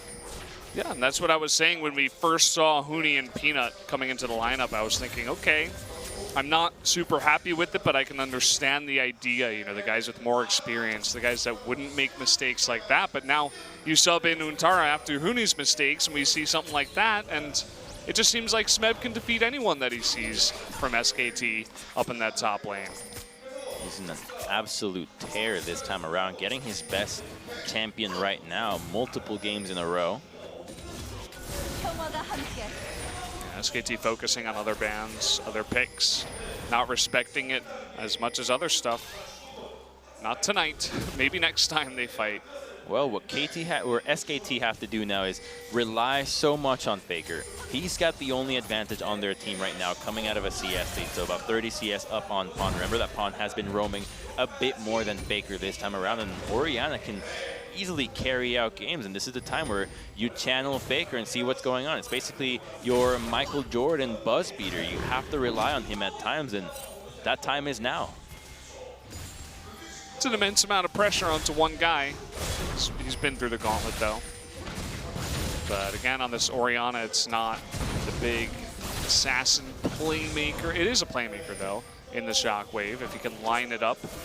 But see if he can actually do that. Okay, we got a teleport coming down into bot. Will be stopped, and actually the arrow goes wide because that teleport is canceled. Overzealous attempt, but just look at the map and how much SKT is trying to help out their team. Faker was going for the blue buff, and the second he sees that arrow happen and the action being going into the bottom lane, immediately abandons that mission and goes straight to the bottom lane to see if he can make it, see if he can help out. He's got Sork Shoes not only to help in the lane, but also to go for some earlier roams to see if he can actually assist for anything and start getting some gold elsewhere that is not in the lane, as getting a kill on Pawn's Corki will be a near impossible task. Hawkshot goes out, they see score. He's recalling, gonna be a nice bit of info for them. At the same time, Bang himself is gonna recall, picks up the recurve bow. Looks like he's going into tabbies later on, picking up that cloth armor. But Untara does have his teleport now, so if they can sneak a ward behind the dual lane of KT, they might be able to make a play. Well, we got one control ward down in the lane. Untara's in trouble. Oh boy, and look at Score, he's right here. Hopes to hop away, but there's the stun follow-up. Score, can he get in range? It doesn't look like it. And the chase will not be successful. Untara gets away. The phage proc allowing him to get out safely, and now Score does get spotted, but there's not much damage to follow through on them. Okay, gonna recall. There's the cocoon onto Score. Spab doesn't want to go too deep. They have that nice control ward blocking any vision there. Remember, this is KT initializing this move, so they have first dibs on attacking this tower, whereas you've got Ashe dealing on the bottom lane. Here's Karma, they might try to dive him, but with package, it's unlikely for it to succeed. Yeah, extremely unlikely. You could see that Pillon, nice amount of respect as well. Just sitting there, clearing out the wave, not getting aggressive at all. Knows Karma's nearby. Mata and Def, meantime, up in top lane, looking to get another turret onto their side. They've pitted Smeb, actually, up against Faker in the mid lane for now.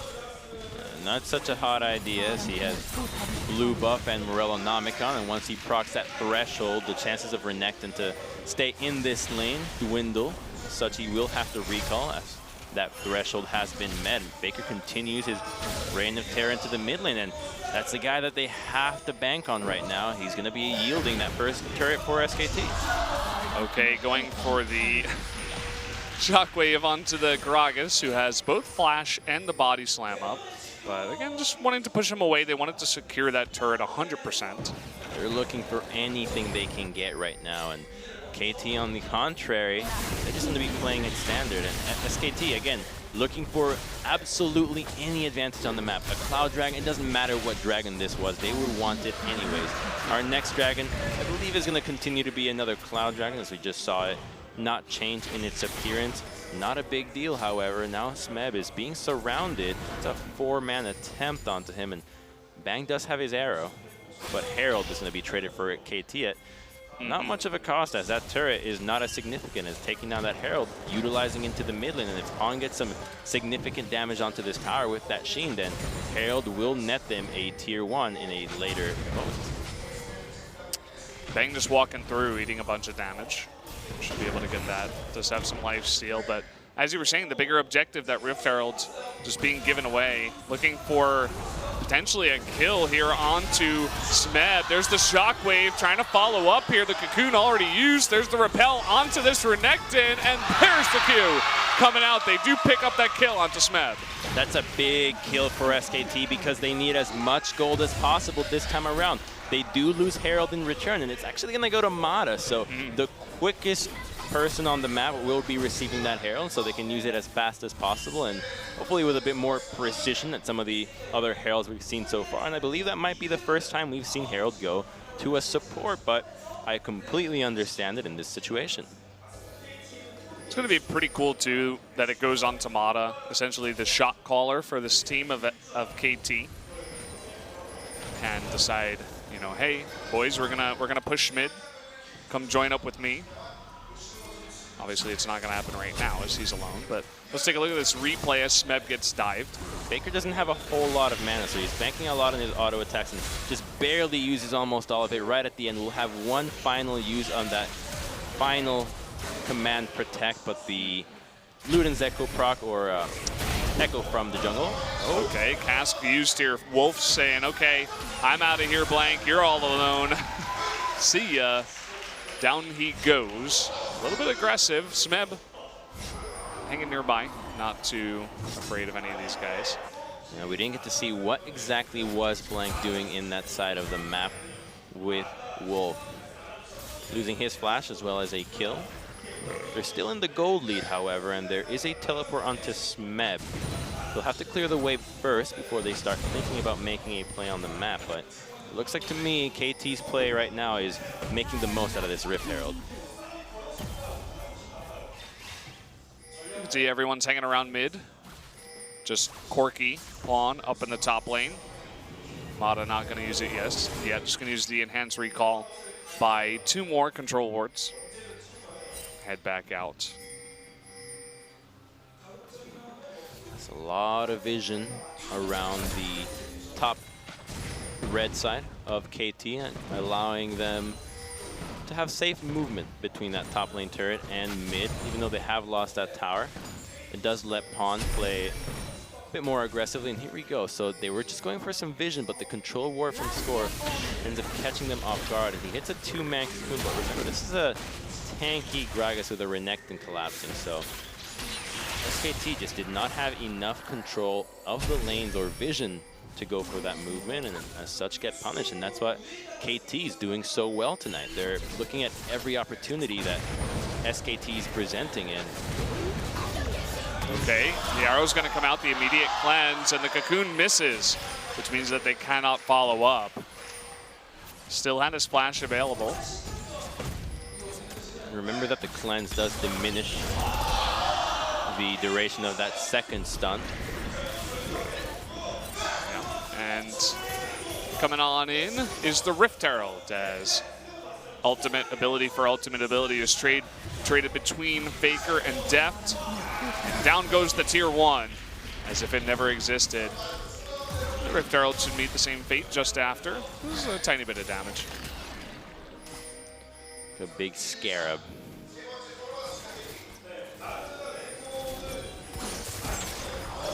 Only Brandon Fraser could really handle that one with effectiveness. Brendan Fraser? Yeah. Yeah. Pretty cool guy. I hear they like him on Reddit. Got a lot of pings around Baron here. As, I mean, it did just spawn. It's highly unlikely. Okay, they're going for an engage here. The Wild Growth for the follow-up after the flash body slam. They really want this jungler. They take out Blank. He was all alone. Wolf not near enough. The exhaust comes down to try to save his life. They slow him down. A ton of damage coming out. There's the shockwave though. Faker trying to make this game his own. Does trade back one kill with the help of Bang. But Wolf will go down as well.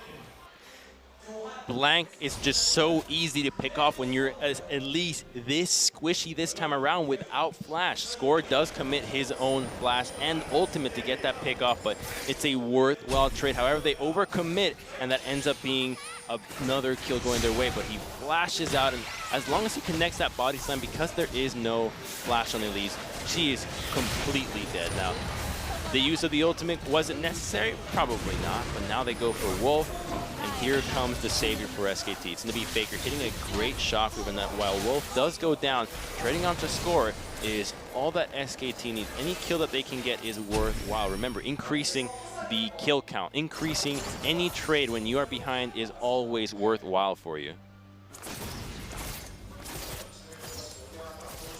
You see Mata actually going down with Smeb to just lay down one ward, keep him a little bit safe for now, and Faker down in the bot lane for them.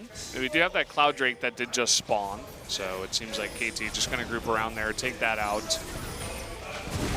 SKT is on a bit of a clock when they take these fights. Remember that they have to wait for the clock to strike midnight for Untara to turn into Mega Gnar before they take a fight. Mini Gnar teleporting in is much weaker than having Mega Gnar there to combo with a crowd control and hit you with that wombo.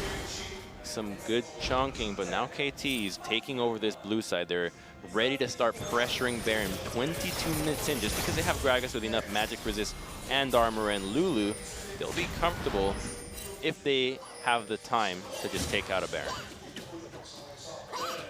Okay, finally they've thrown Untara down here into the bot lane to deal with this Renekton. Untara actually finishing up the Randuin's Omen. You can get into that back line of the Corki Xayah. Definitely a good item to pick up. Absolutely. Most of the damage being those autos is going to be incredibly helpful when you have that item.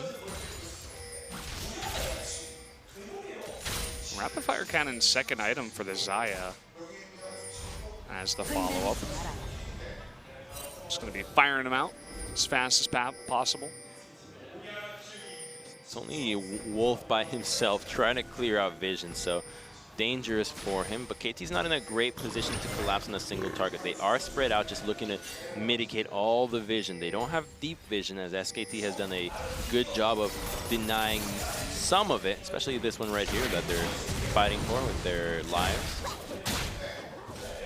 There are a couple of them back there, but we're getting a look at this trade in the bot lane. Smeb wanting to go in, actually, as the rotation from the bot lane of KT on the chase here for Untara. But look at SKT on the map. They're going immediately towards this Baron. They are going to start that Untara. Even if he does go down, it's going to be okay. He's denying so many of these recalls for as long as possible. And there it is. So poke coming out here from Pawn. Can they get the steal? And the teleport is going to be coming in from Smeb now. They need to get this Baron down. Coming on down, but he's not going to get it. That's going to be actually Faker taking out the Baron, and the rest of SKT on the run now. Wolf is going to be slowed down. We see actually Bang up in the top lane. Is going to be taking out the double kill. Wolf, he needs to stay alive with that Baron buff, but can he? The body slam coming in. That's going to be the ace. KT will take that Baron away from SKT. As well as two towers now into the mid lane. SKT being forced in such a dangerous position with Untara fighting out on Smeb, but the rotation from Lulu and Xayah being too quick. They're looking for an inhibitor instead. They're going mid. They want it. What a play. SKT put on a similar clock to go for the Baron. They couldn't get it down in time. They turned on to Pawn in the middle of it, just as Score was coming from behind, and you could see how much damage Blank was taking. And even though Faker was able to secure it with the shockwave, funnily enough, it just didn't matter because everyone went down. Instead of committing to one, they go for both towers. I don't have a chance of chasing this one, but the decision that SKT was in is one that was ill-advised. No matter what, had they committed to that Baron, remember that they don't have a tank to take that objective without suffering significant damage and resistance reduction. Untara was not there. So they have no way of peeling off and defending against score for SKT to happen. And here it is. They're trying to start onto the Baron, but Blank is going to be taking so much damage. All that Pawn has to do is stall out, and Blank ends up tanking so much of the Baron that he almost dies, but the smite comes out right as the shockwave hits, which results in Faker getting that Baron, but all of SKT lost it, and that could have been the game-winning move for KT had that Baron been stolen. So playing with fire for SKT. Well, they were looking to make a big play when the pressure was on, but I mean, now they're in a really wonky kind of situation. They are behind. They've lost their top inhibitor turret. The mid one is extremely low. One lost fight. And we're getting later in this game. If it goes above 30 minutes, one lost fight, and we could see the game end towards KT and have the 2-0. But SKT really have to be careful with the fights they take now as the pressure is on. And now Untara on the run, trying to slow Smeb here to jump away, but the polymorph coming in, they get that stun, knock him out of the base. Do they have enough damage to follow up? Here comes Def from the right side. Untara incredibly tanky. It looks like they might be able to keep him alive. Lots expended for that, but they do not get the kill. So close to being taken out there, and had Gnar gone down, double inhibitors would have ensued. So really close there for SKT. The polymorph not being enough to keep Untara away from those base gates. Not enough damage there. Right now they don't have enough to take him out. Oh man, look at that damage coming out here from Deft. The Wolf, he's just desperately trying to stay alive, and he has for an extremely long time. They're actually going to give up on him. Score taking that turret to allow Deft to get out. This map is all SKT or KTs at this point. They're doing whatever they want. That's Def going for a tier 2 around the tower to try to dive Wolf, with Score just coming in without a minion wave to dive. And now they're poised to take this Infernal Dragon with the double AD and the Black Cleaver onto Renekton. That's going to help out so much. Now the Infinity S gets completed. This Xayah hits like a truck.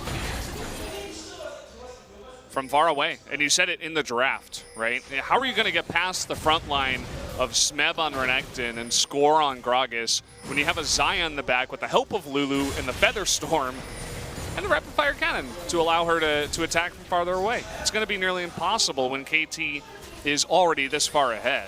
SKT's thinking about contesting this one. The wards for the teleport aren't quite there, so Smeb is rotating. He's not in vision. Oh, KT's going to engage on this the second they see it. There's a flash on Score. Okay, they're looking for it. Here comes Score with the triple knockup. The Wild Growth coming in, but where's the follow-up with the damage? The TP coming in here from Untara. Smeb is late on the left side. Doesn't look like they can actually take out Score at the end of this, but the botched engage, and KT will not get a kill. Now Smeb is on the run, and Untara trying to chase him. We'll just throw a house at him and back off. The engage was premature. While the opportunity looked juicy, Renekton was not there to capitalize immediately, and as such, it's now SKT that have the Dragon, and now it's the composure that they have that is keeping them in this, but they have to be aware that it was Smeb not being that. Score pulled the trigger a little bit too early. They get away scot-free now that their carries did not have to burn a flash, and their main engage for KT did. So a bit of a breather for SKT, but in so much danger, as life should have flashed before their eyes when that engage came through. I'm sure it did, and it's flashing before his Faker's eyes too, as the teleport's coming in and he is all alone. Corki, Pawn coming down here. There's nothing that Faker can do. Can't even trade back damage without mana. And down goes our boy Faker. 50 seconds until we see him again. They don't have enough time to start addressing waves. That surely is going to be that mid lane turret going down. Orianna being the main wave clear. That tower is just a couple of hits away. Bank's going to try to clear this out, but well, he's going to try to fight the Xayah here. Not a good idea. Has to stay alive. Trying to use Karma to clear this. Down it goes. They're not going to push for inhibitor just yet. They are not fully grouped. They need Corki and Gragas to be here. Gragas is here now. Tara, you can see he's rotating. Baron coming up in 50 seconds. That seems to be the target for KT at this point. They're not going to push it too hard. They know if they can get Baron, they can put on the push that gets the inhibitors later on in the game. Exactly. That Baron push yields 2 inhibitors, nearly guaranteed, as the turrets have been taken out before. So their initial attempt where they could have gone for 1 inhibitor but chose to go for turrets could have been in pre-preparation for moments like this, where when you have an objective, you can easily explode the base. A situation where 2 inhibitors are down is infinitely more complicated to get out of than just 1. KT with that push, you see they had to recall afterwards, and a lot of the vision around Baron is being taken currently by SKT. The only thing is that the Scuttle Crab is currently in KT's favor, so they do have vision for right when this Baron does spawn. They see no one's going in just yet. Renekton just look at that. fancying going for the sides. His Renekton, man, I would never want to play against Smeb's Renekton. I don't See him on the enemy team, I'm dodging right away. How did you get that high in your ranks? Well, I'm not there yet. We'll see, maybe someday. He's waiting in the shadows, the gigantic crocodile. They can't engage just yet, though. Corky's not there. He's got Package, and that will be a critical move for this upcoming fight between Package and Red Buff, and now Bang gets to join the fight. Scorer up against 5 in the front line, not scared at all. Where's that Package? And here's Smeb from behind. Look at the amount of damage Guntara has already taken. Scorer looking for the casket. He gets Guntara right into Pawn, who actually gets arrowed in the back. Smeb going in big. The big wild growth, but lots of that is coming on to him. He's going to eat that redemption and will be healed up. But KT, they don't have that engage anymore. The cask is gone. The wild growth is gone, and they're going to be forced to back off. SKT, they stay alive. Oh my god, the implications of this fight are huge. Wolf! Oh boy.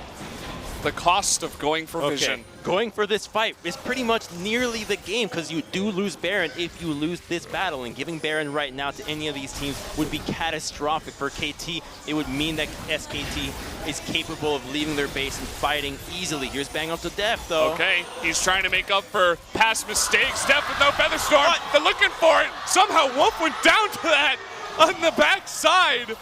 How did that even happen? He pulled the feathers back, and Wolf was low enough, that initial chunk. Oh, man. They have to rush Baron now. They're thinking about it as Deft has to recall, but this is not going to be the game-winning play for SKT. They're just going to have to deal with it. They have to delay as much as possible. We got 18 seconds left for Wolf, and they're going for a push. You can see the pings going down on the inhibitors instead of the Baron. Def chose not to recall. I think they want to force SKT to retreat and then go force a Baron themselves. They do have a Scrying Orb that's about to happen, so they threaten the move. They push a little bit deeper, and that allows the dual lane to recall without any chance of SKT retaliating. What a game this has been. SKT holding on for dear life. KT in the driver's seat for the entirety of it. Let's take another look at the Featherstorm that killed Wolf. He just walks into it. Ooh.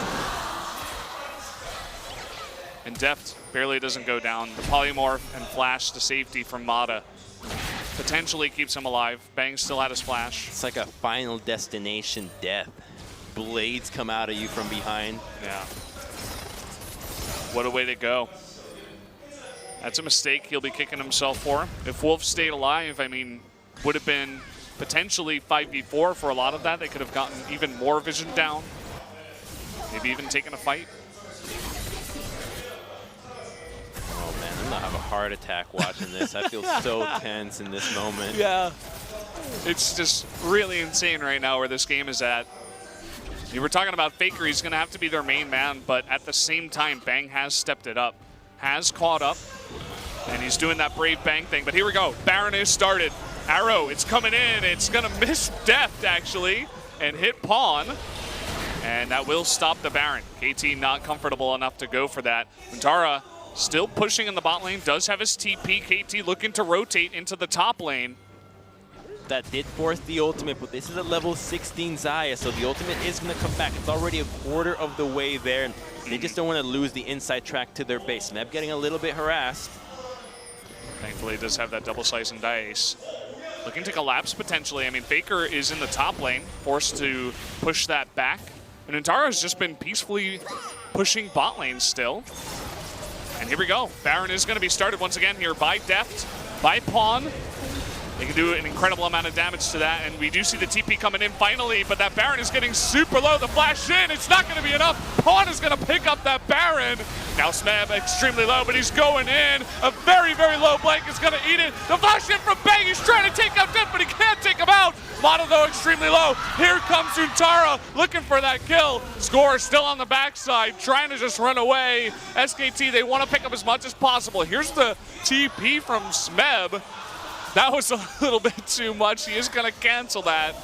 But after all, KT does get that Baron. And the moves that KT made bought them enough distance between them and SKT that when they respond to the Baron, when they do their diligences in clearing vision, they were not able to respond. Now they're fancying going on engage. They're so low, Corki can collapse. Oh, look at that. The stun is way too much. Just face checking that brush, not expecting the big fat man to be in there. How can it cover all that much meat? That's going to be the Elder Drake going over to KT as well. The arrows coming out. They're looking for the shockwave steal. It's not enough. And now Faker's going to be collapsed on. Here comes the big crocodile looking for more. Does he have enough damage? It doesn't look like it. SKT, they're rotating to save him. And Smeb, he's very brave, but he will have to back off for now. That's a Baron and Elder on the side of KT now. 2 minutes with the Elder.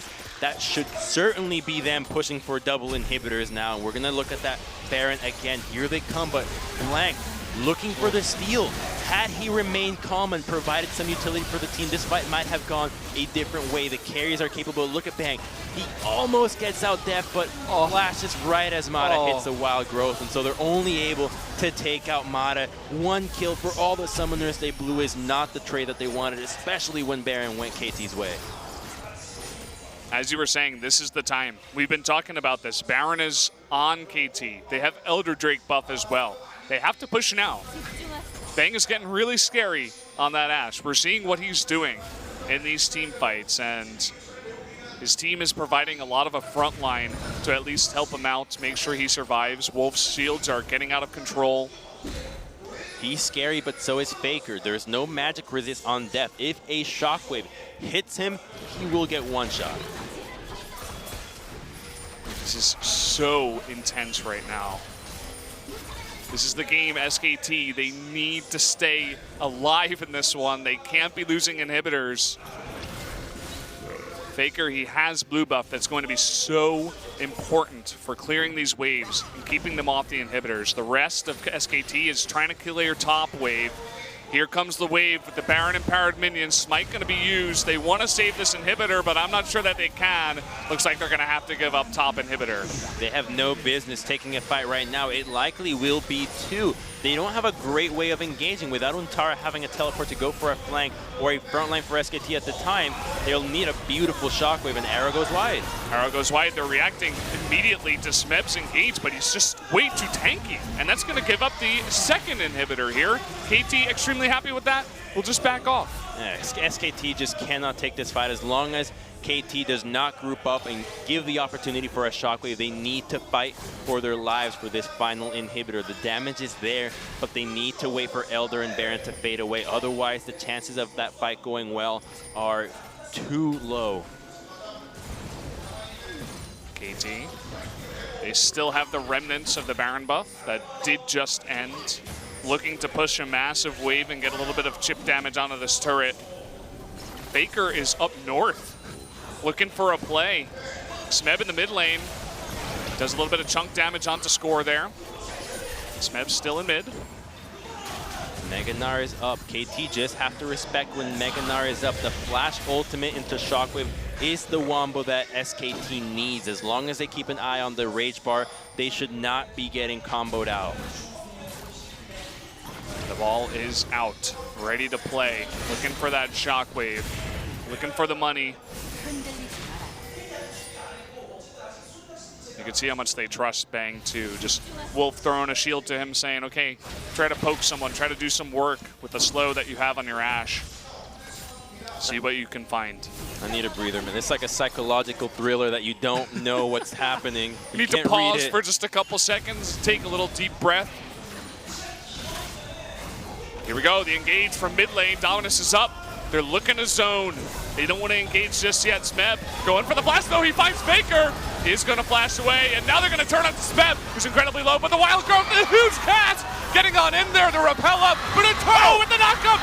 There's the engage they needed. That's going to be 2 going over to SKT, and they saved the inhibitor. Now they're on the chase. Can they get any more? Flash used by Score here. Looks like maybe they can. Another slow from Wolf, but Deft, Mata, and Score will escape. That's exactly what they needed, the flash wombo. They get greedy at KT. They use all their ultimates to try to get a fight as opposed to the objective, and SKT with Untara and Faker just being the heroes of that one. Oh, the wombo was there. Oh, man. Give me a game 3. I just want to see more of these two fighting. It was so cool to see Smeb and Score going in this aggressive. The arrow stopped Score from engaging right away. But then the cask is really beautiful, knocks them all away, but in Tara, it allows him to get that huge engage at the same time. There's that wombo combo you were looking for, Crumbs. As long as it hits a couple of valuable targets, that's all they need. Remember that Deft is kind of a short-range AD. If Corki goes down, who offers so much cover fire with his missiles, and he has no business dealing with Ashe. That Ninja Tabi, that 1v1 Ashe is one of the strongest 1v1 champions right now. When that focus fire goes through as well as that Phantom Dancer, oh, we got ourselves a game. This is unbelievable. I can't believe they've held on through just that one play. Everything going correct at the end of that there. Bang with that MVP arrow to save them from the double engage to get the kill onto Faker, which opens up the wombo combo. On a knife's edge, this one is, guys. Oh. And, I mean, this definitely still can go SKT's way. I mean, we're entering over 40 minutes now. Players are beginning to get full item builds. We're getting there, and one good fight for SKT could mean a huge turnaround. They keep that one inhibitor alive, which means that they only have to push out 2 lanes. Their bottom lane is pushing for them. They're in a great spot right now with Baron just spawning right now. The key here is that Faker does not have flash. He's got that Banshees to protect him, so he doesn't want to have that proc that will save him from Score, who's fancying an angle, and there's a TP from Smeb that can't come through at the Raptor camp. Trying to come from the left side is Score. Oh. Doesn't get the Banshees. That Banshees is so important for Faker right now. That's why he's not even at the front to wave clear. It will keep him alive and make up for his flash lacking. Oh, Baron. Baron has started. There's a TP. TP coming in. Trying to come from behind here. The Baron getting extremely low. It doesn't look like SKT is confident to go in just yet. Baron at about 4,000 health. It's getting extremely low. Blank going for the steal, but it's not going to do it. That cast is going to knock him away. Now Bang in the front trying to get that kill, but Def pushing them away, but he's all alone on the side. He's going to be taken down, and now Score getting extremely low. Untara with the knock into the wall. You're going to get 2 in a row, and now Are Pawn you on the serious? run. SKT, they're turning this around. What is going on? Pawn going to go down. Smeb the only one left, and that's the remnants of their team. They need that Baron buff. I think they've done it. They've taken out all these members. They can end here. They're going to get the lead. That's going to do can it. They go for it? SKT. They're looking for bottom lane. There's a huge wave there. Is there enough time to end the game? It's 30 seconds. That's a red buff on Bang. There is teleport on Untara. I think they're pushing for this. They're doing it. The cheers are coming out. The crowd knows it. Everybody watching knows it. That's it. We got 15 seconds left on Deft. Score coming in. Faker and Bang, they're trying to push it. Get out of here! This is happening, guys. You guys are watching this right now. Unbelievable. I'm shaking in my boots. Mata and Def, they spawn, but it's too late. The Nexus goes down, and SKT tie it up 1-1. We're going to game 3. Blank is 18-0, but it's not just him. It's all of SKT. And that fight, Untara just held back Smeb, the TP. He recognized Renekton is so much more important than Gnar here. Ashe could have taken out everybody by herself with him and Orianna without Renekton there as a big threat. Are you kidding me? What is this? They won with a goal deficit too. I couldn't have scripted a better game. Bang's he's like, yeah, just another day at work. He's looking around. He's like, oh, did anyone else notice that I was 18-0, or was it just me? Door. What? Look, okay, so the arrow goes out. Oh, all right. Wait, yeah, we got a replay on the other screen. Okay, we'll get that on the real screen for you guys soon. Oh, okay, so there's KT still calm after that one somehow. No way. They've held on. They've forced a game 3.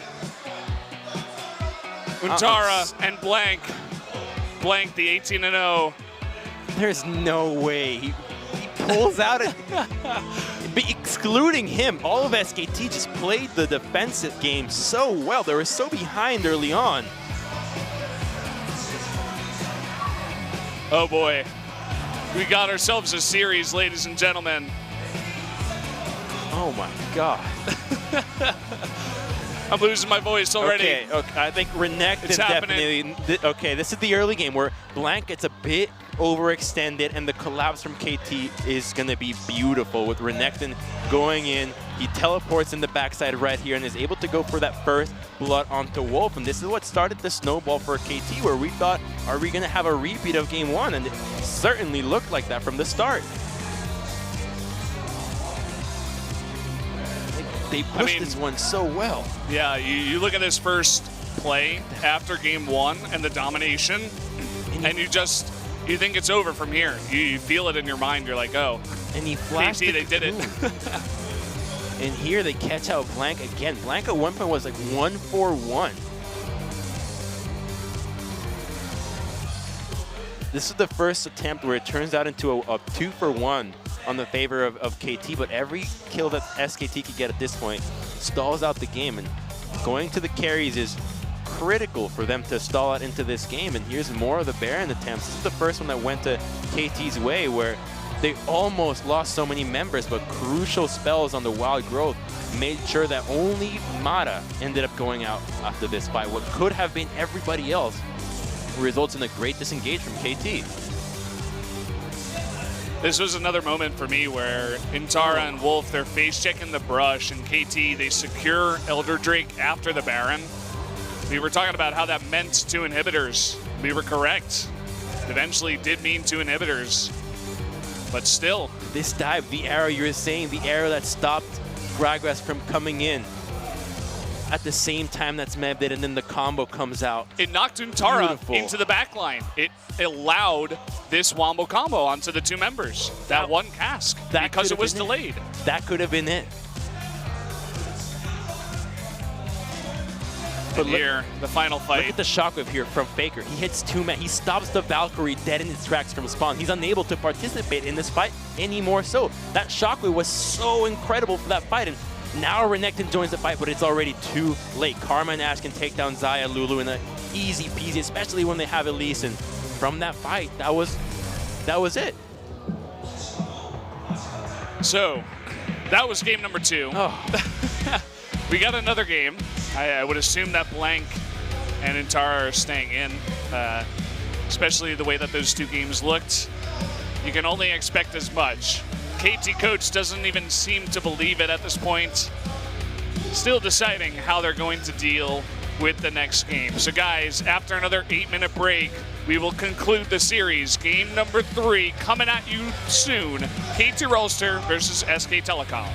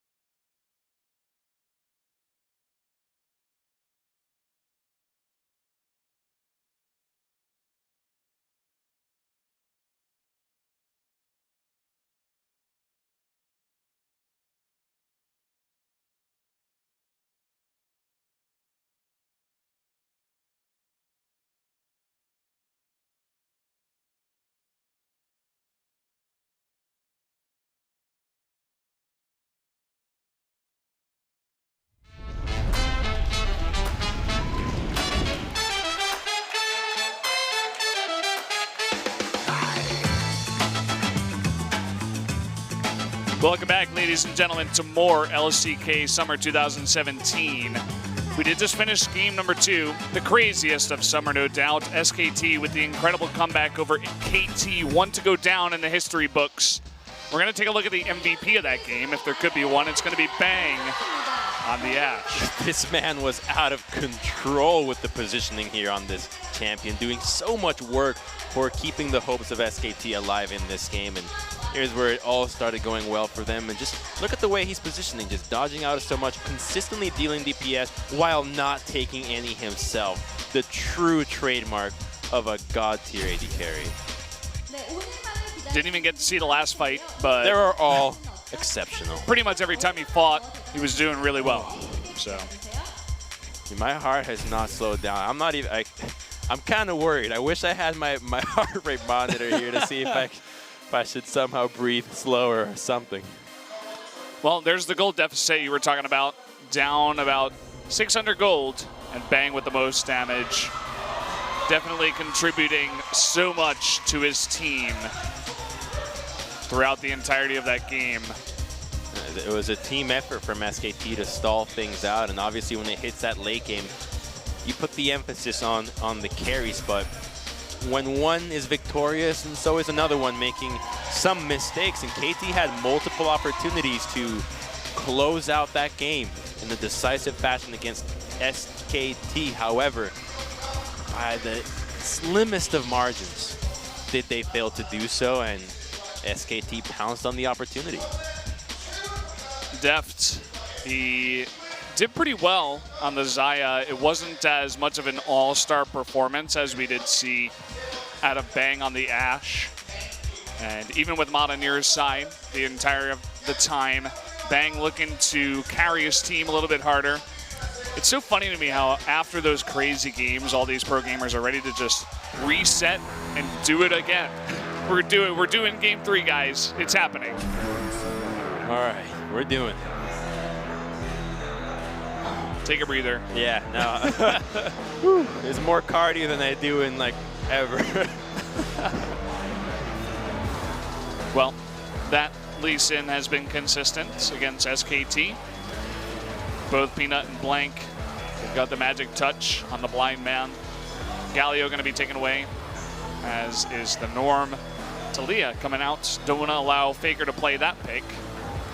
We have Thresh ban here out of SKT. KT would have no qualms in locking that away in the early rotation. However, on red side, you do have the chance of giving up either Zac, Elise, or Caitlyn. Caitlyn will not go through, but now there's a lot of power picks left on the table. Are they really willing to give score Zac or Elise? If KT chooses to ban neither, they'll walk away with one of these two picks. I do think the SKT might just be fancying an early rotation Thresh themselves, because giving that to Mata is a death sentence in itself. Well said. Well said. Elise going to be banned out here by KT. Okay, so KT's forcing a trade. Instead of leaving up 3 champions, they leave up 2, so that SKT have to decide what's going on, and they're going to not give up that Zac, forcing KT. Are you really going to first pick Thresh, is what they're asking them.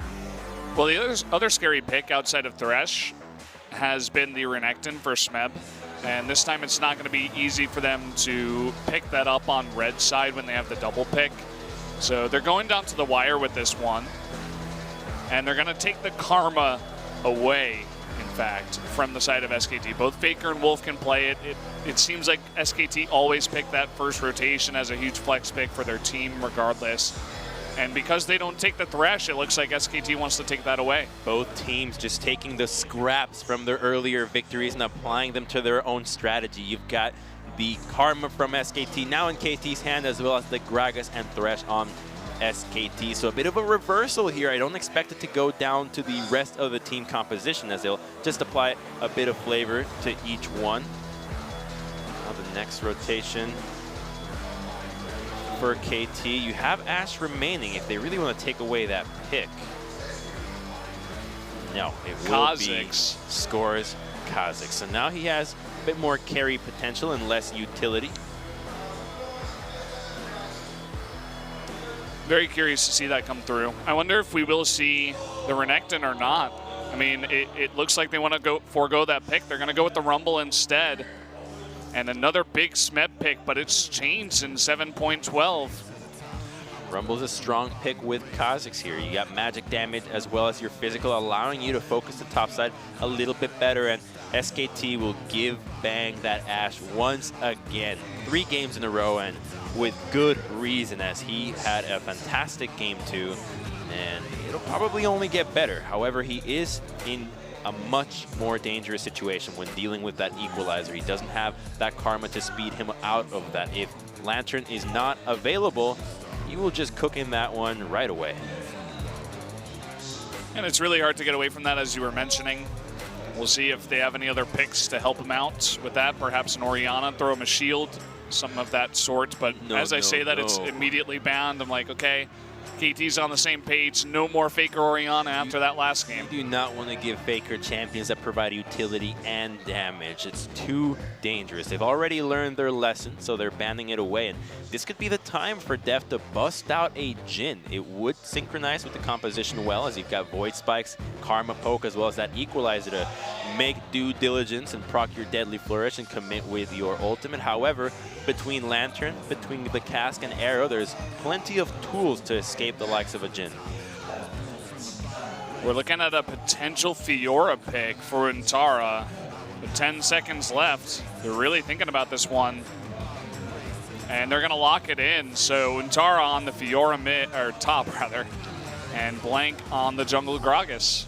A different flavor for SKT this time around. They will have that winning matchup as long as the game progresses and Fiora does not fall behind. However, between Kha'Zix and Rumble, that repose doesn't offer too much when it comes to escaping their jaws. And there it is. It's that Jhin, and Zyra might make some sense here. Yep, there it is. It's going to be that Karma into the mid lane. So a composition for KT that completely wants to kite away and kill you from afar, whereas SKT can engage hard, can split push, and if they lock in this Corki, they can just go and burst you down and escape everything that KT throw at you. Seems to be the plan here. Very excited to see Mata on the Zyra pick. We haven't seen it in maybe about a week. This Zyra, I mean, it comes out every once in a while, and of course it always draws bans against Core JJ, but looking to be a playmaker once again is Mata on a different kind of pick. No Lulu this time. Of course, the Thresh was taken away. Mata playing his 3rd unique champion of the night. This time around, KT does not have a tank, so the long-range poke from Corki and Ashe can take out members if they are getting caught. So you saw last game when Bang was just approaching everybody, getting significant chip damage onto them. If this is one of these members this time around, they'll likely have to either flash or get killed. So SKT packing danger this time around, but KT with nothing to scoff at, with a lineup that is 5 members with the highest damage possible. So reminiscent of their spring split form, but a form that was met with a 3-0 in the finals from SKT. Yeah.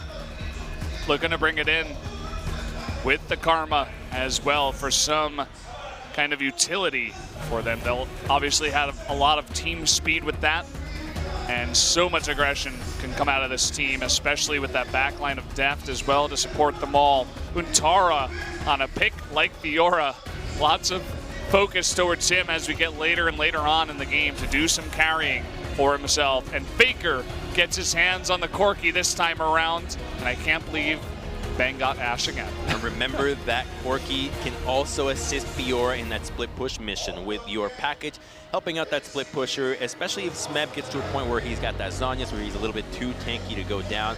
He will have that assistant. Ooh, let's do it. The chills begin, guys, and looks like we actually will have a short delay as there was a pause. Not sure what the issue is. We'll let you guys know as soon as possible. Alas, all the pauses for summer have been quite short across the board. Hope I didn't just jinx it, but I wouldn't expect this to take too long. Apparently, Wolf wants a new chair. So that's the issue, guys. Shouldn't take too long. Wolf needs a new chair. I didn't know you could ask for that. Can I have a new chair? No, my chair's pretty cool. Pretty good. Man, maybe it seems to be a problem with the armrest. That's what they're looking at.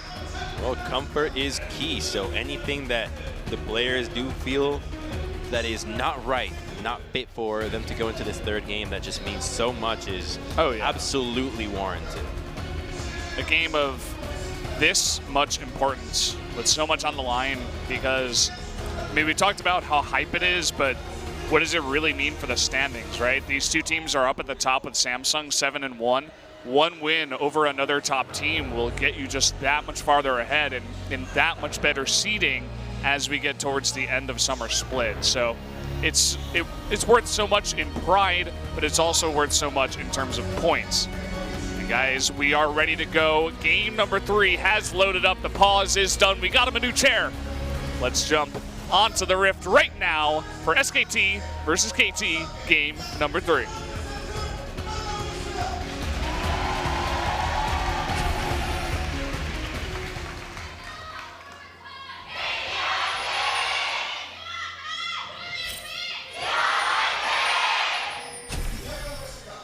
What? That was crazy loud. SKT, I think, was like double the volume. Well, after that one, you gotta cheer louder. You feel like your first cheers made a difference. Causation, sure. Or correlation, what, science. Something right, like that. Let's go back to what this match means. It's about purpose for KT. It's a team that was built to beat SKT. It's like knowing what you want in your life. Your dream is right there, and being able to achieve it, which just means so much to the members of this team and the entire KT organization that has been battling with SKT for so many years across so many esports. And it comes down to the wire in this best of 3. So far, mirrored start, so looks like we're gonna have some calms before an expected storm. Excited to see Deft on this Jhin. I mean, we've seen him and Bang on crazy amounts of different carry 80 carries, stuff like Ezreal, I think Twitch, even, you know, Callista for Deft. But this time it's going to be the Jhin, or that backline, the siege type, with the help of Mata, who will be up in the front or providing some help with disengage if need be. And sorry guys, but we have another pause. Maybe someone else wants a new chair. Hey, if you got a chair, could I get a chair too? SKT paused. That's what they want. They want another one. We're just getting teased here. Can I have a new phone? Like, I know you guys sell phones. If you can get a chair, can I get something too? But we'll go back to the game where we just saw Bang go for a quick sound check is the issue. So Bang goes for a quick trade, but we'll look at the compositions here. So KT doesn't have a whole lot of crowd control. And okay. Some updates is that Bang actually says his chair is uncomfortable too, and he wants a new chair. This can't be happening. Are you kidding me? Are we seriously going to replace everyone's chair? Chair issue. Are you serious? I told you this game would have everything. What is... This can't be real. All right. Let's ignore the chair issues. If everybody wants a damn chair, we'll give everybody a new chair. There's plenty of chairs around. But the composition that KT has does not have a lot of crowd control. It has Mata as your root. Stranglethorn is the only real disable ability, which means that so much of them is going to rely on actually being in the right position and forcing SKT to engage on them. Whereas SKT have Ashe, they've got Thresh, they've got Gragas to make moves happen. And the Jhin pick, I wanted to touch on perhaps another reason why it went. Xayah for Deft was a bit underwhelming, and not just by his own doing. It felt like towards the later stages of the game, Score and Smeb got a bit carried away and getting too far from their ADs in order to deal damage. And late game, your Gragas and Renekton just do not offer the same amount of damage and value to a fight as your carries. And as such, you can just say, you know what, don't bother peeling for me. I can help you from this far away. It's definitely one of those 80 carries that is very hard to get on top of if his positioning is good. You need to go really far in the back as Gragas to land a cask to interrupt that curtain call. And he's going to use that curtain call from an angle that is behind his teammates so that he does not get hit by an Ash arrow. So the sound check is done, and I think I heard that we won't have a new chair. Yeah, we're not going to have a new chair for Bang. Sorry, Bang. Only one extra chair. Like, all right, I'll play with this chair. Fine, let's do this. I was looking at Antara thinking he was thinking about getting a new chair too. Would not like that. You can see that Flame Spitter does do a nice chunk of damage now, even at level 1. The added damage with the longer cooldown. I'm not sure on the math on it, but I believe a Danger Zone Flame Spitter would do more damage, so still a bit of a nerf. Yeah. Now it's more casual friendly, perhaps. You don't have to manage that heat as meticulously at the level. Oh, the Ignite going down. Lada already getting low, but that will not net a kill for that bottom lane. Didn't blow any summoners themselves. Remember that they did sacrifice some of their laning power by going to the lane late, not even bothering setting up plants in order to get score ahead.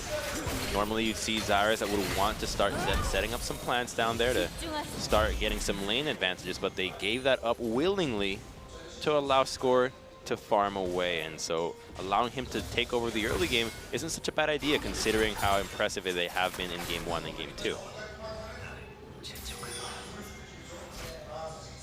Take a look at the jungle paths here. Looks like Score actually, level 4, is looking to run straight into Blank with that isolation. Actually misses the W, so can't follow up.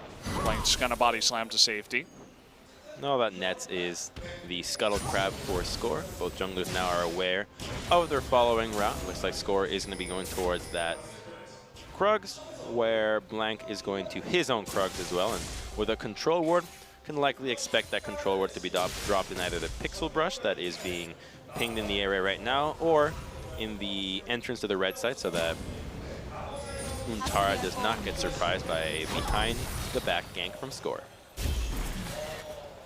Bon really pressuring Faker in the mid lane. You could see Faker went with the Dorn shield once again. Just trying to get immense sustain in this lane. It's a mirror matchup, but last time around, Pawn that was playing Faker had that teleport himself, as opposed to the heal that Faker is now carrying.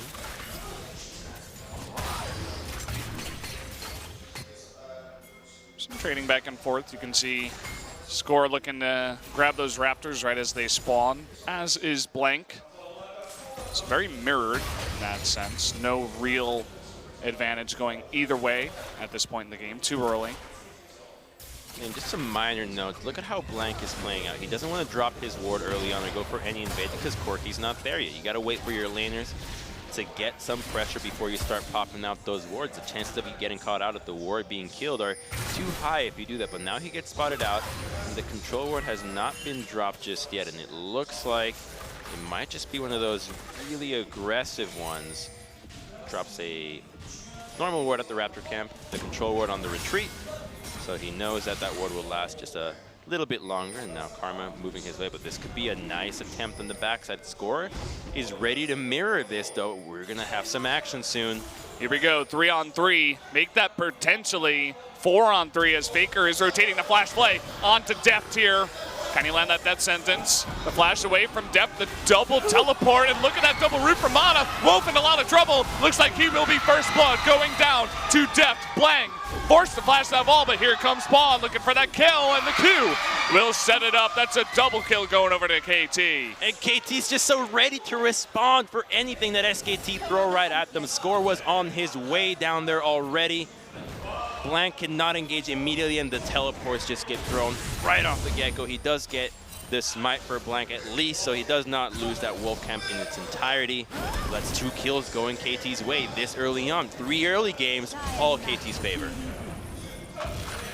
Yeah, and they're on blue side once again. It's not the Renekton Elise show this time around, but Another nice play set up, or a counter play, I suppose you can call it, down in the bot lane. And here it comes again. Gragas is from behind, so it's a good timing for the gank, but they commit immediately, and notice the time that the tap was. Right now, double TP, Score is already here, like, uh-oh, and the fantastic root from Mata. A double root, and Bang's already too close. He's not in a position to flash anywhere. Even though he flashes over the wall, you saw just how close Pawn got to him. He flashed to make sure that the tether range would continue even if he flashed over the wall. So a full commitment of summoners yields a huge advantage this early on. Got to be good. Got to be feeling good, rather, coming into this one. After losing a game that close to SKT, you could throw out some words like tilt, perhaps, that you would see on the side of KT. But it seems like it's all about focus. They don't look like they're phased at all.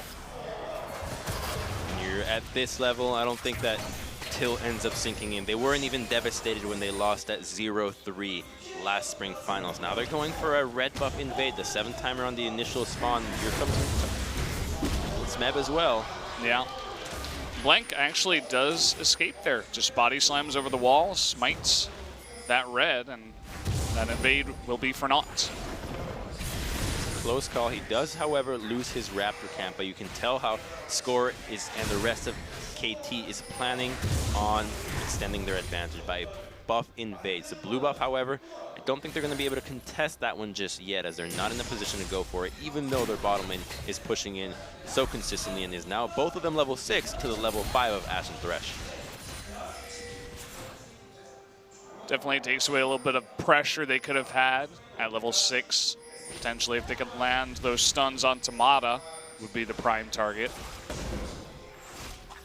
Wolf coming on over here, getting this honey fruit.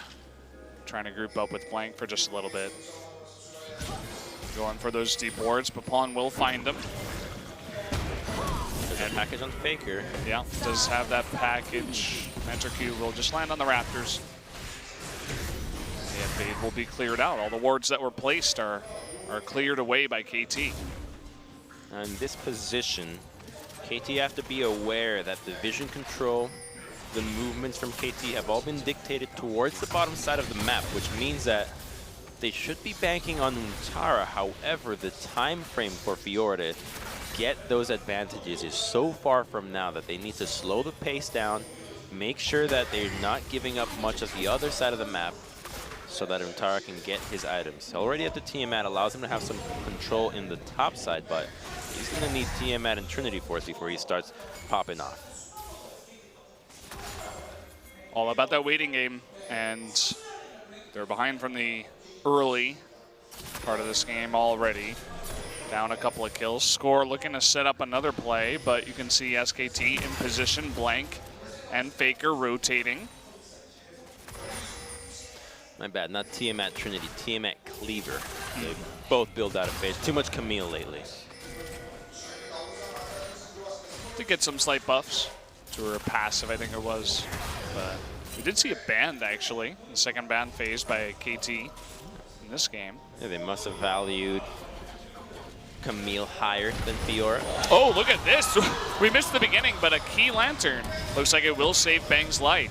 Wolf just going to eat up all those shots from the curtain call. I believe they just caught him with Stranglethorns into the ultimate, with Grasping Roots into the ultimate, and just barely able to survive because Wolf was just right there on time. He does have that Vamp Scepter that over time will keep him in this lane, but the fact that he's able to survive and got so many cooldowns from SKT, or from KT's bottom lane, mean that now they're in a position to play this lane out a little bit more conservatively, as they are no longer in the danger zone of curtain call and Zyra ultimate. Baker spotted on a ward, but he's playing Corky, so he'll be totally fine to get out of there. Places a nice ward over the wall, spot any potential ganks in the future. Mata with the non-stop rotations from the bot lane. And it's a vision that he has. It's a control ward at the Tri, a control ward at the river, allowing Zyra to just move freely between mid and bottom lane. Now the control is going to be dropped, but Blank has been mirroring Wolf this entire time. Instead of focusing on their advantages or their potential win condition, they're focusing on denying KTs. I think they feel safe going into a late game scenario. They did that last time around and they did win out. And because KT's composition is all about damage, positioning, and getting advantages early are so critical that SKT is having a more defensive approach to this early game. It's the battle of the supports down there in the bottom river. So far, it looks like Zyra, with more of her teammates around, will win that fight. And and Tara doesn't really have any vision on score up in the top lane. And here comes Pawn from mid. They're looking for a 3-man kill up in the top lane. And Untara, he just has no idea. There's the equalizer, trying to dash away, looking for that flash. But once he sees Pawn, he knows it's all too late. That's going to be another kill going over to KT on to score. Just playing around vision so well is KT as they're able to sneak their way into the top side. Untara even blew his grand challenge, and it looks like KT is now threatening onto Ashe. Oh man, the root there, the Stranglethorns, it knocks him up, but just not enough damage to follow up, and a rotation from Blank and Wolf will push them back. But that's huge because now they're focusing on that tier 1. Untara can't teleport. They're trading first brick for a Cloud Dragon. SKT just trying to trade anything on the map, and unfortunately the RNG is not on their side, and Ashe is forced to just sit under turret once again. They do blow out a major cooldown, and Score is now able to go for red buff. But KT is in a position where the gold advantage is already on their side, which tailors to this composition perfectly. Yeah, they really need to get a bit aggressive after this. They take down the top tier 1. What's going to be the next target? We have the bottom tier 1 already taking a lot of damage. We see some go-go pings down there, and we also have the Rift Herald available. Saw one ping over there. SKT having a nice bit of vision around that side of the river, and it seems like they're just going to sit in the lanes for now. Smeb doesn't have his ultimate up. He needs 30 seconds before they start making any 5-man moves on the map. The next dragon will be an Infernal, so about 5 minutes from now, we'll see some battle around that, especially on the side of KT. That dragon would be huge for this composition, and that's one of the benefits of going with these heavy carry comps. If your dragon luck is on your side with Infernals, then the value grows exponentially, whereas a composition like SKT's that's got 2 champions that don't benefit from it would not gain the most out of that objective. Okay, Faker with the package, extremely fast with the scanner, trying to make a play potentially. Decides against it, finds the control ward. Will just back away. Blank wasn't really coming with him. He was trying to get some vision down towards the Raptors in the meantime. And they just don't have any vision on Score, so it looks like they don't want to make any movement to the top side. I would have thought that a package used into the Rumble in the position that he's in the red side of SKT, could be an easier window for an advantage for SKT. However, they're simply choosing to, again, play it defensively, slow down the turret take as opposed to going for the top side. If they went on the top side and killed the Smeb, they likely would have lost turret in bottom side or mid lane. So the approach from SKT seems to be spreading towards every member, and it's a good thing to see when they're so coordinated into the game plan for stalling out a game. That's one of the things that makes SKT's late game stalling out so effective, that everybody seems to be on the same page. No crazy, unnecessary moves that would slow down their initial tactic. No making the top lane getting caught, none of that. They're so good at just controlling the pace of the game to what they need. Wait a minute, they just got the Valkyrie and now he has flash and heal, but he's playing so defensively. For it. Yeah, he knows. Nice read from Faker, even gets the farm because again, he's playing Corki. So nice read there. Looking for a hook. Wolf not gonna land that one in the darkness. Faker and Blank now caught up in mid. Score gonna jump onto Blank and they're all just about disengaged. They don't want to go in. The arrow's gonna sail wide, but again, it just looks defensive. Root is gonna miss. Wolf though will get locked up by the Deadly Flourish, but KT not able to fully engage. The composition, if SKT chooses not to engage, KT need to go for a tower dive. It's the only way you can lock the members of SKT down to a certain location. Otherwise, they can just walk away with Valkyrie, with Lantern, with Body Slam, and as such, there's an attempt onto Faker. Oh, look at that burst damage.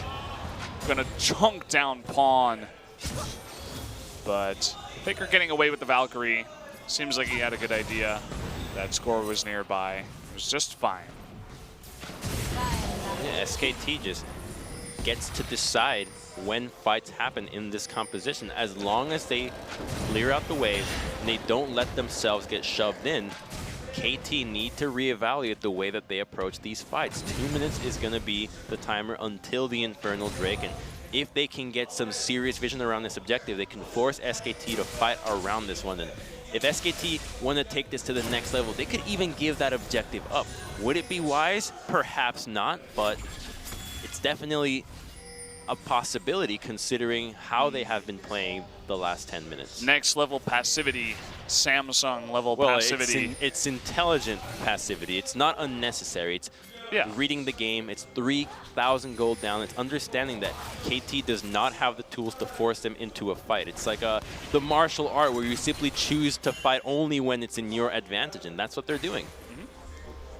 Trying to reach that next level, as I was saying, and pushing this one in. The bottom turret is extremely low. You can see the full rotation. 4 members of KT, even Smeb up in the top lane, making his way down. Looking for more damage. They want an extra turret. Not going to get it on this wave. Perhaps on the next one. See, Blank is nowhere nearby. He's just doing Raptors, hanging around mid. And it's a good total shift for KT. Notice how the jungler moved down, the mid laner moved down as well, and as a result, Smeb also rotated from top to mid to be in a better position to assist if anything were to happen into the bottom side. So they're trying to make moves happen as a team, getting ready to respond for whatever SKT throws at them. You can see Faker's farm in this game. He was the first to get over 200. He's just been so safe on the Corki and essentially just sits there as Pawn pushes into him. And he already does have that Trinity Force completed. Looking at Azeel going next. See what he wants to build that into. Looking for the pick onto Wolf, and will be forced to flash that. Can we see this snipe onto him? It's getting really close, but he will get out of range.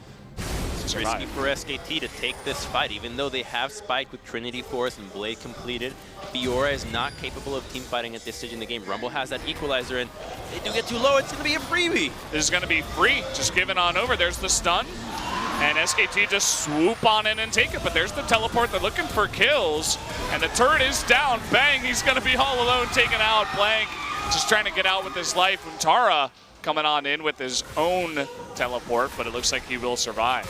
They really wanted Blank dead out of that one after that game too, but a big commitment from KT to go for that kill. I don't think they're going to have enough damage to take down this turret. The wave from Corki is too high between Phosphorus Bomb and the Rocket. There goes the entire wave. They're still even fighting in there, but that was significant chunk damage. I think they're going to be able to get it now. And he is low on mana too, so he was able to clear one wave, but that's about it. Forced to go back. I mean, Blank can't clear this alone. It's going to be another turret going over to KT. 3 in total to the 0 that SKT have secured. And that lapse of reason from SKT to try to contest that, even though it looked like a completely free dragon, the teleport came through. So here we go. Score was trying to solo it out, low in mana, and so is Steph, but the teleport comes through, and it's 3 on 5 at this point. But because Fiora teleports into this battle, she wasn't in a lane, she wasn't capable of getting any advantages, and as such, just TPs to get absolutely nothing in return, where she could have been trying to get ahead for herself, which would have made more sense towards SKT.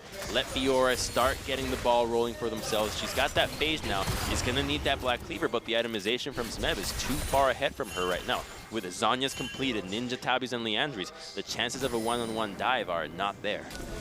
Not yet. Need some more time. That's the idea with this Fiora. Just wait, wait, wait. You got double 80 carry and a Fiora. A front line of Thresh and Gragas. Sit on your butt, farm it up, and try not to die. And here we go, nice hook onto Deft, who's just face checking the brush. That's going to be an easy kill given on over. Score just forced to ultimate away and survive, but Blank, he was looking for more, not going to chase too far, and Deft face checking the brush. And they also got Pawn's TP, and now it's a 5-man push into the mid lane with no wave clear around. That's a mid-tier 1 going for SKT. Don't you ever doubt Blank. And is 18-0 now. The game is not over, but a nice move there for SKT to take the kill. Wolf just the easy alley-oop given to him by Deft. And the vision control that they have allows them to take the turret and stay alive in this one. Remember that in Game 1 and Game 2, Mata was playing on supports that offer defensive tools between Lulu and Thresh. This time around it's a Zyra, and she's not really that close. Had this been Thresh or even a Lulu, this could have been prevented, but he does face check an easy hook into an arrow, into a cast. They commit everything because they value the power of getting this pick right now, and as such, they start slowing down the pace of the game. Controlling the fights is what they need to look for. Buy time for Untara. You know he can play Fiora into the late game well. And if that point happens, KT's resource allocation will be starved in dealing with this one-man army that can be Fiora. Well, they're certainly buying him a lot of time. Able to pick up a Sheen. It looks like going into Trinity Force for our Fiora this game. KT need control of lanes before they go for anything in the jungle. SKT can disengage so easily. They need to make sure that they're in turrets. Faker will get slowed and double slowed, 80%, but not enough as he doesn't face check the brush. Look at that game sense, just teasing them and just engage. Wolf and Blank just running on by. They're going to get equalizer straight up, and immediately Wolf going to go down here. Blank is going to be tethered. That's a double kill going over to Smeb now on the Rumble. That's Big Baron. mistake. That's Baron. They can easily force a Baron here. Untara's team fighting is not going to be present. That's just a Fiora. They can choose to bait it. They don't have full vision denial, but they are going to start it. Here are the pings onto it. SKT can't respond. Oh, that's huge. That is gigantic. I mean, they saw the two members there and they decided to walk up. I would like to take a replay look at that and see exactly what the thought process was behind it, but that's going to be huge. As you mentioned, the Baron going over to 5 members of KT. Exactly. What prompted that decision? So they're trying to clear out some vision, but they had seen these two guys topside before, and flashes are available for a beautiful equalizer. It means that they can't just go anywhere. He doesn't even get to click the blast cone. He's struggling to find it amongst all the pineapples that Smeb has laid out on the floor, and ends up dying as he cooks on the equalizer. Oh, and actually, he is going Trinity Force Fiora. Yeah. There you go. Yeah. Oh boy, Faker. He's going to get tethered here, and there's the deadly flourish. Look at that burst coming out of the Karma. Forced to flash into the Lantern, but he does go down. Oh, man. So much used by SKT to try to save Faker, and in the end, he still gets taken out. And SKT is just falling apart here. The game plan that was so apparent in the laning phase is no longer there. Now that a couple of picks have gone KT's way, a 4,000 gold lead has been built, and it will continue to grow. Next Dragon is another Infernal, and they have Baron to keep pushing for these tier 2s in top and bottom. Yeah, they're just securing as many objectives as possible after getting all these picks. Untara just looking at Smeb and saying, okay, you can have it. Looking towards now the extreme late game to try to come back in this one. One more wave, and this tier 1 will go down. Notice how Gragas and Corki are dealing with the wave topside. Thresh is already trying to provide assistance between those lanes, but it's far too late. The turret has gone down, and an easy transition for the next objective. Smeb alone, trying to go 1v4. He is doing a lot of damage to Blank, though, and he will definitely survive after that. The equalizer, bang, getting crit on the back of it. Slork going in, once that solo kill on Untara. Not going to be enough, but look at all the HP of SKT. Almost taking out Untara on the backside of that. Doesn't look like they want to come in anymore to get any turrets, but almost getting a couple of kills. Had there been minions in that push, they would have been able to even break down the base. So luckily for SKT, no minions in sight, so KT just walk away with no casualties on either side. A blue buff steal and now an Infernal. This one's gonna make a difference. That's that huge Infernal we were looking for KT. They still got a minute left on the Baron too. They can definitely head back, buy some items. Void Staff now for Smeb. Control wards, that's where it's at. Items, nah, wards are everything that matters here. Smeb, sell that D shield. Let's see some vision on his side, but he's not doing it. Everybody else is enough. 4 wards is a pretty good number, but you always want to have 5. Well, they're looking to push with this Baron buff as long as they still have it. Get as much pressure. Maybe go mid into a rotation top. You can see that Pawn is pushing top lane already. They're kind of just ignoring Untara, saying, okay, go ahead and farm. You know, try to get 3 items, 4 items. It's fine. We'll get more objectives and get further ahead. Exactly. He's not yet in a position to dive Smeb, and that's good news for KT. Oh, the engage, though. They're going to find Deft once again. Deft's just getting a little bit too close to these unwarded brushes, and here comes Untara. Not going to be able to catch score on the back of that one, but Blank, he once more trying to get that stun, but in fact, he is the one that gets tanked down, but that is going to bait score into a hook. Can they actually get the stun with the riposte? They do! And Faker coming in for the cleanup. Oh my God! How does this keep happening? SKT just keep finding windows 2 times. Deft ends up being a little too far, and the mechanics from Blank come through. So many times do we see Gragas in critical moments like this use their auto attack before the ultimate, but Blank does not. He uses the ult right away, pops Deft into the entirety of the team, and he even chases to score when he looks like he can't take him 1v1. Here's a fight onto Smeb. Oh man, now it's Faker's turn to get rooted. Can he be burned down here? He slowed for quite a bit, but Wolf coming to the rescue. Barely gets out. They do get the exhaust from Mata, which is bigger than the equalizer, as we don't expect the fight to happen for the next minute or so. And look at that, Untara even able to push the top lane. Deft trying to go for a snipe. I don't know. Could this actually be the beginning of another comeback? And here, Blank waiting in the... He sees him. Okay, so he walks away, he baits it, and then bam, beauty right there. I mean, oh, perfect. You gotta know. You have to know the cooldowns on Blank's flash. You have to know the abilities of Gragas. I don't want to take too much away from him, but Deft being a little bit too greedy with the vision, and he's getting punished for it. Blank, the second he sees that walk forward, he's like, okay, I guess I'll just take you out then. There's a reason why vision is typically done by jungle and support, the guys that can survive most of these situations, whereas an AD carry is too fragile to be getting so close to these engaged champions. Yeah, it's almost like Deft, you know, he wants so badly to help out his team with vision, but it's like he's new to it. He's like, oh, you know, I'm going to get the deep ward for my team, and then he just gets taken out because he gets too close to the Gragas. Well, the weird thing is that typically as an AD carries, a minor micro thing is that because an AD, you want to be spending as much gold as possible on your itemization.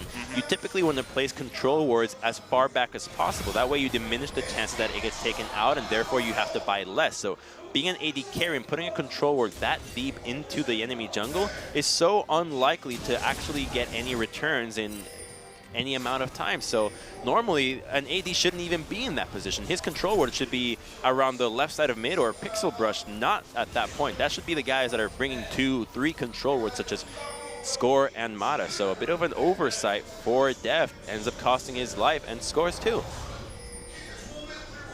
And it keeps SKT in this game, more importantly. Untara, he's beginning to push these lanes, and they're getting to a point where they can't exactly ignore him for all that long. That bottom tier 2, it's about half health. Untara, he has got a Hex Drinker, after all, adding a bit more MR into the mix. Oh, nice dodge there by Blank. You know the plays that they're trying to go for with this composition. Poke into Deadly Flourish and then follow up with everything you got. Or root into Deadly Flourish, you know. Looking for those picks. Trying to catch SKT in the jungle. Baron has respawned, but it's risky to start that Baron. Untara will be able to take down this tier 2. There's no response. Blank, he gets rooted, but nobody's in position. Down goes the tier 2, and slowly but surely, SKT, they're catching up in gold. Only about 2,500 behind. And they have double ADC plus Fiora. Okay, trying to come from the top now is Score with the big slow. But again, no follow-up. Slowly, the curtains on the Fiora show start going up. Now she's going to be in the top side, clearing out the wave, getting even more minions. So very obviously, they're funneling farm onto Untara. Instead of having him go bottom side and wait around, they're sending him top. Get as much gold funneled into this champion. They know that even right now, KT has not put an answer to this Fiora. They have just let him farm and have Rumble catch minions under turret. He's now currently farming at the tier 2, and Corki's stealing a red buff. Stealing the red, Willie head bot. Yes, he's going to take that blast cone. They're looking for the catch onto Antara, but that's not going to be it. He's going 1v1 versus Smeb. This is the real action on the Rift, and Smeb's going to be taken out. Faker with the big rotation in the bot lane is going to open it wide open. That's huge. That's a minute cooldown. Ooh. That's a minute death timer onto Smeb. They had no idea that Corki was stealing that buff. He snuck out through vision, and that means Infernal gets to go to SKT's way again.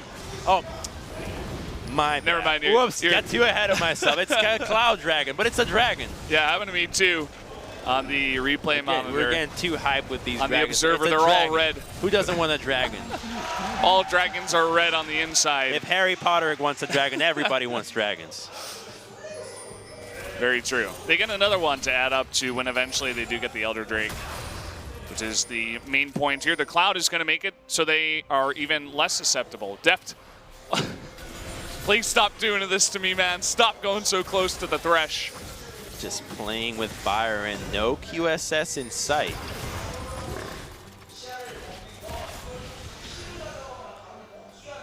This game is, it's going very much the way of game 2, where it's on a knife's edge, but this time it's a lot more even. It's a knife with SKT branded on it, it appears, as everything seems to be going their way. As KT, while they had a great lead, just have not been able to accelerate it to get to the base of SKT.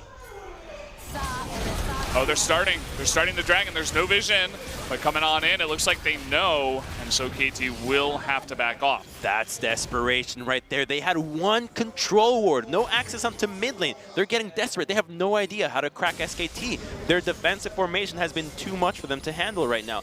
Without their ability to go onto Antara, they need to just group and make plays happen, but the itemization on these ADs is so advanced at this stage in the game that they're going to need luck on their side if they want to make these fights go their way. And now they're chilling mid. They got Rumble, and the arrow is going to hit Pawn. Can they actually get the cast? The answer is no. But again, look at bottom lane. They're trying to engage so much, they're opening up the curtain call. Meanwhile, they're losing a bot inhibitor. What is going on? Untara going to be able to take this out. SKT getting a huge lead in this game now. And now they're dancing them around. They're going to force a Baron here, and KT have to respond without ultimates. TP coming in from Fiora is not going to be delayed, and 5 members of SKT rotate on up. And the Kings of the Rift are taking it back after game number 1. A huge set of plays from SKT.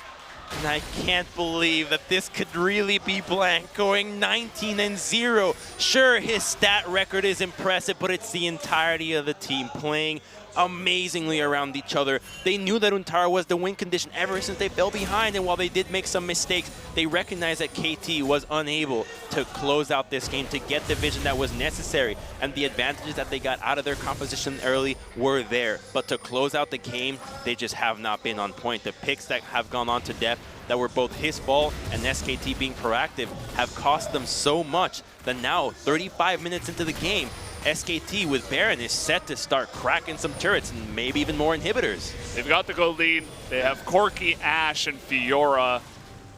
And I think at the KT, they're going to need to stick to that pick idea. Try to find someone, get a weak member on the side, take them out, and then follow up. Bang almost gets Deadly Flourish there up in the top. Not sure if they could have really gone in, but this Corki is getting out of control too, beginning to do nearly as much poke as the AP Karma in this game. But for a team with no disables, and actually, yeah, so it looks like the double rapid fire cannon must just be the build for Jin right now. But for a team that has no ability to catch you out and really lock you and get you killed, there's already QSSs built on the side of SKT. How the hell do you actually get anybody now that they're so fast? Their itemizations are there, double Cloud Dragon. You just have no chance of locking them down and getting any kills.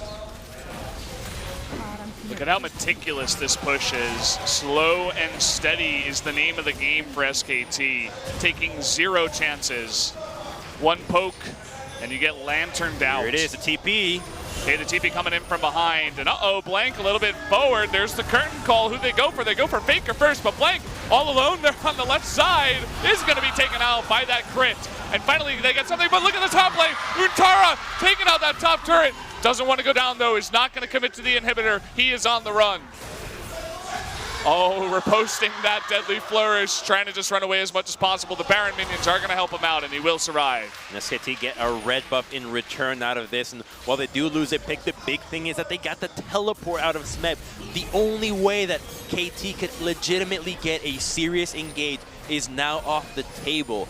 SKT can rinse and repeat, and now they don't have to worry about Smeb flanking these ADs with a equalizer. The rapid fire cannon. You poke that turret, and 1 by 1, the bricks fall down.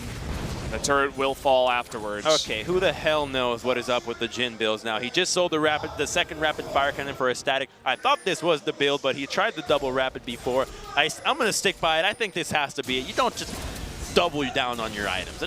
That's not a D-ring. It's not really not a even thing anymore. We're past that age. I don't know, maybe he wants some more wave clear to deal with the push coming in with the static shiv. Instead, decides against the second rapid fire cannon. Maybe that's usually the build. You gotta think these guys know what they're doing.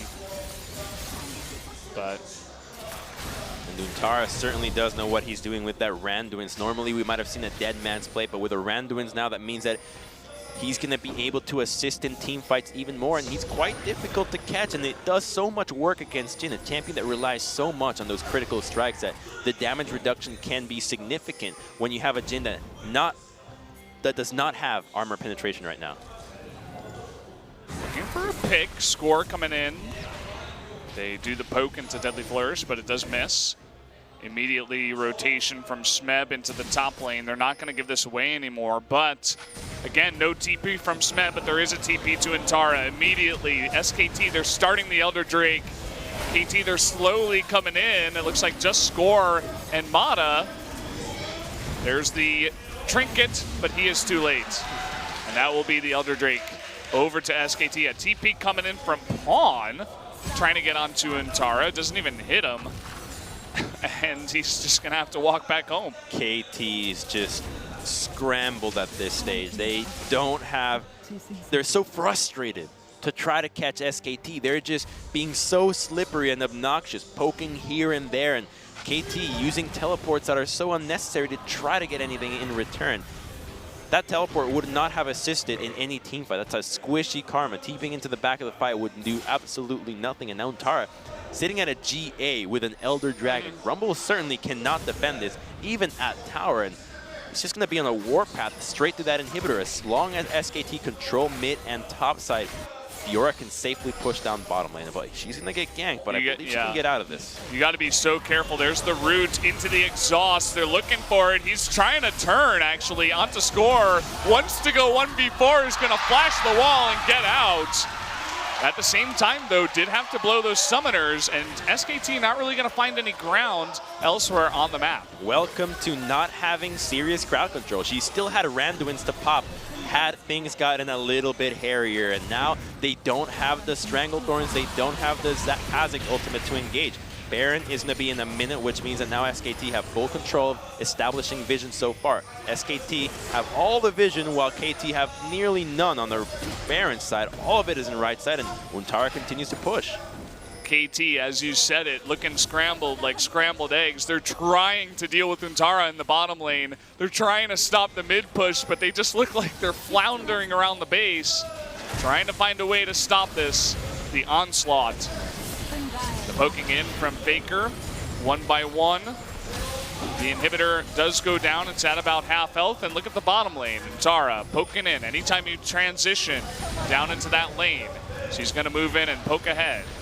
That's big. Valkyrie gets you, so now they have to pull back 30 seconds onto that Baron. There's no point in pushing now. If a fight is to be lost for SKT, KT would certainly still have a chance with that Baron. Faker does regen. I don't think they will commit for this. They just want to push the wave a little bit deeper, retreat into the Baron side. They want the inhibitor, and they will get it, but Faker is locked up. He needs to grab that lantern. There it is. Blank in a little bit of a sticky situation is going to have to use that cast into the flash. Redemption coming down. Are they going to try to turn? The Sonya's used there by Smeb. Meanwhile, Untara, they successfully disengage, and Untara goes down into bottom lane and takes out the second inhibitor. They're collapsing on him, but the rest of SKT is going to Baron, so Untara does not care. Is this happening again? Untara, he can be taken out. It's going to take forever. He still has GA. They're giving away the Baron for this kill. He's taken out. I mean, of course, the Fiora can't go 1v5 at this point. Maybe if lucky can get one kill, but again, the real victory is that Baron. It's the only thing they can get because now at least Untara's split pushing power does not have Baron to force KT to respond and have to consider a Fiora solo ending the game. So it's the most they can get out of the situation, and SKT was just barely capable of taking down that turret. The rapid fire on Corki allowing them to get a little bit closer, but just so close to Corki actually going down. Had he gone down in that situation, that would have certainly indicated KT to go straight for that Baron and get a chance back into this game, but just understanding their limits quite well. Now they're going to be able to... Oh, boy. That's SKT's red buff. It has been for quite some time. Faker's, to be exact, on the Corki. Corki seems to be back. You can see exactly what the Corki can do super late into the game with all of his items. Incredible burst damage and follow-up. Now the itemization is complete on this side of KT. Kha'Zix doesn't matter much, but Karma is practically there. He's got a control ward in the inventory. Jhin is there, and so is Smeb. But nobody on the side of SKT is going to give them the time of day to actually get that damage in. Faker with the package to hit the inhibitor once. Using that rapid fire cannon to charge. Full shields here on the side of KT, trying desperately to stop the push with the Baron buff. Faker always just trying to get close. Oh, trying to Valkyrie out of there. And there is that Lantern score coming from behind, a really big equalizer. But again, the name of the game, as it has been for all of Game 3, is disengage for SKT. SKT at least survive out of that, but they get Bang Splash on the side of KT. Arrow on Pawn. Arrow does hit him, but again, no one's quite close enough. The big one, knocking him down. Faker getting to a point where he's confident enough to just poke in the face of 5 members of KT. And it doesn't really seem like they can do much about it. We got super minions pushing onto the Nexus turrets. Now Untara always threatening. And look at that inhibitor in the top. It is going to go down. That's 3 down now. They're looking for Smeb. Can they burst him down? The Zonia's is going to be used. Will there be a follow-up? They're trying so hard. The Nexus turrets are falling. Zyra goes down. Kha'Zix goes down. Oh, there's the hook onto him. And SKT, they're finally looking to end this one. That's going to be 4 members, 5 members, the ace, and 2-1 will be the score for the first telecom war. SKT with the victory. This team just seems untouchable. They get wiped in game 1. They sub in Blank and Untara. And now they 2-0 KT. Blank hasn't lost. 19-0. Get that stat even higher. I'm expecting a tweet. I don't know, but at this I'm point, expecting more tweets. these two are making a case for actually being the starters for SKT. I mean, especially after this victory over KT. Huni and Peanut come in. Huni gets smashed. Peanut looks lackluster on the ROX side. They change up the draft. They change up the top and jungle positions, and they look totally different. And that difference is what SKT has been known for, being able to play the pressure game, understanding that, okay, you don't have to fight to win a game. You just look for the opportunities that matter. The engages from Blank and Wolf onto Depth were those engages. They never gave SKT the time to fight. They just said, no, we're going to fight you when we are going to be able to obliterate you. They did so 40 minutes in, and they win the game. The Kings of the Rift, as I said before, they remain the Kings, at least now. This was the first telecom war. They take the 2-1. Deft looks pretty upset about this, about as upset as he would look in any situation. And all long faces on the side of KT. Frustration, no doubt, in the minds of all of them. It's like, can this be real? They were so close to smashing SKT 2 games in a row. I mean, the beginning of Game 2 looked like KT's game again. And they Even the beginning of Game 3. Yeah, I mean, from this play that you're talking about right now, the double route into the double teleport, it's like, okay, I guess maybe KT is actually going to win this one. They killed the bottom lane. They got so many advantages out of this one. But SKT just played so well. And here's another one where it looked like, okay, this is going to be good for KT. They got a couple kills while they overcommitted. At least Fiora didn't go for it. And another one that's like, okay, another play for KT to start snowballing this matchup. That crit shot just ending Faker's life. They had a Baron at this time. Nobody died out of this play. And because the Phosphorus bomb from Corki was able to clear out some of the remaining minions, wisely so, was now KT unable to push for that base, and that's all the damage they ever did to that mid-tier turret. That was the closest KT got. Then the game turned on its head. Deft gets caught again, and SKT just continued getting stronger and stronger. We saw Tara push tier 2 before this fight. I think maybe shortly after. And just more and more kills for the follow-up as Score just trying to fight back alone. Bit of a hitbox play there on the hook, but what hits, hits. Hey man, it's a hook. It hooks around. A little bit of a hook curve, perhaps. And Pawn, they try to engage onto him. It was a nice arrow. Couldn't quite get him. And again, the second SKT, they're like, okay, we don't want to fight anymore. Goodbye. And this time, he was taking the inhibitor. Yeah, they have no reason to take these fights. They're already getting advantages. TP's out straight to the Baron, and they just get completely outplayed. Out-macroed. Outmatched in the end. SKT's late game remains the strongest that we've seen here in Korea. Just the understanding of their composition. As you put it before, they're like, okay, we got behind. What's our win condition? Untara split pushing, a late game Fiora, late game Corki. Let's play until then. Let's play for that, and that they did. So 44 minutes is going to be the time for Game 3. And even though the rumble damage from Smeb is the top, Faker will be number 2 on the side of the winning team.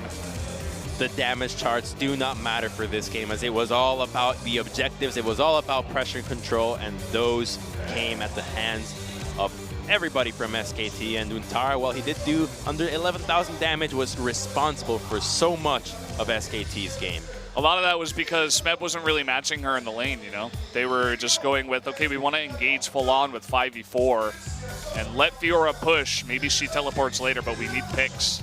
We need to go with that aggressive play. So guys, let's jump into the interview first with our first MVP Bang. So here we have the first MVP Bang for the interview.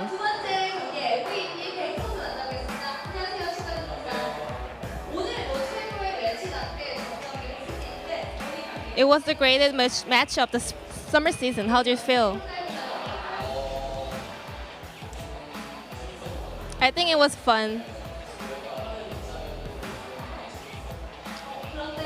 So I was the one who playing the game. I felt it was really exciting. Well, I did get nervous before the match, but yeah, I kind of enjoyed it.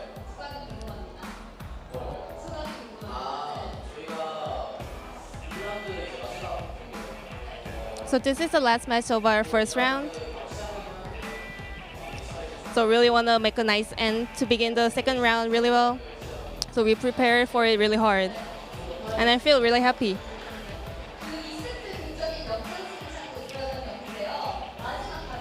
So at the last team fight, you turned the game around in set 2. What kind of shot calls were in the gaming booth? I think the KT Rolster positions were really that good. I thought they were trying Baron, so I was seeking for a position to put my damage, and I think I found the right position, so I think that's how we won the whole team fight. Then who would you like to pick for the MVP? I think Untara or Faker. So let's check out the second MVP. Well, I guarantee you guys it'll be one of those two. So let's see who it is. It's going to be Faker, 5-1-1. Doesn't tell the whole story. Well, the whole story is in applying pressure. You gotta watch this game. You gotta watch the entire series to truly understand what went down. This was just the beginning of so much of it. Sneaking into the red side, stealing red, soloing out Smeb when he's pushing, and ever since then he never wanted to go back to the bottom side. Look at just the damage from that rapid fire hitting far. So here you have Faker. So how was today's match? I was really nervous since it was really an important match. But it was a close match, but I kind of like it. How did you guess that MVP would be Faker? So we have a kind of rough game in the early games and mid, but after Faker playing outperforming in the late games, we had time to get more money and more goals. So yeah, I think Faker was the main player who earned us time.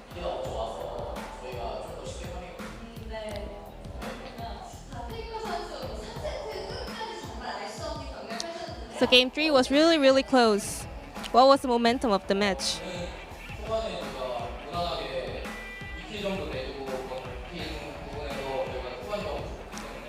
Well, at the beginning, we gave them 2 kills, but we thought our composition is better in the late games, so I thought we could win for sure.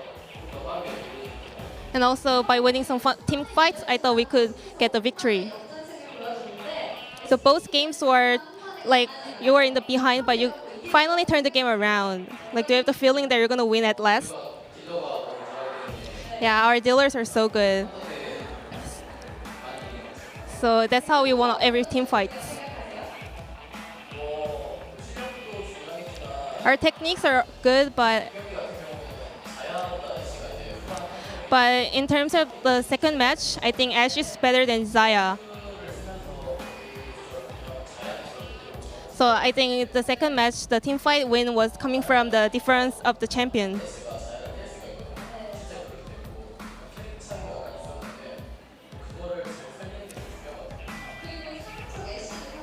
And you picked Ash for 3 games in a row. What was the reason?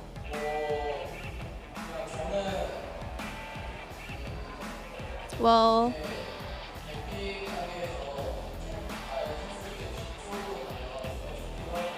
I prefer to stay back in the team fights. Then the most appropriate champion is Ash, so. And in the overall competition, I think Ash was the best AD carry.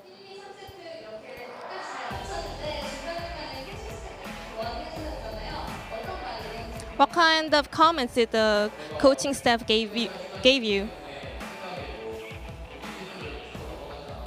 We don't go over all the mistakes, but they just give overall tips and giving us some better mindsets.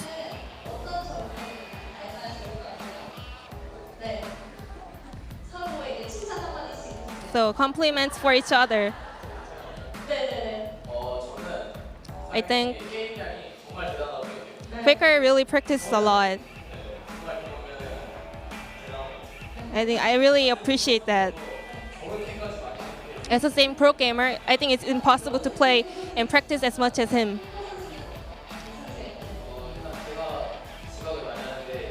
Well, I'm used to be the one who's late at the gaming house, so I want to be like Bang, who doesn't come late at the gaming house.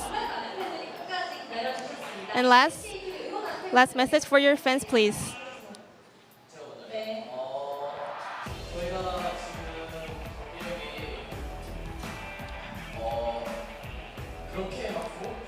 I think our performance is not really that good. It's not perfect yet.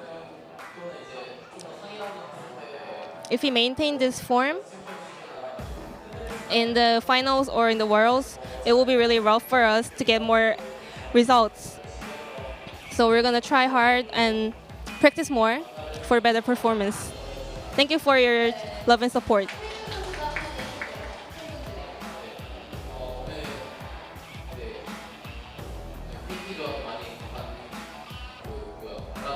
Thank you for coming for this telecom war. And I always appreciate all the love and support. Thank you. And this was the end of the interview. Thank you for listening. Well, thank you very much, Ji-sun, for the translation once again. And there you have it, guys. Baker. It's been a long day.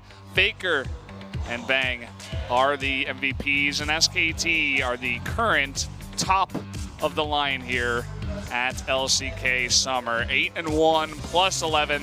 KT Rolster are going to eat their second loss. And I know that some of you would be out there wondering, oh, SKT wins again. Screw that. This is a cause for celebration. A team that has seriously reached this pinnacle of consistent top performances, and most amazing out of all of it is that they still remain humble, that they still must practice harder to reach perfection. They're already on a war path to another level that others can't even fathom, and that's a cause for celebration here. SKT being able to take out KT in impressive fashion means that it's just so heartwarming to see this kind of league be played. Yeah, these guys, I mean, even you heard it from Faker, you know, there were some mistakes that were made. You know, we can go over the mistakes. If we fix them, we'll definitely be able to do better at Worlds. But at the end of the day, they took out one of the strongest KT super teams we've seen to date. And that is a big thing to do. I mean, it's pretty huge. A lot of people were predicting 2-0s for KT, it's 2-1s for KT. And SKT, they're actually able to take the victory. It's like SKT's the vampire, and KT designed themselves to be the stake, but it just doesn't matter at this point. They just have no way of being defeated. However, there are signs for SKT or for KT for hope. A bit of a different draft, different approach, but that game one stomp is significant if we look towards the future for when these two teams meet again. Is definitely going to give a little bit of information to other teams against KT, saying, okay, we probably shouldn't give Smeb Renekton and score Elise. I mean, that was the big combination that just really put it into that top lane against Huni. So I hope you guys enjoyed the Telecom Wars. It was a ton of fun for me and Crumbs. And we're going to see you guys next time here at SPO TV for LCK.